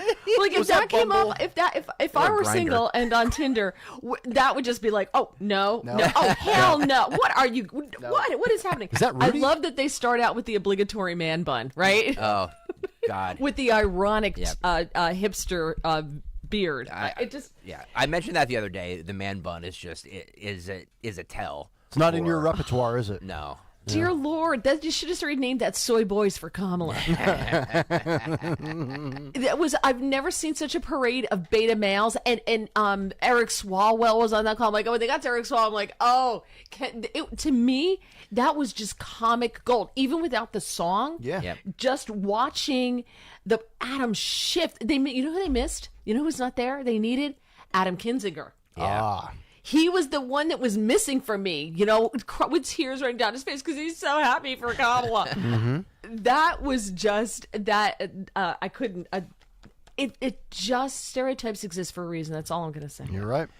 This video, this is cut for Phil. This video is courtesy of James O'Keefe's new media venture. We have an undercover video of Joyce DeCesar, Cersei. She's a DNC manager who admits that doesn't think this person, and I'm kind of being vague here because it's a dude, but he dressed up as a woman, so I'm being a little vague here. He says, I don't think Kamala Harris would win. Admits to making empty promises to donors, and basically says that they don't think that Kamala Harris can win this year. This is just a little bit of that video. This is cut 4, Phil. Go. I like Kamala Harris, but I don't think she'd win this year. Meet Joyce DeCesar, him, the compliance manager to the DNC. What's your official title? Compliance manager. My specific job, like the end-all be-all of my job, is reporting to the government how much the DNC raised and where it spent its money. Saying that she doesn't have any accomplishments to speak of. She's weirdly unpopular. She doesn't have any accomplishments to speak of because she's vice president. Joyce DeCesar revealed how the DNC gains donations and what tactics they use, including just telling donors what they want them to hear. When I was doing finance, like fundraising, we just call it finance and politics, you kind of tell a donor what they want to hear. Which is what? Whatever they want to hear. DeCesar admits to the OMG Citizen Journalist American Swiper, you kind of tell a donor just what they want to hear. You just put on a performance for them, a little show, right? You just put on a performance for them, a little show, right? So basically we're just feeding into their fantasy. Yeah. which, you ever met a rich person? They want their fantasy be, fed into. So we just take their money and we like smile and nod our head, but like we don't really take their opinions into our strategy. 100%. So some donors are holding back on writing the checks because they think that the campaign's not doing well. Why would they think that? A lot of people think we should attack Trump more. We should attack Trump more. Yeah. Do you feel like our strategy has always been just like take their money and tell them what they want to hear? Yeah, that's politics. Well, I got to tell you, James does a great job of getting these people to babble, and they have no idea that they're being recorded. It's unbelievable. Joyce clearly just got done shaving her beard. You can see the smooth face after getting rid of the stubble. Yeah. But it is amazing that they are, and this is why I've been saying, Mary, since Kamala was installed as the nominee, that this is all manufactured. I know it's the honeymoon phase. I just don't believe that most Democrats that are inside the game believe in what they are saying as far as how yes, some of the polls, Trump's lead was cut from 6 to 3 and from 4 to 2. But no, I don't really think there's many people deep inside that campaign that believe she's the one and she's ready. It's just like, hey, this is slightly better than Joe because Joe was basically expired. Agree. None of that matters. Of course. Because they've got the messaging and they've got the protection and they've got the media, the state-run media, state-controlled media to run the interference for them. Yep. So can I just say about what we just all heard and saw and now, thank you for not playing this on a Monday.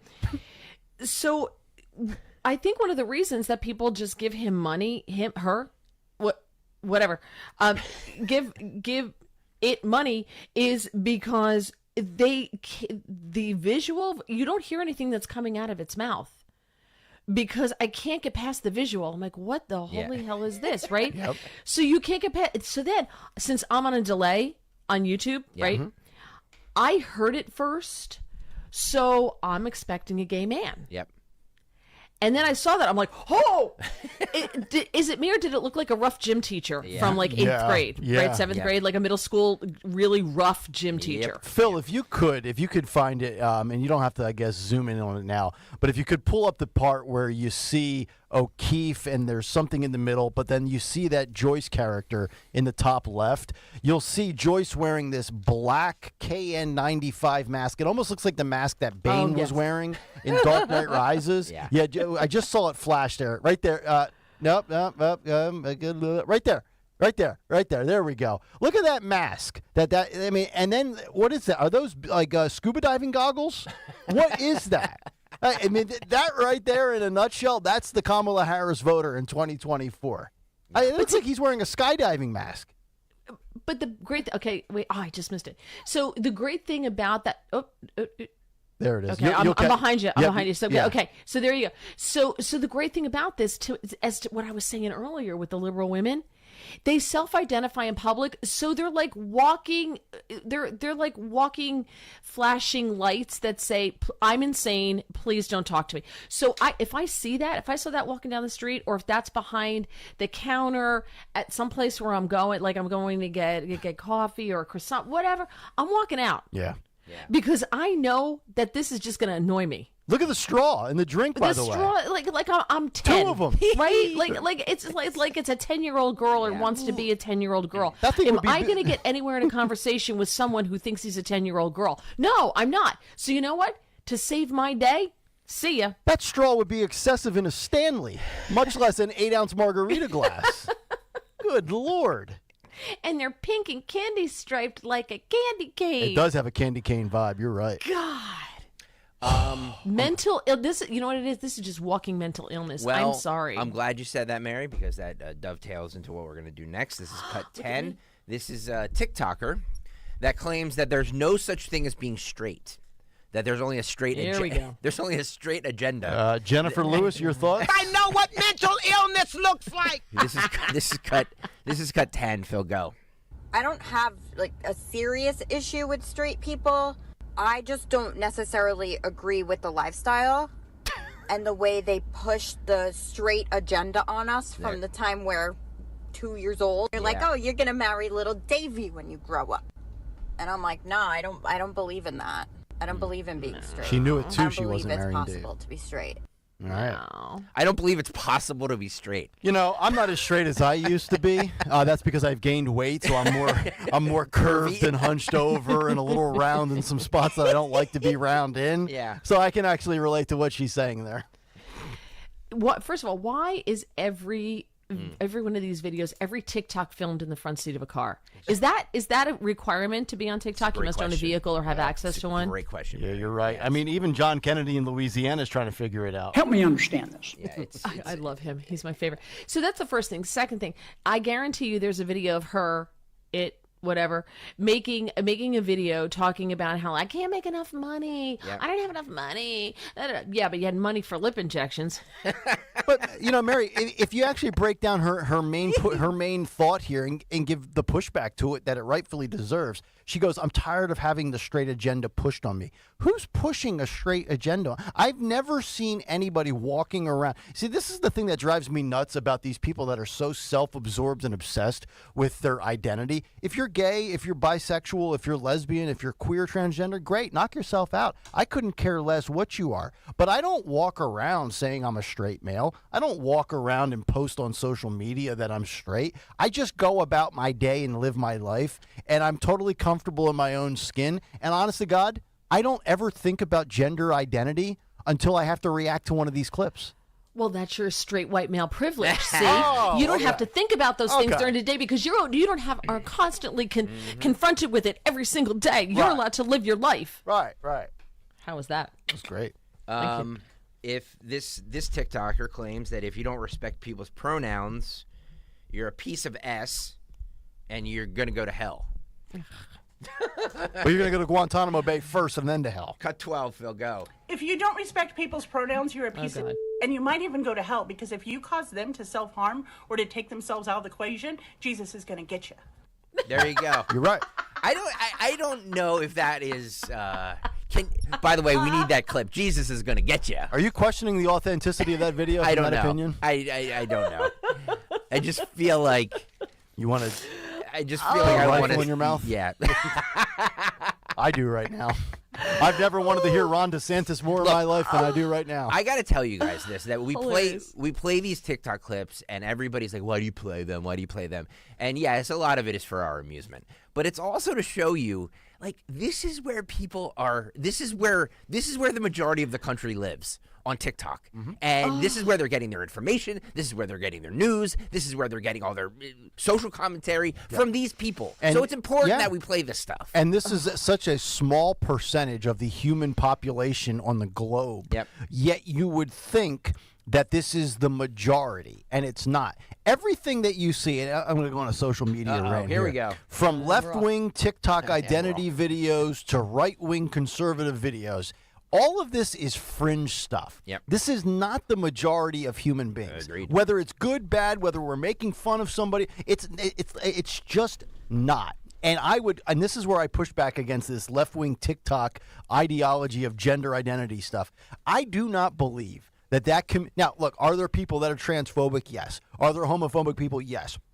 Do bad things happen to some of these individuals? Yes. But they will paint this picture that the entire LGBTQIA, all the other letters of the alphabet community is under attack. I'm sorry. If they were, the stories would be highlighted on NBC and ABC and CBS and CNN, and I don't see any of those things. And if they were, we would be playing them. So who's really under attack? I would argue that conservatives are under attack far more on a percentage basis than that community is. But that's just my observations in the last 4 years. I could be wrong. Yeah, I just love that someone who probably doesn't believe in religion, doesn't believe in God, etc., uses Jesus because she knows what Jesus thinks. Yeah.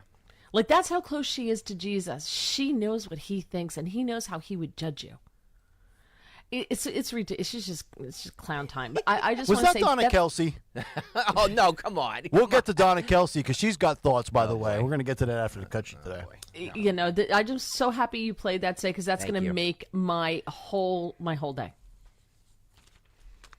You're welcome. So thank Mary. you. Let's get it back to Trump.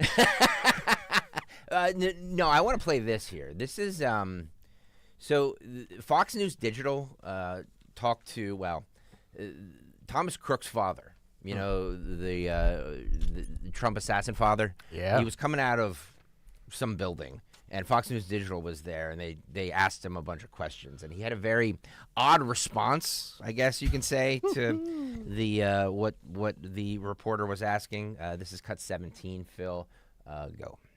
Mr. Crooks, was there anything that might have made you aware of what your son was up to?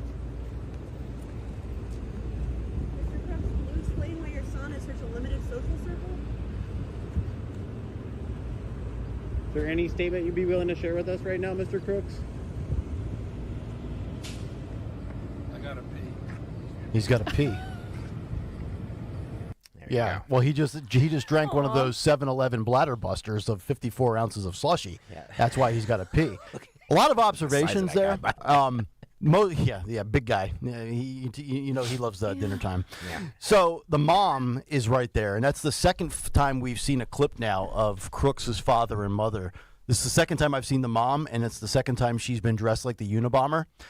She's got the hooded sweatshirt up. She's wearing a mask. She clearly doesn't want her identity or any of her visual, to be revealed.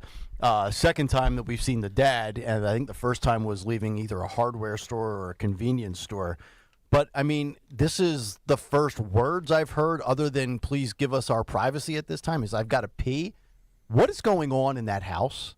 What went on in that house in the build-up, in the lead-up to this?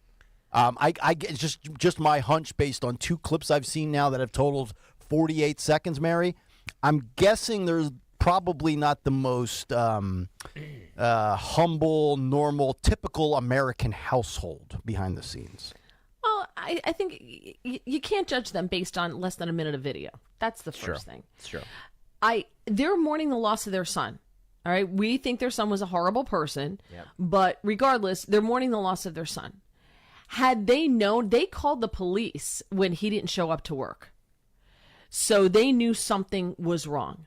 Yep. I think any parent, if they had known their child was that troubled and going to do something like that, would have gotten their child help or done something.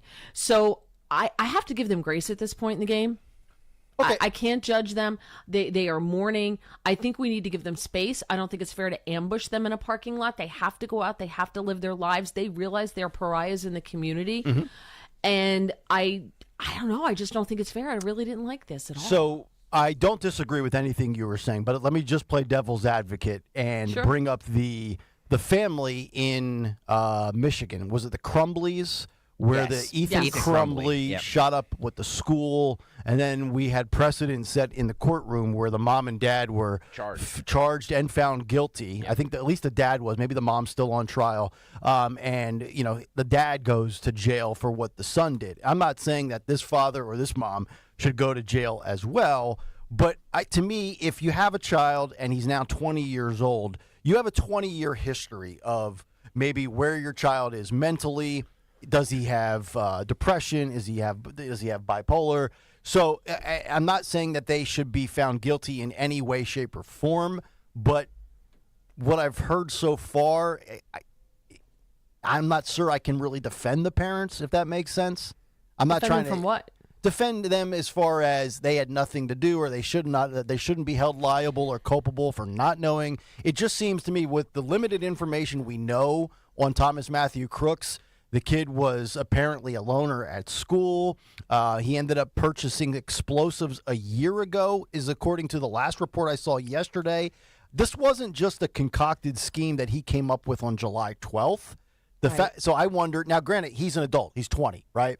And I always make jokes. Once my daughters are 18, you do whatever the hell you want. But if they're still living at home, don't you have to kind of be aware of the buildup as to what's happening with your child, even though he's an adult at that point? Not having children, I'm on the outside looking in. Okay. And I see it with my friends. My friends don't see their kids as people on the outside with no emotional attachment to these little beings, see their kids. Mm-hmm. And parents, I think it's very hard to look at your kid and say, well, my kid's a screw up. My kid has issues. My kid has problems. So I think there's part of that goes, and I think every parent to a certain degree is in some sense of denial when it comes to their children's behavior. Now, I think that that's a relatively new phenomenon. Not always, but I think it's more widespread now with parents because my kid's the greatest. My kid's we raised our children quite differently than I was raised. When I was a kid, my parents were always like, "What did you do?" And like, I didn't do anything. And they're like, "No, you did. You got to look." And that was it. And we were automatically guilty, right? Mm-hmm. That doesn't happen anymore. And so I think today's parents are, again, not all, so don't write me nasty notes, not all of them don't see their children how others see them. Fair don't see what their kids are doing. You're like, you know what your kid did? Yeah, but he didn't mean it. I know parents who, if their kid committed a crime, they would never turn their kid in. Because they don't want their kid to be charged. They will, it'll ruin his life. Mm-hmm. They wouldn't do that. I'll handle my kid at home. I'm like, well, you handled your kid up to the crime part, so maybe that's not working out so well. I'm a big believer in personal accountability and responsibility, but I just want to bring up a story outside of news that I think can kind of relate a little bit to this. Now, the numbers game is not necessarily one for one, but there's a lot of drama going on in college football right now with the Georgia head coach, Kirby Smart. All of his players keep getting arrested, committing domestic violence, sexual assaults, speeding things, firing guns, alcohol, drugs. And they're saying Kirby Smart's got a culture problem with his roster. He can't keep up with all 58 players on his team. But you do have to take some level of responsibility and be aware of the culture that you have created. So take that and apply that to this person's household. I do think you need to be aware of what the culture is inside of your home, if that makes sense. Yes, but don't we all know families where they've got great kids and then there's the one who was raised in the same household as everybody else and is just a screw up? We probably have relatives where they've got 5 kids, 4 of them are great and the other one went to jail for whatever. Very true. Well said. JK13 on the YouTube chat says Nick would dime his kids out if it got them out of the house. In a heartbeat. I'd dime my kids out for a free round of golf. You kidding me? Yeah, Mary, when you talk about parents that think everything their kids do is great and they walk on water, Nick Kayal is not one of them. No, I'm the opposite. By the way, Kenneth on Twitter writes, can't find y'all on YouTube even if you type in the show name and the date. Let me just say this, that we are going through this thing on YouTube right now where they are, I don't know if it's shadow banning, I don't know if they're not promoting us. The way around that is everybody who's watching right now, please hit the like button on today's show. Please hit the thumbs up button. Everybody watching, please hit the thumbs up. Also hit the subscribe button because then then they have no choice but to put it in people's algorithms. So we've had this issue over the last couple of days. So if you can't find us, help people find the show by hitting the like button on today's show. Mm-hmm. Thank you very much. Okay, so let's get back to the election here. And don't worry, for those tuning in, waiting to hear the Trump audio from the National Black Journalist Conference yesterday, I had it all. I have it all. We played a lot of it at 6:30. That's why I'm waiting until a little bit later in the cut sheet. There is a method to my madness. We will get to it all. CNN's Harry Enton explains that there is now all of a sudden a dramatic shift in voter interest in the election. Remember we talked about how when it was Biden v. Trump, there was like this, nobody seemed to be interested, and I even said I think it's going to be a very low turnout. Voter fatigue. Now they're predicting a record turnout. This is cut 5, Phil. Go. We were looking at a potentially much lower turnout this go around in 2024 than 2020. So this is almost certain to vote in the election. You look post-debate 2024, look at that. It was just 55% of registered voters. That was actually the same as it was pre-debate, 55%. It was significantly lower than it was in 2020 during the summer when it was 60%. But look at where we are now. We are now at 62% after the RNC, after Kamala Harris gets into this race. And that is actually a higher number than what we saw during the summer of 2020 when it was 60%. So at this particular point, as we look at the math right now, if we are trusting what voters are saying, it's actually possible we'll see higher turnout than what we saw in 2020, which is what you pointed out was record turnout. So quite the shift here. It's not just enthusiasm. It's actually people saying that they're going to go out and almost certainly vote. If you believe what voters are saying with that guy. I mean, if we don't, then this is all not going to work. Well, it's all funny money anyway. Yeah. Why? Why? Why is it? Well, you know, throughout this entire cycle, we've been pointing out that there were a ton of voters who disliked both Biden and Donald Trump. So pre-RNC, right? 20% in the New York Times polling, 20% in Ipsos polling. Look at where we are today. Look how dramatically these numbers have dropped. Look at this. New York Times down to 8% who say they dislike Harris and Trump. How about Ipsos? The same pattern, 7%. This is very different now than what we saw prior. It looks a lot more like 2020 when it was just 3% who disliked both major party candidates, and very much unlike what we saw in 2016 when it was 18% in the exit polls, which looked a lot more like what we saw earlier in the year. So the fact is, voters are much more apt to at least like one of the candidates, and I think that's part of the reason why voters are much more likely to turn out, because if you dislike both major party candidates, why actually turn out and vote?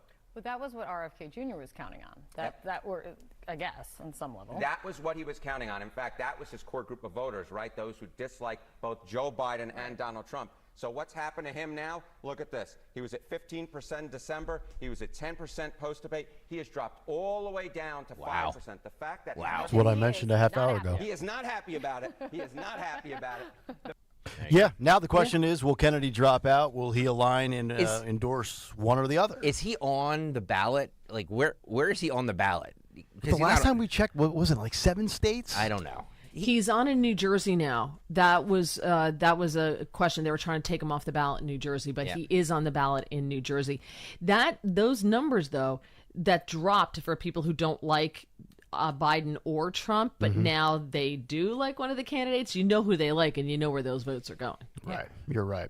You know, I have said that I thought Trump's popular vote total would go up in 2024. If you think about it, in 16, he got 62 million votes. In 2020, we saw an uptick of 12 million. He got the 74. I think after the way he's been treated by the DOJ and the failed Biden policies, maybe gaining in the black vote, maybe gaining in the Hispanic vote, that raw number popular vote of 74 million, I'm of the belief that's going to go up. I thought Joe's number of 81 million was going to go down.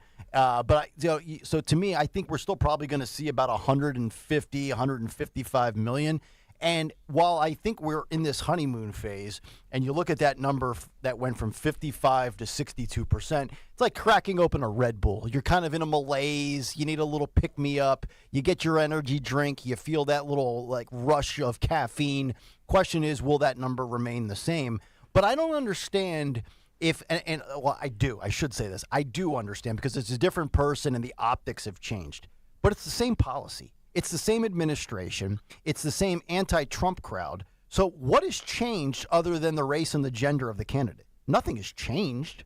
The only thing that has changed is it's Kamala Harris, not Joe. I mean, there's no policy change. Nothing has changed. It's just the insert the different person. It's the media hype. Correct. That's what's changed. Because if you looked at the media, especially after the debate, but even leading up to the debate, there was a lot of like, ooh, really, we have to sit here and sell this guy for the next 6 months or whatever it is. There was a lot of enthusiasm. Now that the media and social media is kind of rallying around Kamala, you can see like that's being reflected because people are sheep. That's being reflected in these polls, right? And it just goes. And I'm glad you brought up the media as the only thing that's changed. But just think about the credibility of the mainstream media. I mean, Morning Joe, before the debate, is saying this is the best version of Joe we've ever had. Then he falls on his face on June 27th, and Joe Scarborough's like, he's got to be replaced. Yep. And Kamala Harris, the most unlikable VP of all time, well, now she's installed. Kamala Harris is, as Donald Trump would say, she's Margaret Thatcher. Yep. She's Margaret Thatcher meets Oprah Winfrey meets Michelle meets Mother Teresa. Nothing's changed. Right. What's interesting, what we view as a negative for her, a liability for her, is that what's experience? What has she done? And you ask people, what has she accomplished? They don't know because she hasn't done anything. But that's the asset to the Democrats, right? Barack Obama was pretty much a clean slate as well. He was a senator for 2 years, missed most of the votes. Yep. And when he did cast a vote, he would just cast present. So he really didn't have any issues on which he stood. He was the perfect Manchurian candidate, right? The perfect guy to put in there and make him into whatever you want him to be. So She's the same way. What has she done? Nothing. But it doesn't matter, because if you don't vote for her, you are a racist misogynist. And really, policy-wise, the only thing they can run on, and run on successfully, I think, is abortion. And then after that, what's the messaging? It's threat to democracy. It's dictator on day one. It's Trump's going to take your rights. Trump's going to take your freedom. So it's abortion and fear porn with Biden, and it's abortion and fear porn with Kamala Harris. Right. Latino voters could be crucial to winning Pennsylvania, Nick, as you said, Trump with the Latino vote. Well, MSNBC went out and asked Latino voters about Kamala Harris. This one voter who voted for Biden in 2020 is switching to Trump because she doesn't trust Kamala Harris. This is cut 11. Phil, go. In 2020, who did you vote for and why? Biden. Paralegal Lourdes Teresa explained last month when we visited she's switching to Trump in 2024, frustrated by the rising cost of living and running a business in Reading. Biden's endorsement of Harris only pushing her further away. She now volunteers at the recently opened Trump campaign office. It's just I don't trust her. Why? Because her background, I don't trust her. There you go. You know, and here's why I don't think you can trust her, and you can say that about a lot of politicians, obviously, on both sides of the aisle, is you heard Trump in one of the clips I played for the Big Take where he said, fight, fight, fight, and with Kamala, it's fake, fake, fake. And that's the thing about these career political hacks, Mary, is especially like somebody like Kamala Harris, and this goes into where, well, one day she plays to the Indian crowd, next day it's the Jamaican, Asian, black, whatever. She's whatever she needs to be to ascend to the position that she desires. And I think in a world of where authenticity matters, she comes off completely inauthentic. Case in point, going to that Atlanta concert/rally and adopting a Southern drawl. That was Hillary 8 years ago, right? Right. And you know what else Hillary did 8 years ago? She would have Bon Jovi or Springsteen or another musical act before she came out on the stage. So it was like the flip. Instead of, her coming out, and then you have to sit through her in order to get to Springsteen or Bon Jovi, it was a flip. Yep. So people were showing up for the free concert, and they're brilliant. The Democrats are brilliant, and why the Republicans don't catch on to this is beyond me. If we all see it, how do they not see it, and how do they not counter this? They've had 4 years to figure it out, and they still never figure it out. Yep. And so, but think about it. Again, Kamala's the perfect candidate because she is whatever she needs to be. Yep. And they understand that there is a large portion of our society that doesn't pay attention to politics. We are in a bubble. It's like being in D.C. where politics is your world, where we're in a bubble where politics and talk radio is our world. So every single day we're on it. Listen, when I found out Joe Biden dropped out of the race, I was on a plane getting ready to take off on a runway just before I had getting ready to turn my phone off. I'm like, Joe Biden dropped out. And the guy next to me is like, wait, what? And then when you had to turn your phones off, I'm like, no, we can't turn our phones off. Joe Biden, right? I was on vacation, and my husband's like, put the phone away. Yeah. But that's not the average person. Right. So we have to remember that when we're talking about this, is the average person's not paying the attention we're paying. Mm-hmm. One more, and then we'll get to the Trump audio at the Black Journalist Conference. Apparently, our current president has nothing on his schedule from now until November. I don't know. A reporter asked about KJP, saying that Biden's schedule this week suggests he's done. He's just done. He's just done governing. We're over, I guess. It's fine. Cut 8, Phil, go. Thank you, Craig. Just following up on Sungmin's question, could you sort of give us an idea of how much the president's schedule has changed since the ticket changed? Because if you look at what we look at, the big event on Tuesday was a phone call. The big event today is a lunch. Tomorrow, we don't know what he's doing. Friday, he heads to Delaware. It lends itself to the appearance that he's done governing. No, he's not done governing at all. I think that appearance would be false. It would be a misled appearance. I understand the question. What I will say, We were in Austin on Monday. We were obviously in Texas. We went to Austin, went to Houston. He went to pay his respect to the late Congresswoman. He went to Austin to make a very important announcement as we went back and forth on this yesterday on SCOTUS reform, which is something that majority of Americans want to see. We got back. We landed on Marine One on the South Lawn at 1 o'clock in the morning, took some questions. That was something that he wanted to do. Took a couple of questions from press. We were out for about 12 hours. He continues to meet with his team today. And as I said, you will see him later this week. You will hear from him directly later this week. And I think, again, I'm going to throw Matt Visor here into the conversation. We are recalibrating. I mean, that is very true. Recalibrating. I mean, there is a change in just him stepping down for re-election. He's still very much the president, and we're trying to figure out what the next 6 months are going to look like. But we are committed. The president is steadfast on continuing to build on the unprecedented record that he has had with the vice president over the last 3.5 years. That doesn't change, but just give us a beat, and we certainly will be out there. And the president does want to continue to speak directly to the American people. My biggest concern is our absentee president when it pertains to the 3 proxy wars and everything that's on the verge of just exploding at any moment in the Middle East, for sure. Iran, Israel, Hamas. And then we've got these 9/11 mastermind plea deals coming down yesterday. But isn't it an amazing stark contrast? We've got Donald Trump, Mary, who cannot get out of the spotlight. Sometimes that works against him. Can't stop posting on Truth, soundbite. And then we have this shadow presidency of nobody knows where the president is. Nobody knows if he's awake, what he's doing. And the vice president, who has now been installed, going on 2 weeks, and her only media appearances have been at sorority houses and in Houston last night, and also at a Megan Thee Stallion concert.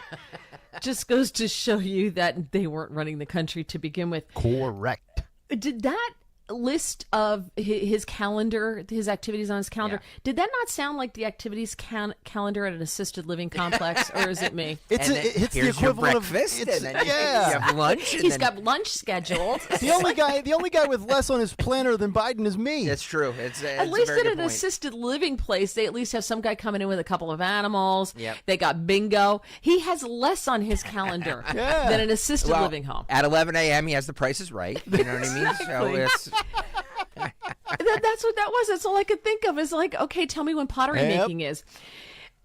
The other, if you were just touching on, the possibility of like a full blown active war in the Middle East. We're on the verge of that, but Joe Biden's got bingo, and. Whenever I run across one of these Gen Zs, like, oh, I'm out for Gen Z for Kamala. I'm like, just make sure that you are also, since you're registered to vote for Kamala, make sure you're also registered for the draft while you're at it. There you go. Mm-hmm. And that just shuts them right up. And they're like, oh, and they especially get look, and I'm like, I ain't kidding, sweetheart. Yeah, especially when you can't hit military recruiting goals. I just saw this in the New York Post 2 days ago. I guess the Army had reached an agreement and a contract with Dwayne "The Rock" Johnson. Yes. And he failed to live up to his end of the expectations as far as whatever they negotiated. But the big takeaway for me was they still can't hit their recruiting goals, even with the biggest megastar basically promoting that branch of the armed service. Yeah, I know. Can I just say, back in the day, that stars would have done that for free. Yeah. Why is the military paying him? Well, The Rock's struggling these days. You got to scoop a Why buck. did he You got do to that grab for a buck free? when you can get it. Jason Momoa, The Rock, the rest of those big boys, those big alpha males should be out there recruiting for the military on the arm. They should not be getting paid. Do you think anybody wants to be in the armed forces in this day and age with this hell no. administration? With all the stuff that's forced on you in the armed services that we've talked about, from the vax mandate to all the ridiculous left-wing stuff? Absolutely not. I never wanted to join the military in the first place because I'm a wuss. Total wimp. We've already established that on this show. Yeah, I respect those that do, but I can see why they can't hit their goals nowadays. All right, let's get to the Trump audio from the NABJ event yesterday. So it started out with ABC's Rachel Scott, who came out swinging against the former president. This is cut one. Phil, go. You have used words like animal and rabbit to describe black district attorneys. You've attacked black journalists, calling them a loser, saying the questions that they ask are, quote, stupid and racist. You've had dinner with a white supremacist at your Mar-a-Lago resort. So my question, sir, now that you are asking black supporters to vote for you, why should black voters trust you after you have used language like that? Well, first of all, I don't think I've ever been asked a question in such a horrible manner, a first question. You don't even say, hello, how are you? Are you with ABC? Because I think they're a fake news network, a terrible network. And I think it's disgraceful that I came here in good spirit. I love the black population of this country. I've done so much for the black population of this country, including employment, including opportunity zones with Senator Tim Scott of South Carolina, which is one of the greatest programs ever for black workers and black entrepreneurs. I've done so much, and and I say this, historically black colleges and universities were out of money, they were stone cold broke, and I saved them, and I gave them long-term financing, and nobody else was doing it. I think it's a very rude introduction. I don't know exactly why you would do something like that. And let me go a step further. I was invited here, and I was told my opponent, whether it was Biden or Kamala, I was told my opponent was going to be here. It turned out my opponent isn't here. You invited me under false pretense. And then you said, you can't do it with Zoom. Well, where's Zoom? She's going to do it with Zoom, and she's not coming. And then you were half an hour late. Just so we understand, I have too much respect for you to be late. They couldn't get their equipment working or something was wrong. Mr. President, I would love... So we played that for you exactly 2 hours ago at 6:35, and I'll just add a new wrinkle to what I said. I would have hit back with something very simple. Whether you're black or white, you know what you had more of in your pocket with me? You had more green with me. And that's the whole thing, getting caught up in the identity politics thing, because the Democrats love to, every 4 years, promise the world to the minority community. They oversell, and then they usually underdeliver. Yep. Meanwhile, Trump made sure that based on just basic economics, we all had more money and our dollar went further under his administration, Mary. Also, you would think that especially in inner cities, excuse me, in Philadelphia, New York, etc., that where are all the illegals being dumped? And I say dumped because they're being dumped. What neighborhoods are they being dumped in? The low-income minority communities, right? So this is what has energized a large group in Chicago. They actually have an entire movement in Chicago now, because where their kids used to play, the only fields, the only kind of recreation their kids get, sorry, your kids can't play here anymore because we're putting up tents for people who are in the country illegally. Yep. They were in Brooklyn, in New York. There was a huge protest over the weekend where they were screaming at the hotels because people are just laying on the streets. They're selling stuff on the streets. They don't feel safe walking down the street. The women and children don't feel safe walking down the street. And I'm sitting here watching this, and I'm like, you literally voted for this. Mm-hmm. You were the ones who are like, oh, no, hate has no home here. Right, yeah, you bet you that sign's taken down, right? Oh, yeah. The whole thing. So they have to get the government they voted for, I think, in order for the rhetoric to not take effect. Mm-hmm. So if that happens, then what happened yesterday at this convention doesn't matter. Right. Also, the clip that's making the rounds now is the DEI calling Kamala Harris a DEI hire. This is cut 2. Phil, go. Follow-up, sir, and then we'll move on to other questions here. Some of your own supporters, including Republicans on Capitol Hill, have labeled Vice President Kamala Harris, who is the first black and Asian American woman to serve as vice president and be on a major party ticket, as a DEI hire.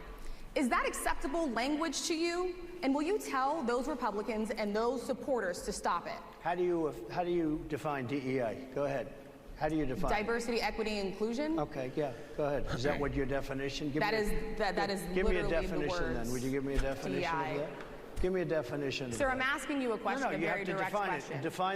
Define it for me, if you would. I just defined it, sir. Do you believe that Vice President Kamala Harris is only on the ticket because she is a black woman? Well, I can say no. I think it's maybe a little bit different. So, I've known her a long time indirectly, not directly very much, and she was always of Indian heritage, and she was only promoting Indian heritage. I didn't know she was black until a number of years ago when she happened to turn black, and now she wants to be known as black.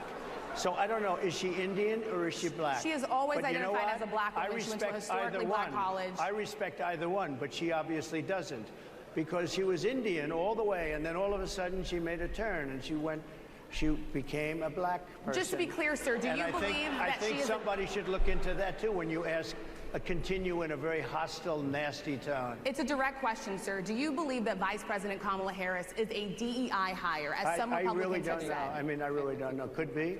There are some, and there are plenty. I know this lady right over there, Harris, is a fantastic person who just interviewed me at length. And So earlier this morning when we played that, I told you, I think hands down, yes, because when you look at the Biden administration, they have broadcasted it themselves, saying that they're the most diverse administration of all time. So she's the poster girl for it. And I had no problem with Trump saying that or implying that, or anybody that does, because they advertise it and then they try to say, well, no, you can't throw it back in our face when you campaign with it. That's nonsense.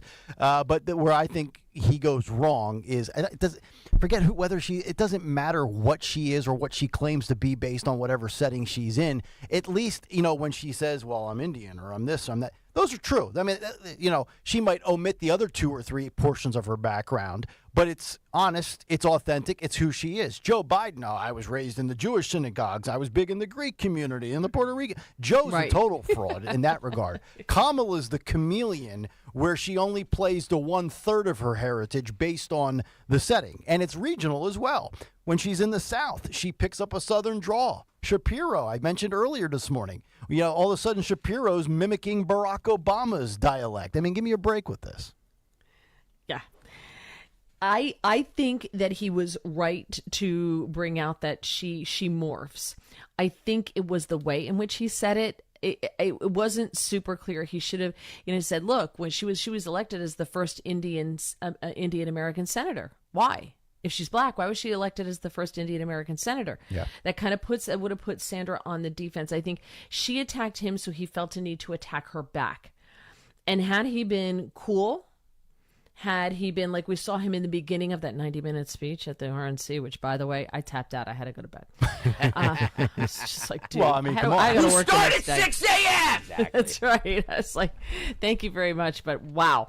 Had he started out, had he kept that tone, I think we would be having a different conversation this morning, and the points could have been made. Mm-hmm. And he didn't, and that's where the message got lost, because he gave the media the ability to make it about the tone and the way in which the message was delivered. By the way, breaking news coming down as Wall Street Journal reporter Evan Gershkovich and Marine veteran Paul Whelan, part of a Russia prisoner swap. We'll give you some more details after the cut sheet, but 2 names that we have talked about a lot in the news, specifically veteran Paul Whelan, and he obviously was brought up a ton when the Biden administration did the prisoner swap the first time around with WNBA star Brittany Griner. Speaking of Rachel Scott, you mentioned this earlier, Nick Kayal. This is she kind of ambushed Nancy Pelosi a while ago, and Nancy Pelosi was very rude to her, but that didn't seem to get the same media attention that Trump doing this to her did. This has got 20. Phil, go. Convey to President Biden what you said this morning. I'm not having any conversations with you or anybody else about what I talked to the president about. We all do this all. Do you believe that? I never do. So it's nothing new. I understand, Madam Speaker. Do you believe that him waiting so long to make this decision could harm the I'm not party? making any comments in the hallway about the fate of our nation. Okay. Okay. Whether or not he can win in November? I think he can win. Do you believe he should run for re-election? I'm not. Am I speaking English to you? Uh-oh. Wow. I'm not going to be making Yeah. any statements Wow. about any of that right now in the hallway. Or as my board would say for Nancy. Please don't bother me with such frivolity, okay? Now let's flip that, Mary.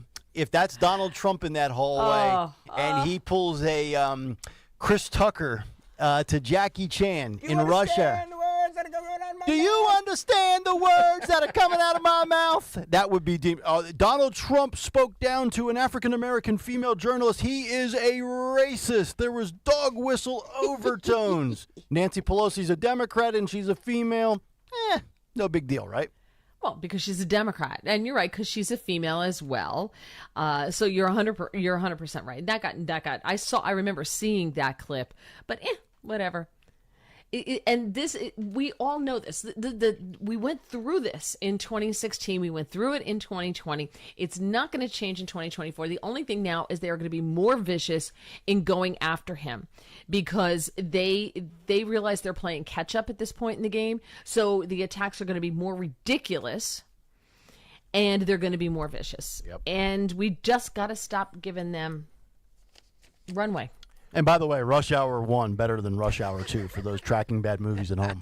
Yeah, I had no idea what you were talking about, but I just went with it. Most of the audience usually doesn't. Yeah, I'm the king of bad movies. He is the king of bad movies. Although that's a pretty famous scene, Mary. So if you don't know that, I don't know. Got nothing. It's only been on TNT 8.2 million times since 1998. Okay, well, I bet you there's a lot of movies I've watched you haven't. Oh, you're absolutely right. Trust me, I've missed some of the best movies of all time. Yeah, so, somebody's got to be everyone's the king of something, and that's yours. You know, one day in the slow dog days of summer, we'll go through our best and worst movies. There's never going to be a slow day. That's right. You're right. I'm just telling you. Yeah, you're right. That's sports radio. This is not sports radio. Yeah, that's right. I forget where I'm at sometimes. Are they doing a Mount Rushmore again? Yeah, Mount Rushmore cheesesteaks today. What do you think? Yeah, that's great. Yeah, I got to go Jim's. Compelling content. Boy. You're going to be in a meeting. I'm just digging myself a hole. You're going to have to. I'm going to need to have a meeting with myself. By the way, Greg, I'm available. Just telling you. Just saying. Mary Walter, brand manager. And I'm not a sports talk host, so I'm just going to throw You're that harder to get than every time I ask you to fill in, you're like, yeah, I'm filling in for this person. Yeah, I'm filling in for this person. Really? Sorry, Gregory. You know what? I'm just telling you, Christmas is booking up. Oh my God! All right, okay, good to know. Trump in that conference yesterday defended the pick of J.D. Vance. Rachel Scott also asked him about the unpopularity of J.D. Vance and some of the questions that or some of the statements that he's made in the past. This is cut 15, Phil Goat. Did you know that he had these views about people who do not have children before you picked him to be your running mate? And do you agree with him? No, I know this. He is very family-oriented, and he thinks family is a great thing. That doesn't mean he thinks that if you don't have a family, it's not. I know people with families. I know people with great families. I know people with very troubled families. And I also know people with no families. They didn't meet the right person. Things happen. You go through life, you don't meet the right person. But he's not just talking about families here. He also says that people that don't have children should get less votes than those that do. I'm just speaking for myself. Is that your and I think position? I'm speaking for him, too. He strongly believes in family. But I know people with great families. I know people with not great families that don't have a family. And the people without the family are far better. They're superior in many cases, okay? He's not saying they're not.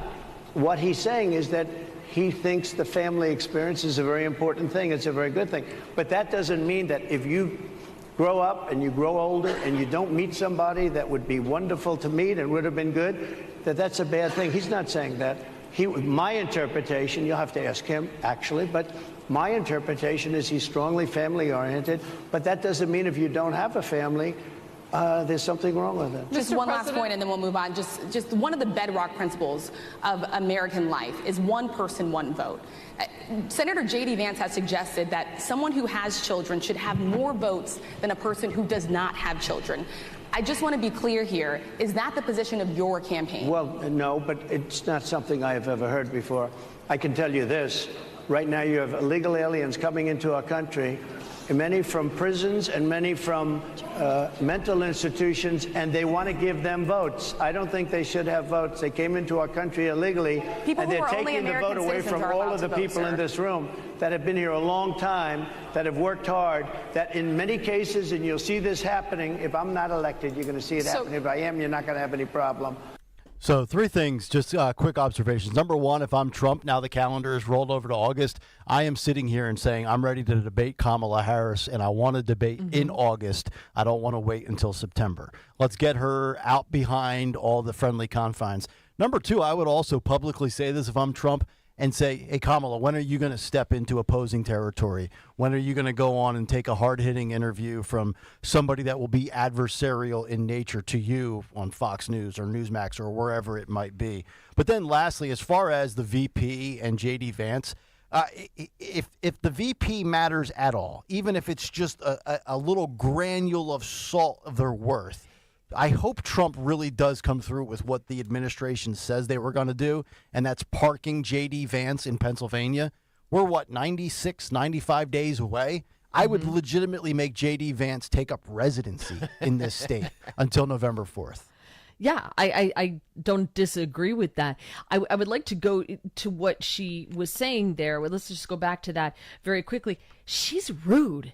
I said this earlier. She's the Jim Acosta. She's like the new Jim Acosta. She asks a question and then like looks the other way, like she can't stand the answer. I know. What I mean, it's not just that. It's that she thinks that her role is to debate the president. It's That's the Caitlin not Collins your role. It's the Caitlin Collins effect, right? Remember it's the Jim Acosta effect. They've all learned from Jim Acosta. Right. Like she's trying to remember when Caitlin Collins was interrupting Trump and fact checking him. Like if you want to debate Trump, then arrange a debate against Trump. But if you're the moderator or and that's the thing, like doing this for now 17 years, like when you have a guest on or you're in a public setting like that or on the radio or whatever, ask your question, be short, sweet, succinct, and to the point, and then let the guest that you're on talk. I've seen this for so many years in sports radio. Greg, you'll know this. Yeah, back in the day, I remember Francesco on FAN. He would just always interrupt his guests. It's like, dude, just ask the question and then let them talk. Yes. Yeah.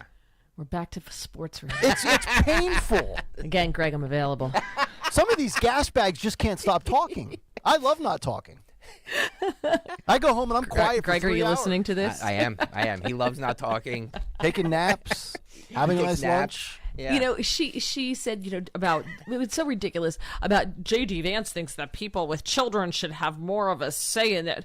Honestly, I think people with kids should have less because you pay less in taxes than I do because you get a credit for every kid you pop out for 18 years to the tune of thousands of dollars. So in a way, I think they should get less. Let's just be honest. We don't have journalists basically in this country anymore. No. The Schellenbergers, the Barry Weisses, Catherine Herridge, those are the select few out there. And Brett Baer. I mean, there's some people that will just they'll call it down the middle. They'll ask the pertinent question, and this is on both sides, left and right. But it's really, I think it's more noticeable on the left. They're just advocates for the campaign that they're supporting. Yeah, it's just propagandists. You're like debating one of Kamala Harris's staffers. Just ask the question and get out of the way.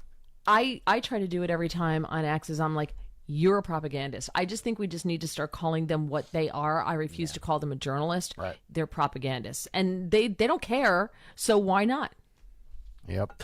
855-839-1210, 8 o'clock hour brought to you by Budget Blinds, Drapes, Shutters, Custom Motorization, all of it with no questions asked. The best warranty in the business, budgetblinds.com.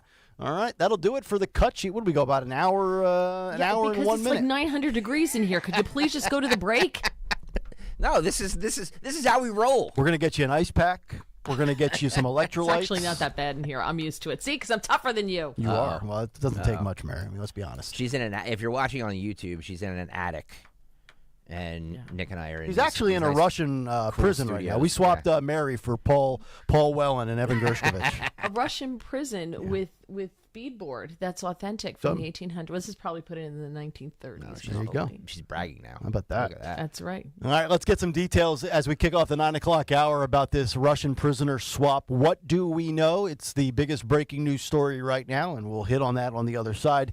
Kayal and Company, Mary Walter in for Dawn this morning and tomorrow. Back after this with the 9 o'clock hour on Kayal and Company on Talk Radio 1210 WPHT. Help me escape. I'm talking about the new 2024 Tonale from Alfa Romeo. Tonale, beautiful. Wilmington Pike, built with the iconic grille, those 5-hole wheels. If you have seen this vehicle, it's a work of art. And for your convenience, you're going to find a hands-free power liftgate, a 10-inch touchscreen, 10 inches, keyless entry, a wireless charging pad, brilliant LED adaptive lights. This is a beautiful thing. And for a limited time, it's all yours. Lease a Tonale TI all-wheel drive for just $299 a month. $299 a month for 24 months. Just visit Alfa Romeo of Wilmington Pike, Chadds Ford for all the details. Alfa Romeo of Wilmington Pike in Chadds Ford. Tell them Dawn sent you. Window Nation presents the 1210 WPHT Veteran Spotlight in partnership with the Travis Manion Foundation. Listen the first Wednesday of every month as Kayal and Company shines a spotlight on a local veteran, highlighting their remarkable commitment to the community and their exceptional service in the military. Presented by Window Nation. At Window Nation, there's nothing more important than giving back to the communities we serve. For all of your window and door needs, visit windownation.com. That's windownation.com. What if I told you your home movies are already past their prime? It's true. The magnetic tape used in VHS and camcorder tapes only lasts between 10 to 20 years, which means your baby's first steps, weddings, and family vacations are fading away as we speak. Digitizing your old media with Legacy Box stops this fading process in its tracks. And by preserving your recordings, they're safe forever. Legacy Box is simply the best way to preserve your past, which is why they've been trusted by over 1 million families. Your memories are meant to be shared, not chewed up by the VCR or worn away with time. For a limited time, you can convert your tapes to digital for just $9 a tape. There's never been a better time to convert your entire collection. That includes film reels and photos too. Visit legacybox.com/value to get our $9 sale. That's legacybox.com/value to unlock our $9 offer. legacybox.com/value. Feel like everything's clouded by doubt? Visit CaliforniaPsychics.com. Our psychics are available to talk 24/7, and we guarantee if it's not life-changing, it's free. Experience the joy of certainty. California Psychics. Smokey the Bear. After 80 years of learning his wildfire prevention tips, Smokey Bear lives within us all. Learn more at SmokeyBear.com. And remember, only you can prevent wildfires. Brought to you by the USDA Forest Service, your state forester, and the Ad Council. Space may be the final frontier, but it's also what a lot of us lack in our basement or garage. By switching to a Navien tankless water heater, not only will you have all the hot water you need whenever you need it, but you'll gain storage area as well. Maybe a place to display your space collectibles. Highly logical. Learn about Navien's series of high-efficiency tankless water heaters and how they don't just save space, but save dollars on your utility bills too. For more, go to tanklessmadesimple.com. Getting quality employees to fill positions in your company is essential, but finding those people can be a major hassle, unless you use ZipRecruiter. ZipRecruiter makes finding quality people a breeze. And right now you can try it for free at ZipRecruiter.com/free. With ZipRecruiter, one click sends your job to hundreds of top job sites. But more than that, ZipRecruiter's advanced technology identifies the candidates with the skills you need, sends you a list of great matches to review, then actively invites them to apply for your job. And the results speak for themselves. 4 out of 5 employers who post on ZipRecruiter get a quality candidate within the first day. That's right, the first day.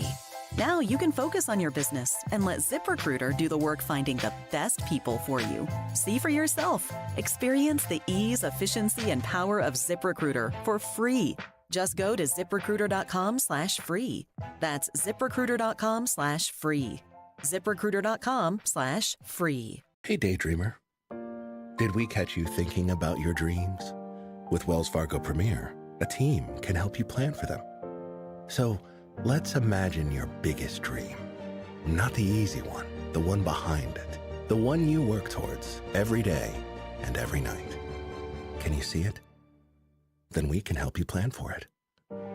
Ready to start planning for your dreams? You can at wellsfargo.com/getpremier. This is Larry Steinitz with Investor Schooling. You may know me from my book, Money Hacks. You may know me from my radio shows, and you may even know me from some of these commercials. But listen, I'm teaching stuff that people need to learn about money. In fact, my favorite topic is money. So go to investorschooling.com and you will learn things about money that you never even knew existed. We will teach you things about real estate, about the stock market, and about how to use your IRAs properly. Go to investorschooling.com and sign up for a complimentary class this Thursday night at 7 o'clock. That's investorschooling.com. This is Larry Sinus from Investor Schooling. Are you tired of hearing about the recession that's coming? Are you prepared for it? Well, listen, at investorschooling.com, we're going to teach you ways to prepare for the recession that you didn't even know existed. We're going to teach you strategies on how to use real estate. We're going to teach you strategies how to use the stock market properly. That's right, you can even make money in the stock market when the stock market goes down. Hey, go to investorschooling.com and register for a free class this Thursday night, and you will learn all of these techniques. Go to investorschooling.com right now, RSVP for this Thursday. We'll see you there. Pastor Brad Lacey here, First Baptist Church, Conshohocken. Join us Saturdays for the great message and be blessed. 5 a.m. right here on Talk Radio 1210 WPHT. Your official home for Penn State football and basketball is Talk Radio 1210 WPHT and the free Odyssey app. Listen to every Nittany Lions game on Talk Radio 1210 WPHT and the free Odyssey app. Wesley Financial Group is not a law firm. Hi, I'm Chuck McDowell, the timeshare cancellation guy and founder of Wesley Financial Group, and I want to set the record straight. I am not an attorney. I've never wanted to be an attorney, and the truth is I really don't even like attorneys. If I sound like an attorney or if I look like an attorney, I'll apologize. But what I've learned in my 15 years in the timeshare cancellation business is you don't need to be an attorney to get folks out of their timeshare. At Wesley, we've helped over 40,000 families cancel their timeshare without me being an attorney.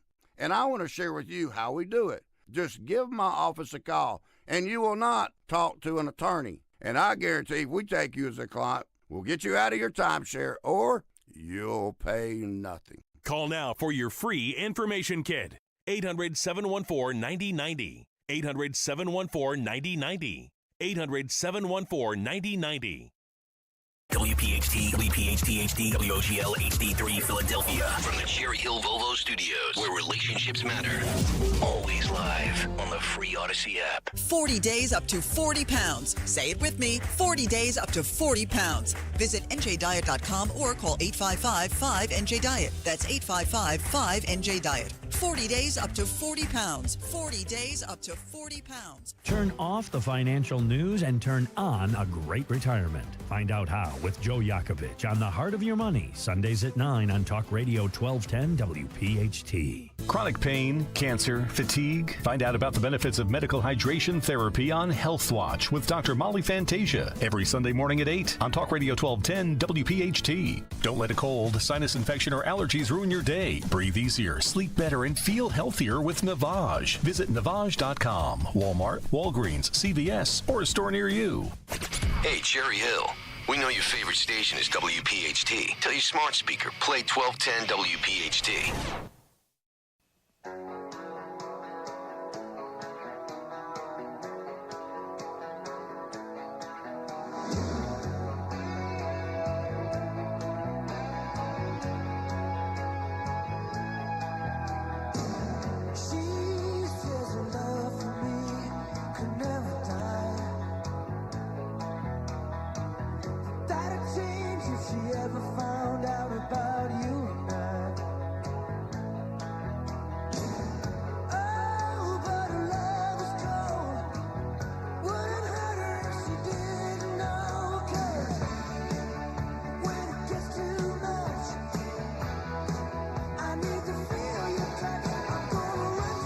All right, welcome back. 9:02, fourth and final hour underway. It's Kayal and Company as we continue live on a Thursday morning.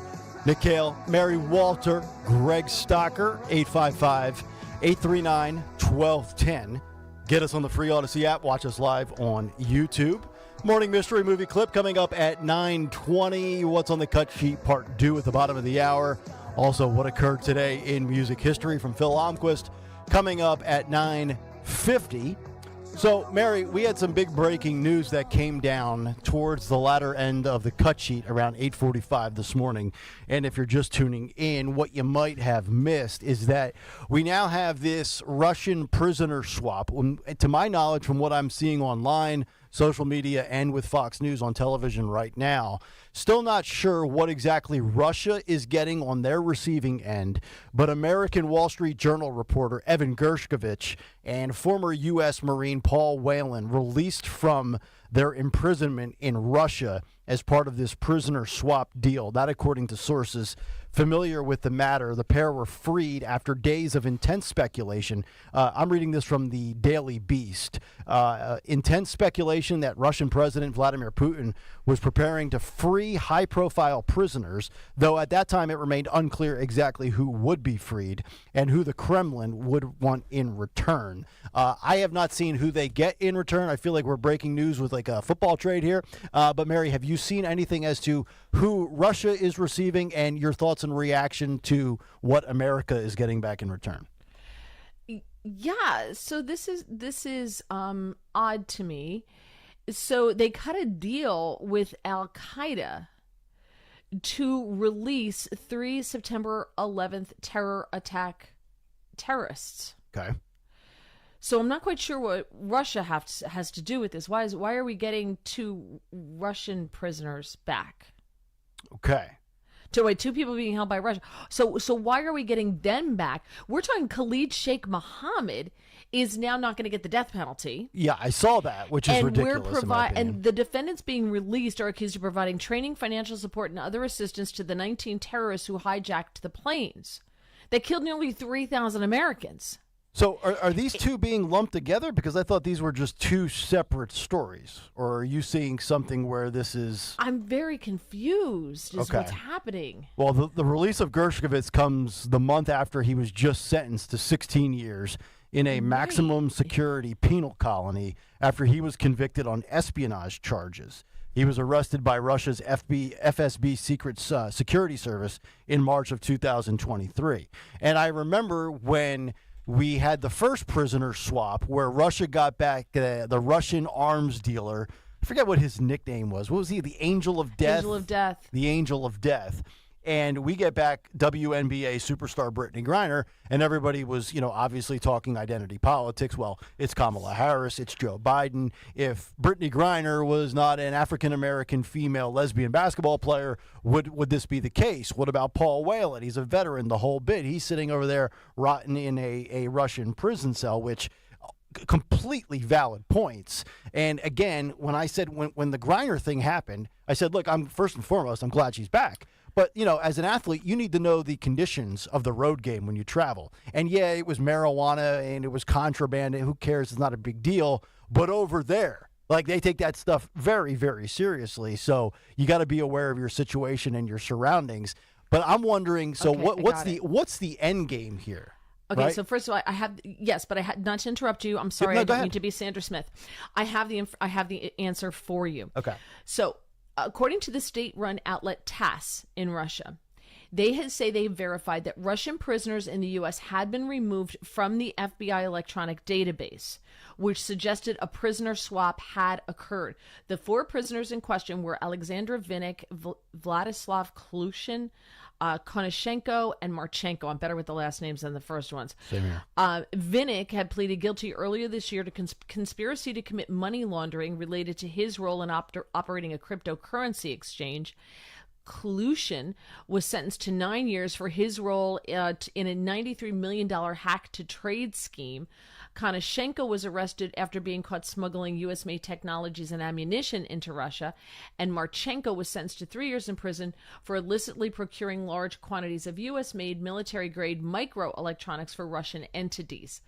So that's the Gershkovich part of Gershkovich and Paul Whelan. That's what that swap is. Now, the other one, I don't know why these people are being swapped. I don't understand. They've agreed to a plea deal with Khalid Sheikh Mohammed, who was the mastermind of the September 11th attacks. Yep.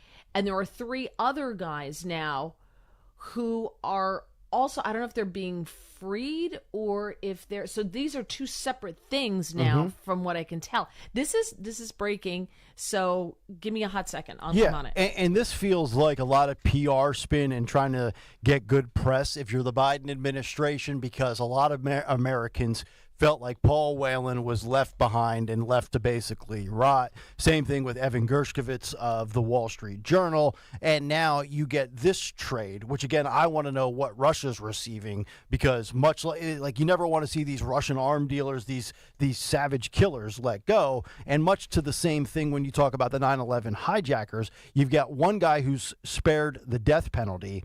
And think about what we were just talking about in the last 2 hours when it pertains to Kamala Harris and the state of Michigan and the big Muslim community. Is this more of the pandering again? Because how this guy, and I'm talking about Khalid Sheikh Mohammed, how that guy can be spared the death penalty when you are the mastermind of 9/11. Right. I mean, you want to talk, I mean, the New York Post has a front page cover today, atrocity of justice, 9/11 mastermind spared death penalty in shocking plea deal. He deserves hell. And it's in red letters, HELL. So I don't think that one of these for sure is going to go over well here from a PR standpoint with the majority of Americans in this country.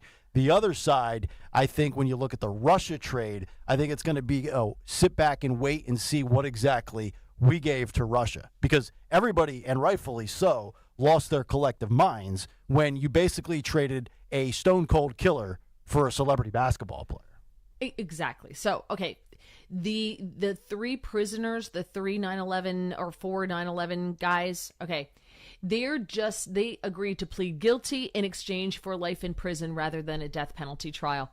I don't know. I'm thinking, does it matter? Yeah. I mean, why? Why? Do we care if they plead guilty or not? We know you're guilty. Right. So why? Why do we do that? Yeah.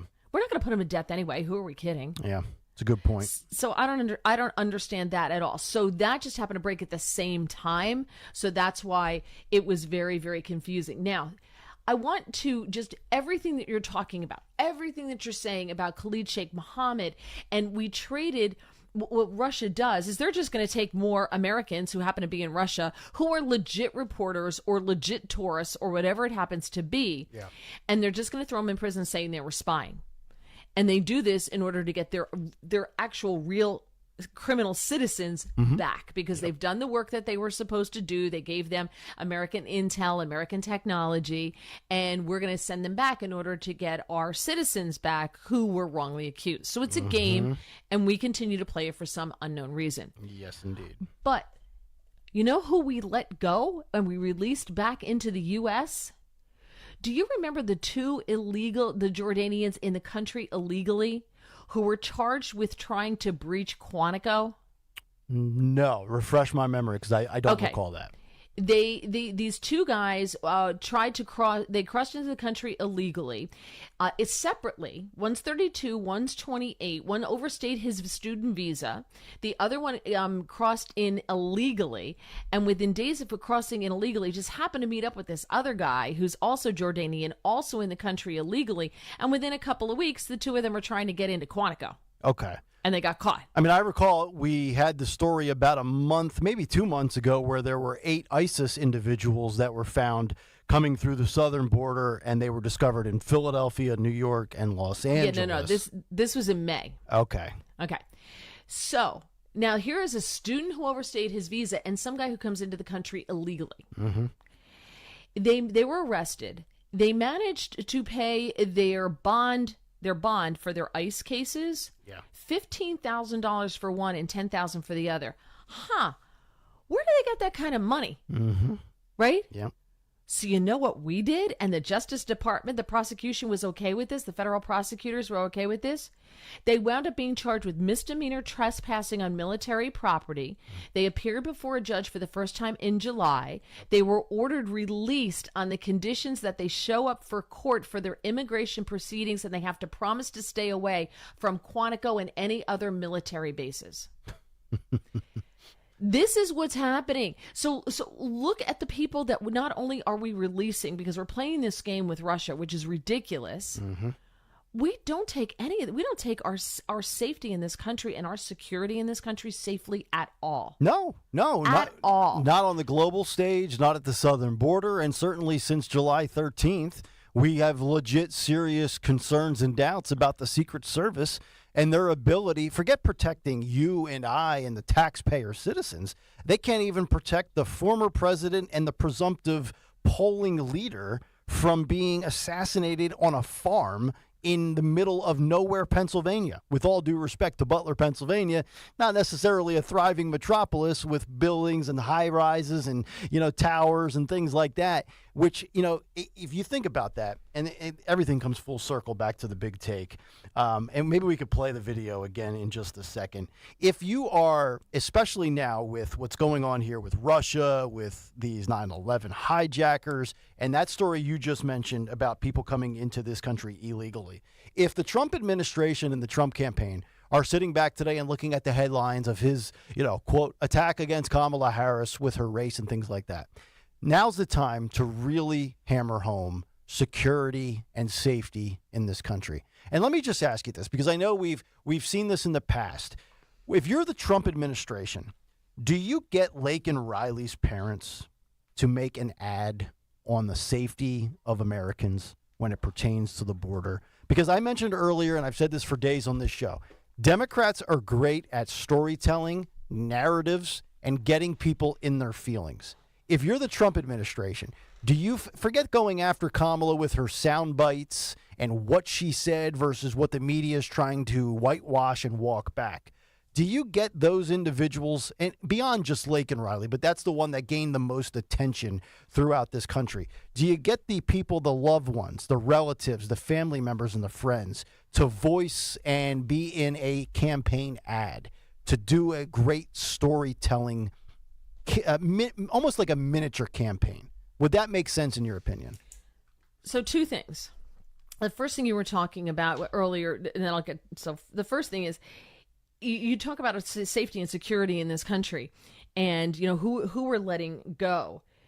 They felt that those two illegal Palestinians who somehow came up between the two of them with $25,000 to pay their bail, we let them out. The Justice Department said, yeah, we'll just let them out on parole. That's fine. But they want to put Trump in jail because he's such a threat. Yeah. Right? So Trump's the threat. He has to go to jail. But, the Palestinians who were trying to get into Quantico, they didn't stop when they were told. They were in a box truck.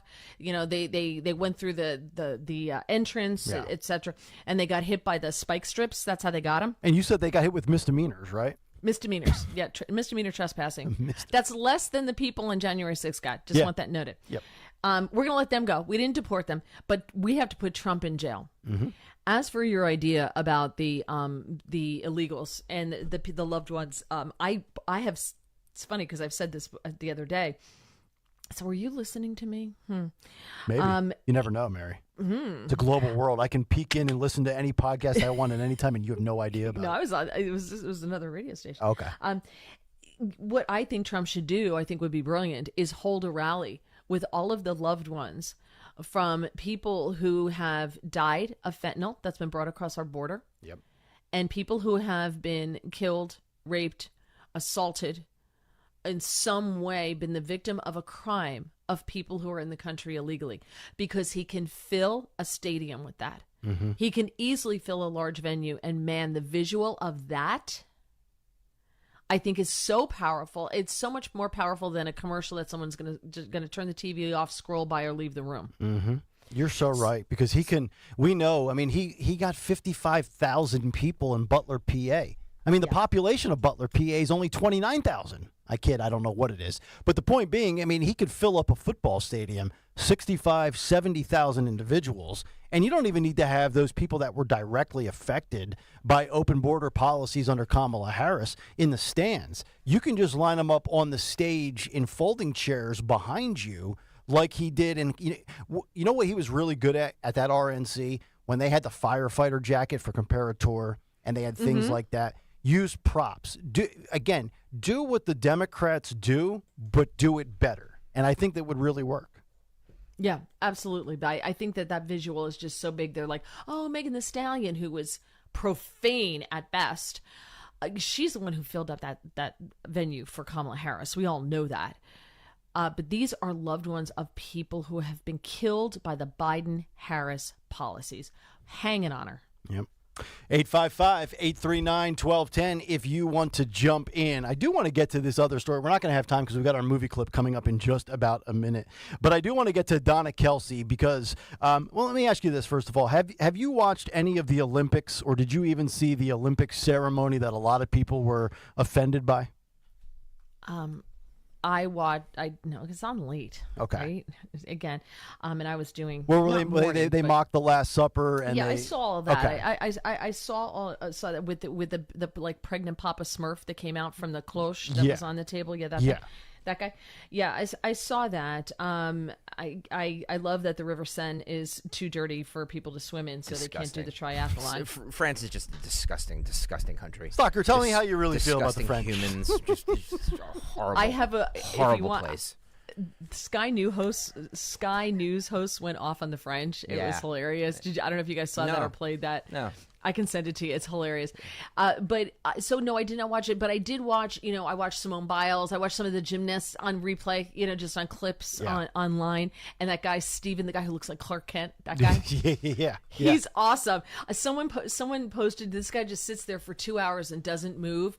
He whips off his glasses like he's activated like a sleeper cell, a sleeper agent, whips his glasses off and is just like, does his thing and walks away. Like, he's great. It was great. I love that. We got to get to some of the pushback from that because a lot of people not happy with it. It'll be interesting to see what the ratings look like in light of this stuff.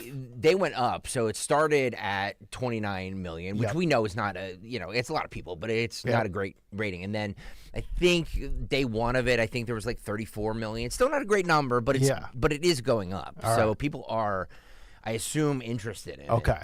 We'll get to that. I want to get to what Donna Kelsey had to say in regards to the people pushing back that were outraged by the opening ceremony. We'll get to that. We'll get to the cut sheet part 2. But first, 9:20 here on this Thursday morning. Let's get to our morning mystery movie clip. And now, the morning mystery movie clip on Kayal and Company. Talk Radio 1210 WPHT. What the heck's going on here? I'll handle this, Josh. The Timberwolves want to substitute a dog. What are they, nuts? Dog's a registered member of the team. He practices with the team, he travels with the team. You check in your rule book. Bet you won't find anything in there that says a dog can't play. He's right. Ain't no rule said the dog can't play basketball. This is a joke. Dogs don't play basketball. What's the matter, gentlemen? Afraid your team might get beat by a dog? Put him in! Think you know what it is? Be calling 12-855-839-1210, and you could win this great prize. Came out on this day in 1997 when yours truly, was only 13 years old. But if you know that movie, caller 12-855-839-1210. You'll get a 4-pack of tickets today to watch the Eagles training camp public practice, which is today, Thursday, August 1st. It'll be at Lincoln Financial Field tonight, 6:30 p.m. Tickets to the public, if you don't win today, just $10, and all proceeds benefit the Eagles Autism Foundation. Don't miss your chance to get an up-close and personal look at the 2024 Eagles. You can get your tickets now at philadelphiaeagles.com/public practice. And by the way, first NFL football game is tonight, Greg Soccer. Oh, good. Hall of Fame game. Will you be placing a wager on meaningless exhibition football? I might. Texans and Bears. Because my Olympics picks haven't been great. So No, I've lost a couple of bucks. Not happy. Yeah. Oh, that was great. Greg couldn't sound less impressed if he tried. What would you rather watch? Meaningless football or the Olympics? 610. No, I'm just kidding. All right, Olympics. call. What's that? Olympics. I'll pretty take good in my head. I'll take the meaningless football. 855-839-1210. See if we get our winner, and then cut sheet part 2. Yeah. When we come back, Kayal and Good Company. stuff, by the way. A lot Talk of good Radio stuff in there. 1210. WPHT. Beat the Heat on Thursday, August 15th at 6:40 when the Phils host the Nats, and fans 21 and over take home a Miller Lite floppy hat. Order tickets now at Phillies.com. When the sun goes down, we turn the lights up. Fridays at the Bank continue on August 16th at 6:40 when the Phils face the Nats. Join the party and secure your seats at Phillies.com.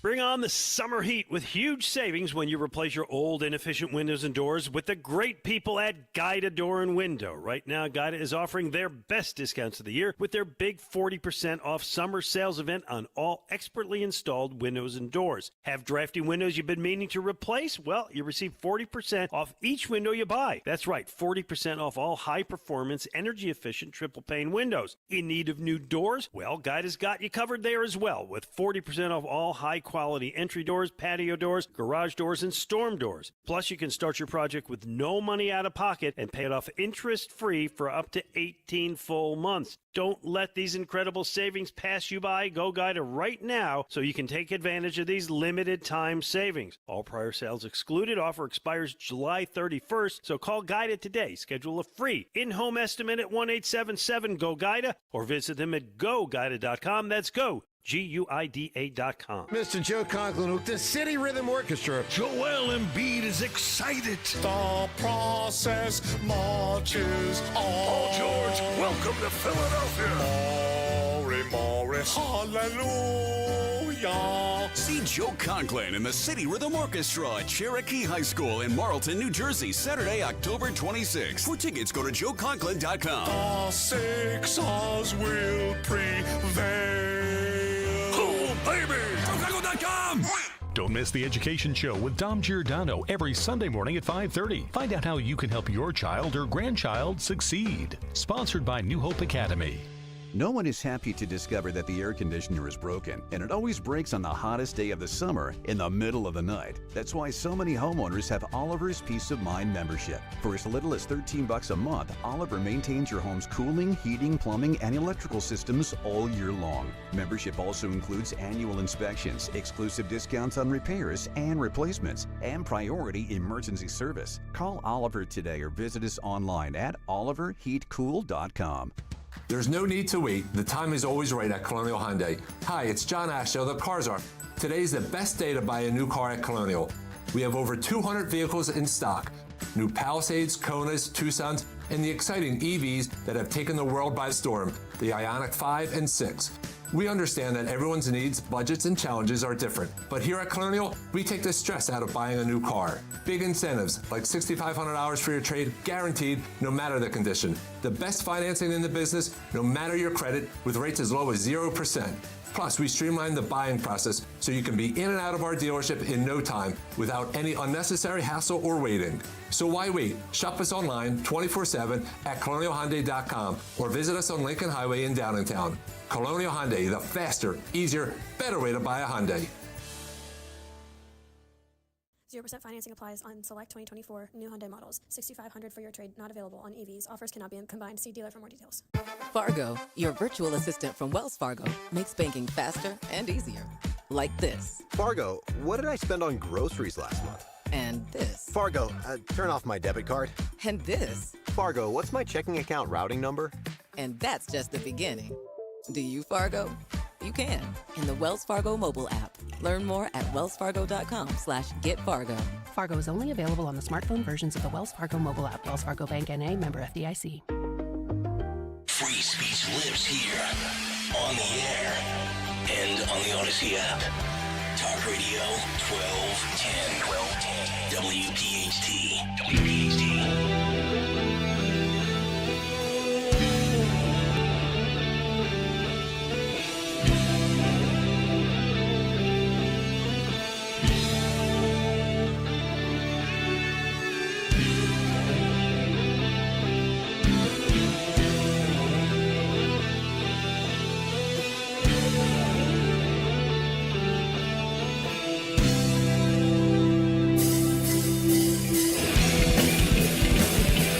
I-27, Kayal and Company, rolling on. Very busy Thursday. Nick, Mary, and Greg here. Talk Radio 1210 WPHT. Get us on the free Odyssey app. Watch us live on YouTube. And hit all the buttons. Like, subscribe. Stalker's all about tricking the algorithms. Because YouTube's not going to help us. Trick the algorithms. That's right. Right. If Google can rig things, so can Kayal and Company. Two can play that game. Everybody needs to subscribe to the YouTube channel. Exactly right. So, because they ain't promoting us. So, this has been a grassroots effort for the last year or so. So everybody, I think you're playing the victim. I am, Mary, but that's my job. That's my job. It's amazing. Right. The most powerful talk station in all of Odyssey's company, and we always have to be the victim. Odyssey's #1 talk station. Thank you very much. Yeah. Oh, congratulations. Yeah, you're welcome. Thank you for the part you played in Mary Walter. It's small, but I try. Yep. 855-839-1210. Let's see if we have our winner. We have Jack in Audubon. Jack, good morning. What movie clip did we just play for you? I'm going to take a wild guess. Dog playing basketball. Was it Air Bud? Air Yeah. Bud. Air Bud. Yeah. Tough one. Air Tough one. Bud. We basically gave the movie in the clip, but pretty much. Yeah. But Jack, you're going to the Eagles Open practice tonight at the Link, so congratulations and enjoy your time watching some football tonight. Awesome. Thank you very much. You got it. Jack from Audubon, our winner today. So everybody's going to the sporting events. Jack's going to the Eagles. Stocker was at the Phillies game yesterday. Phil goes to Yankee games. I'm just sitting out in Bluebell in my reclining chair watching Fox News, sipping on a gin and tonic like Pop used to. They never hook up the horse, do they? What the hell is wrong with you? It's unbelievable. All right, 9:29. I don't have Mary. enough coffee in me for this. Well, I'm on cup 3, by the way. You're going to be out at the Phillies game for Pal Night. I am. I plan. I don't know how many at bats I'm going to get, but I plan on going 2 for 2 at least. So they're gonna let you bat on the big boys? Well, they're gonna let me swing a wooden bat. It's all for the police athletic league. So that's right. Oh, that's really fun. Yeah, Nick will be out there playing. Yep. And Greg, why aren't you doing it? His ankle. It's his ankle. Injured. I'm injured. Well, you don't have to run. Can't they get a designated runner? I'm injured. I can't. Okay. I just help me understand this. I thought the ankle was better by now, Mr. Stocker. You missed the bike ride. Now you can't play baseball for a good cause. Help me understand this. You don't hit the ball with your ankle unless you're really bad. I know. I just can't. We can give you the proverbial half day off. You can be DH. Look, I'm the straw that stirs the drink here. Okay, so I can't take. Straws are illegal, aren't they? It's true. And not New Jersey. If it was New Jersey, I'd be paper. I don't know. The straw that we saw in that video from the Libs of TikTok and the cut you the first time around, that's the biggest straw I've ever seen. So I can tell you now in New Jersey, you get straws that are biodegradable. Nice. There you go. And they're not like that paper that just falls apart. They're not like that. I hate the paper straw, by the way. Just ridiculous. Awful. I flash back to when I was a kid and your parents used to give you that for the chocolate milk. Remember, a restaurant would give it to you, and it'd fall apart, and you're a kid, you go, and you're trying to spit it out because you chew on it because you're a kid, and you know. Yep. It's a disaster. It is. It's just like this show. 9:30 on a Thursday morning. Let's see what Stocker has lined up for What's on the Cut Sheet Part 2. What's on the Cut Sheet? Part 2. What's on the Cut Sheet Part 2 is sponsored by Discover Lancaster. Discover more of Lancaster with Discover Lancaster's Farm Adventure Trail. Indulge in fresh farm-to-table dining. Explore historic farm attractions and befriend baby animals. Yes, baby animals. Yes. Yeah, for all you cat ladies out there that don't. Yeah, so sorry. Just a 90-minute drive from Philadelphia. Visit discoverlancaster.com to plan your getaway. Discoverlancaster.com. Of course I kid. I did that for you, Mary. I did that for you. Thank you. You're welcome. Listen, everyone loves small animals, even you, Greg. They're cute and adorable and fuzzy, and I don't have to send them to college. Mary, I am anti-cat. I am pro-dog. Of course you are. You and I are just not vibing today at all. You better get your act together for tomorrow. That's all I'm going to say. Do we agree that at least today we can agree on the fact that today is Thursday? Yes, my favorite day of the week. Yeah. It's like Christmas Eve because tomorrow's Friday. Yeah, it's Friday Eve. Exactly. Friday Eve. All right. We talked about the decision that should be coming soon. That in fact, Josh Shapiro will be Kamala Harris's vice president. Are we all in agreement on that? I think. I mean, if I was advising Kamala Harris, yes, I would say Josh Shapiro is the home run slam dunk. You shouldn't really even be considering Mark Kelly. Nope. Disagree. Okay. You disagree. Well, that's par for the course. I just think Josh Shapiro being her running mate is going to if she's looking for the best running mate for her, he's not the best one for her. So you don't think that kind of unites and kind of closes that divide between the pro-Hamas, pro-Israel divide? Michigan. Well, I'm glad you guys are arguing about this because that's the clip I'm going to play. I will say this one thing though. I'm not talking about who's the best for her. I'm asking you both, do you think he's the vice president? Oh, okay. Yes, I do. I don't. Okay. Wow. So she's going to come to Philly to make the announcement, and it's not going to be Josh Shapiro? No, she's not making the announcement. That's not what it is. She's not making the announcement in Philadelphia. That's just the first stop on her tour. The announcement supposedly coming out this weekend. So she's not making the announcement in Philadelphia. That's not what it said. It just said that that's the beginning of her campaign run. I disagree with that, but okay. Okay. Well, I hope Mary, so. you and I we've been on the same page for the entire show. Yeah. 9:33 disagreeing. It's fine. I have to spread the love around, I- Nick. Nick was feeling a little lonely, so. I still love you. I would love for her to announce it over the weekend and make my big take on Monday super easy. Yeah, can we stop with the announcing over the weekend stuff? No, I'm cool. I'm good with that. All this stuff happening over the weekend? No, it's just, What do you want to, like, on Tuesday or Wednesday? I want to, I want it sometime between 6A and 7P. Well, that'd be nice. I'm being, Everything always breaks Monday during Dawn's show anyway, Monday through by the way. Friday. Exactly. Yeah, I got to tell you guys, you're out too early for the breaking news. I Sorry. know. It's all good. Nina Turner was on with Chris Cuomo last night, and she slammed the potential vice president pick of Josh Shapiro because he compared anti-Israel college protesters to the KKK. This has got 21. Phil, go. The challenge with Shapiro with progressives is that he labeled peaceful college protesters. He compared them to KKK. Yep. That's wrong, Chris. I know, to you. Yeah. He would argue. And others. I am against the radical fringe of my party on the left. KKK lynch. I'm a moderate. Come on now, Chris. We now gotta stop Cuomo's playing a games with moderate. these people. Now, you might not like the college protesters, but comparing any college protesters to the mayhem and the destruction and the death that was caused by the KKK, It's too really? much. It's too much. People likening things to the KKK that are nowhere close, disgusting. I That's feel the right. same way about the Nazi and the Hitler. I do stuff. too. Cheap and It's cheap. wrong. Yes. So I'm assuming that lady there has never once called Trump Hitler, right? I'm just going to go on a limb and say she's never uttered those words. No, what these people that were protesting were completely misinformed, uneducated Gen Z dopes who, and I said this since October 7th, and Mary, I think you and I have definitely talked about this in the past. What I was most mystified by of all the uninformed people protesting, and again, you protest whatever the hell you want, but I'm going to comment on what you're actually standing up for. You can't be in the LGBTQ plus crowd and stand with Palestine knowing, or maybe not knowing, but you should know, that if you went over to the Middle East, they would cut your head off and throw you off of a building. Okay? Just so you know, there's good and then there's evil. There's Hamas, who wants to eradicate Earth of Jewish people, and they want death to America.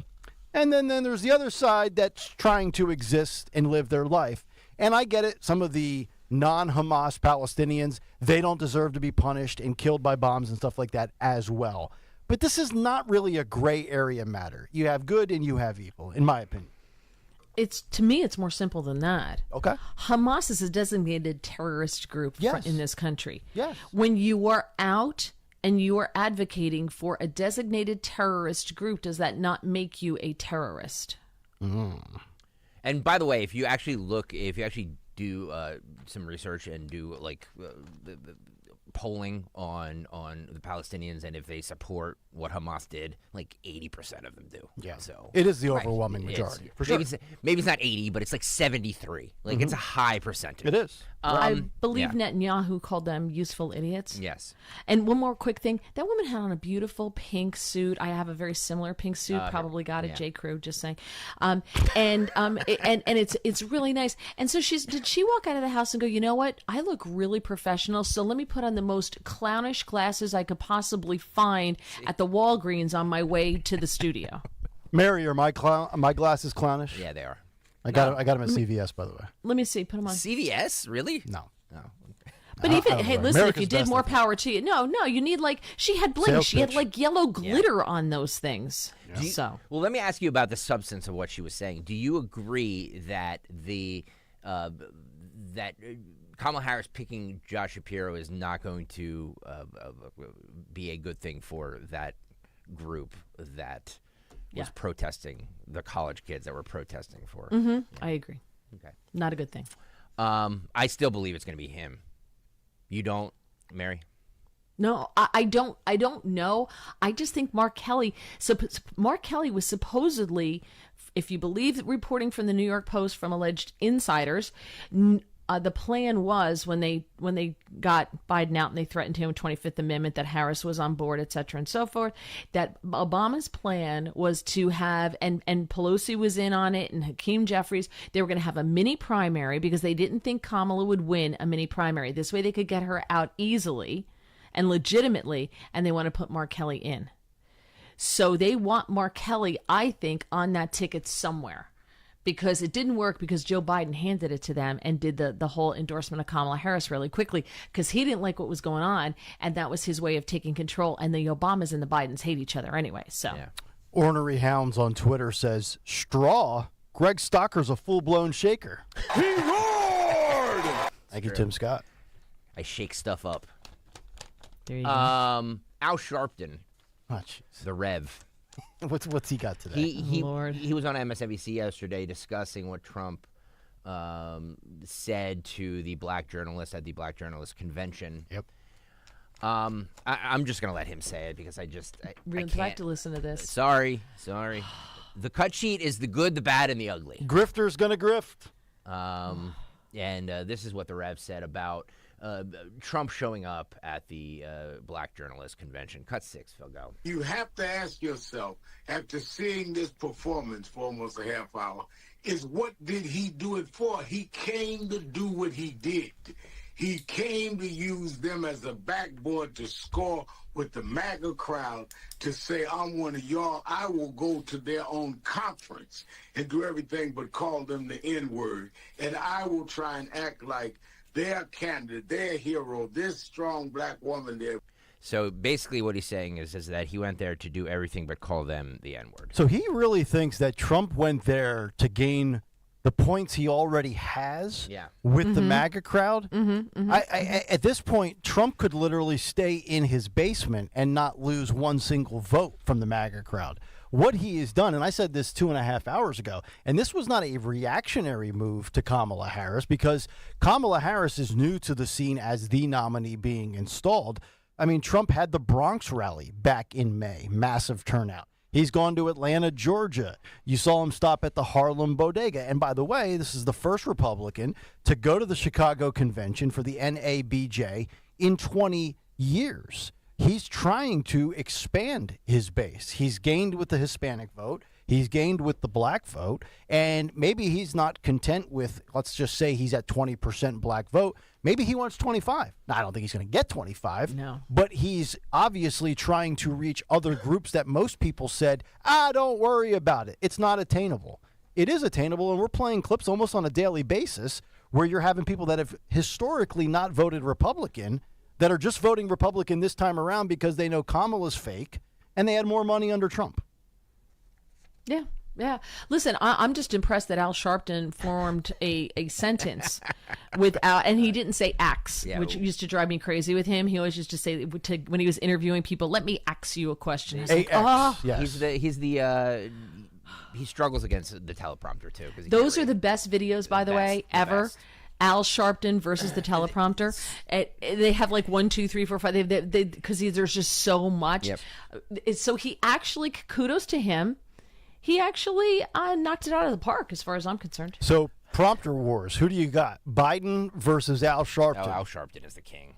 He's just mispronouncing words. It's 100%. Unbelievable. 100%. So the Olympics, we were speaking of the Olympics. Do you know that they just made men punching women a thing? Yeah. So I'm so glad we're talking about this. Yeah. This is insanity. So this is Angela Carini. She was forced to compete in a boxing match against Imane Khalif at the Olympics. A dude. She quit 46 seconds in after getting punched in the face. Imane, in case you didn't know, is a guy. He failed the gender eligibility test at the 2023 World Championships. So this girl trained her whole life. Here, we have some of the video. This is cut 22. It's, oh my gosh, it's so sad. This is cut 22, Phil. Go. So you see them there, and right in the face, and she's like, yep. All right, can we freeze it? Yep. Can we guess which one's the guy and which one's the girl? I'll say the guy is on the left in red, just based on physical appearance. Yep. There you go. And she got hit and quit 46 seconds in. If I was her, I never would have stepped into the ring. Big believer in protecting female athletics and female rights. Title IX being obliterated by the Biden administration. It's a joke.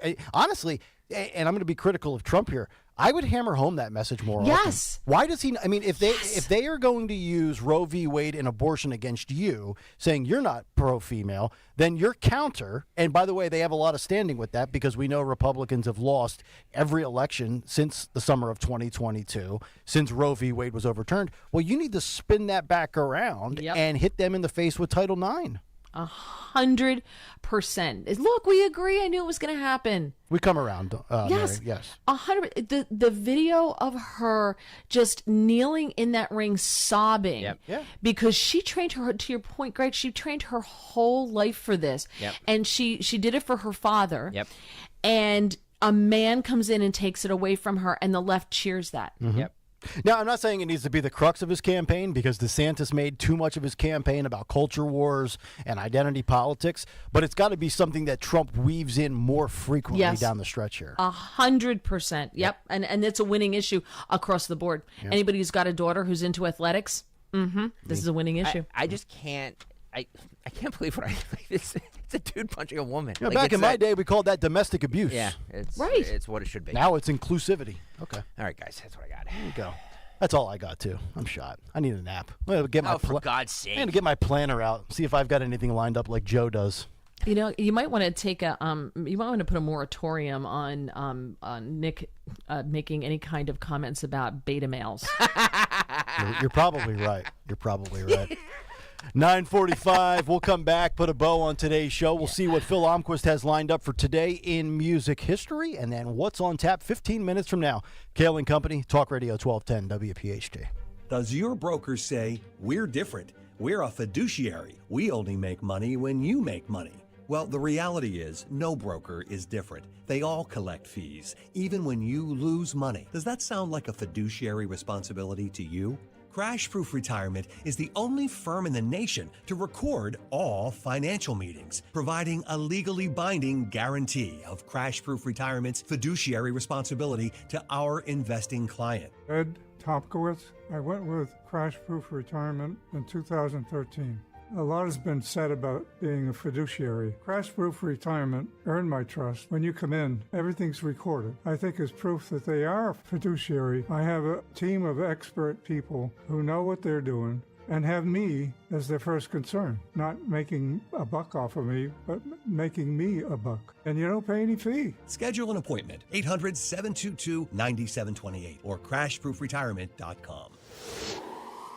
Summer is here, which means pool days, beach trips, and yeah, you guessed it, traffic jams. Oh yeah, and heat waves. Don't let summer catch you by surprise. Get the local news you need, no matter what you're up to, with the free Odyssey app. And never miss a beat with alerts on breaking stories sent directly to your phone. Listen today on the free Odyssey app. That's AUDACY. Wesley Financial Group is not a law firm. If you own a timeshare, don't miss this public service announcement from Chuck McDowell, founder of Wesley Financial Group. If you receive an unsolicited phone call or mail piece to discuss selling, renting, or especially canceling your timeshare, don't fall for it. If you really want out of your timeshare, hang the phone up immediately or throw that mail piece in the trash and contact your timeshare resort or Wesley Financial Group for assistance with your timeshare. As the only Inc. 500 timeshare cancellation company, our knowledge, experience, and results has made Wesley a trusted resource for over 40,000 families we've helped get out of their timeshare. Give us a call, and I'll send you our timeshare exit information kit free with the straight facts about your timeshare and all of your options for cancellation. Call for your free info kit, 800-329-2121, 800-329-2121, 800-329-2121. Hi, this is Dom Giordano. You know, now's the time to get Rescue Natural Supplements during their annual Customer Appreciation Sale. Rescue is celebrating you. Save 50% when you mix and match any 5 products or more with the code VIP50. Plus, you'll receive free shipping. Try the popular Rescue 1250 Omega-3 for heart health, Rescue Probiotic for better digestion, or Rescue Oracine for more energy. Again, mix and match any 5 or more single bottles and enjoy 50% off plus free shipping. To place an order, visit res-q.com or call 800-26-ALIVE. Again, that's 800-262-5483. Speak with a knowledgeable Rescue product consultant. And if you're new to Rescue, be sure to create your own account to earn more exclusive savings. Again, use that code VIP50 to receive 50% off and free shipping when you mix and match 5 or more Rescue Natural Supplements. That's code VIP50 at res-q.com. What if I told you your home movies are already past their prime?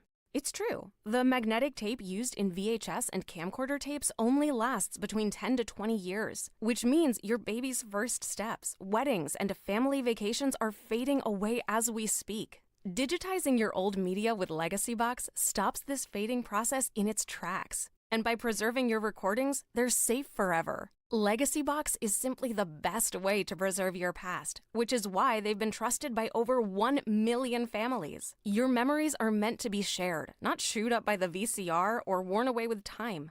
For a limited time, you can convert your tapes to digital for just $9 a tape.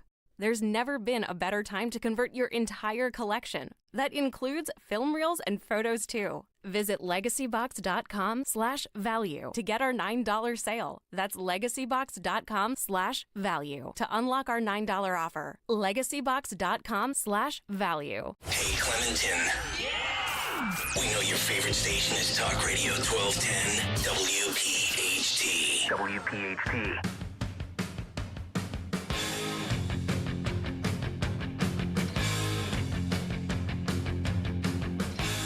Kayal and Company, 9:49, winding things down here on a Thursday. I gotta say, I just watched that video of that woman, Angela Carini, crying as she's, it's just terrible, heartbreaking. Yeah. Heartbreaking. It's gut wrenching. Yeah, I mean, and there's another dude in the competition, in the boxing competition. Yep. So I want to see the 2 dudes fighting each other to win the woman's prize. It's because we don't live in serious times, people. It's maddening. It's maddening to see this. You know what I mean? Like, and this is the Olympics. This isn't like, it's bad enough when it's high school sports. Right. This isn't Bucks County High. This isn't CB exactly. West. This is you train your entire life for the Olympics, and you after 46 seconds you're out because some dude is just crazy. Right. Just very quickly, remember that volleyball player, that girl in high school who was hit in the face by that ball that was spiked by that trans guy? Yeah. Yep. Do you know that she has been left partially paralyzed because of that? Wow. No, I did not know that. Partially paralyzed with brain damage. That's terrible. And she's coming out and speaking about what's happening in the Olympics. Preventable tragedy. No question. Yeah. But don't speak up about it. That makes you every phobia under the sun. No, it just makes you a common sense person that says dudes and women shouldn't be competing in sports and sharing bathrooms together. All right, 9:51. Let's find out what occurred today in music history. What happened on this day in music history? Music history on Kayal and Company. Today, August 1st, we celebrate the birthdays of Adam Duritz from the Counting Crows, who's now 60. Dan Donegan from Disturbed, who's now 56. Joe Elliott from Def Leppard, who's now 65. And a heavenly birthday shout-out to Tim Bachman of BTO. Single Cood Witchy Woman by the Eagles in 72. The Twist by Chubby Checker in 60. And The Evil That Men Do by Iron Maiden in 88. Yeah. November 1st, they're here at the Wells Fargo Center. Albums include Rain Dogs by Tom Waits in 85. Steel Wheels by the Stones in 89. And Rocket a Hard Place by Aerosmith in 1982. Also in 2000, AC/DC began their Stiff Upper Lip tour. In 87, Bob Seger was atop the singles chart with Shakedown actually his only #1. And in 2019, Rush played their very final concert. But lastly, on this day in 81, MTV actually launched, with the very first video being Video Killed the Radio Star by the Buggles. In 87, on the same day, MTV Europe launched, and their first video was Money for Nothing by Dire Straits with, of course, the line, I want my MTV. For Kayal Company, I'm Phil Umquist. That's a good one out of It Philip is. there. That's a great job. How about by that, him. working in a little Buggles. By the way, I'm just going to say this, too, that 5 people get, but I have to say it. Rock on the Hard Place is one of Aerosmith's most underrated albums. It's a great album. Thank you very much. Well, there you very go. much. And I would also say this, and only 5 people will get this. Video didn't kill the radio star. The brand managers did. I'm joking. That's not right. That's That just was not right. the first video played on MTV. Was About Video that? Killed the Radio. There you go. 12:01 on August 1st, 1981. Boom. Wow. All right, Mary, good stuff. Thank you very much. What do you say we do it again tomorrow, and we will disagree on everything? And, oh, by the way, it's not contrived. It was authentic, right? Oh, absolutely. Well, tomorrow I'm going to disagree with Greg, though, just to be fair. Oh, no, that's not you know, it's a Friday. Let's all bully Greg, and we'll all team up together and just go off on the guy that is not apparently the straw. He's the whole shaker of the drink. The shaker. The shaker. I shake Shaker. everything up. That's Hey, wait, right. can I do this real fast? Who won Twitter? I want it's more visual, but I don't care. Bruno the Tank Engine wins Twitter. He said it's visual, but it's the leaked footage of Kamala morphing, and it's the Michael Jackson black and white video. Yes. Oh, yeah. Everybody knows what I'm talking about, where everybody morphs into different races and stuff. It's That was hysterical. great. That was fantastic. Bruno the Tank Engine, you win Twitter. I forgot about Bruno the Tank Engine. He's been around for a long time. Oh, has the he? Tank Engine. Yeah. Do you back get to a different anything? lifetime. Do you get anything for winning Twitter? No, 'Cause I'll just try no. harder. No, just if you bragging do. rights. Just Greg's recognition and Oh, all acknowledgement. And by the way, that's worth a lot. Yeah. All right, that's going to do it. Mary is thank back God. tomorrow with us. We've got Kathy Barnett in for Dawn coming up in just about 5 minutes. See ya. Everybody have a great rest of your Thursday. We'll talk tomorrow morning at 6 a.m. Good night, Help me everybody. escape. Thanks, guys. I'm talking about the new 2024 Tonale from Alfa Romeo. Tonale, beautiful. Wilmington Pike, built with the iconic grille, those 5-hole wheels. If you have seen this vehicle, it's a work of art. And for your